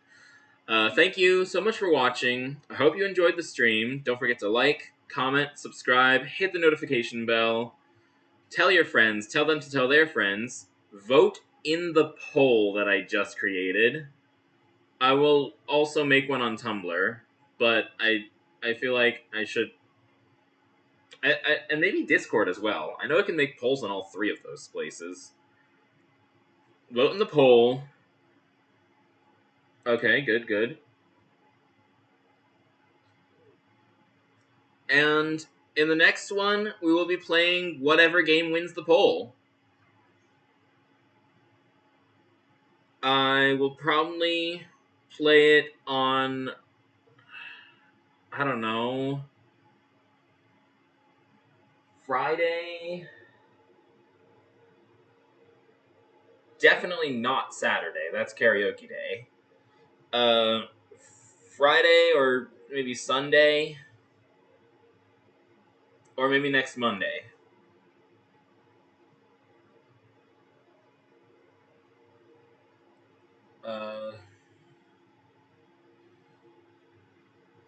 I will be doing... Oh, I got an idea. Until the poll gets some traction, like one vote is not enough to go off of. Until the poll gets, we'll say, 5 votes, I will be playing Tower of Trials for every stream until my poll gets 5 votes. And I will mention the poll in my Tower of Trials streams. So, that's my plan. Tower of Trials is a Paper Mario 1000 Year Door mod. I think you might have been in a stream or two of it. I haven't streamed it in a while. But yeah, that's my plan. Tower of Trials until the poll gets 5 votes. That does not mean create 5 alternate accounts and vote in the poll 5 times. Not that I'll have any proof that you didn't do that. But yeah, tell your friends to tell their friends to vote in the poll.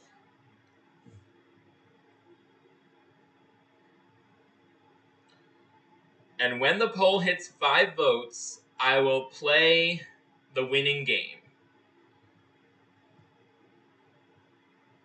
until then, Tower of Trials, and until then, stay fly. Wait, I gotta go back to my stream. I gotta watch myself do the peace sign. Stay fly.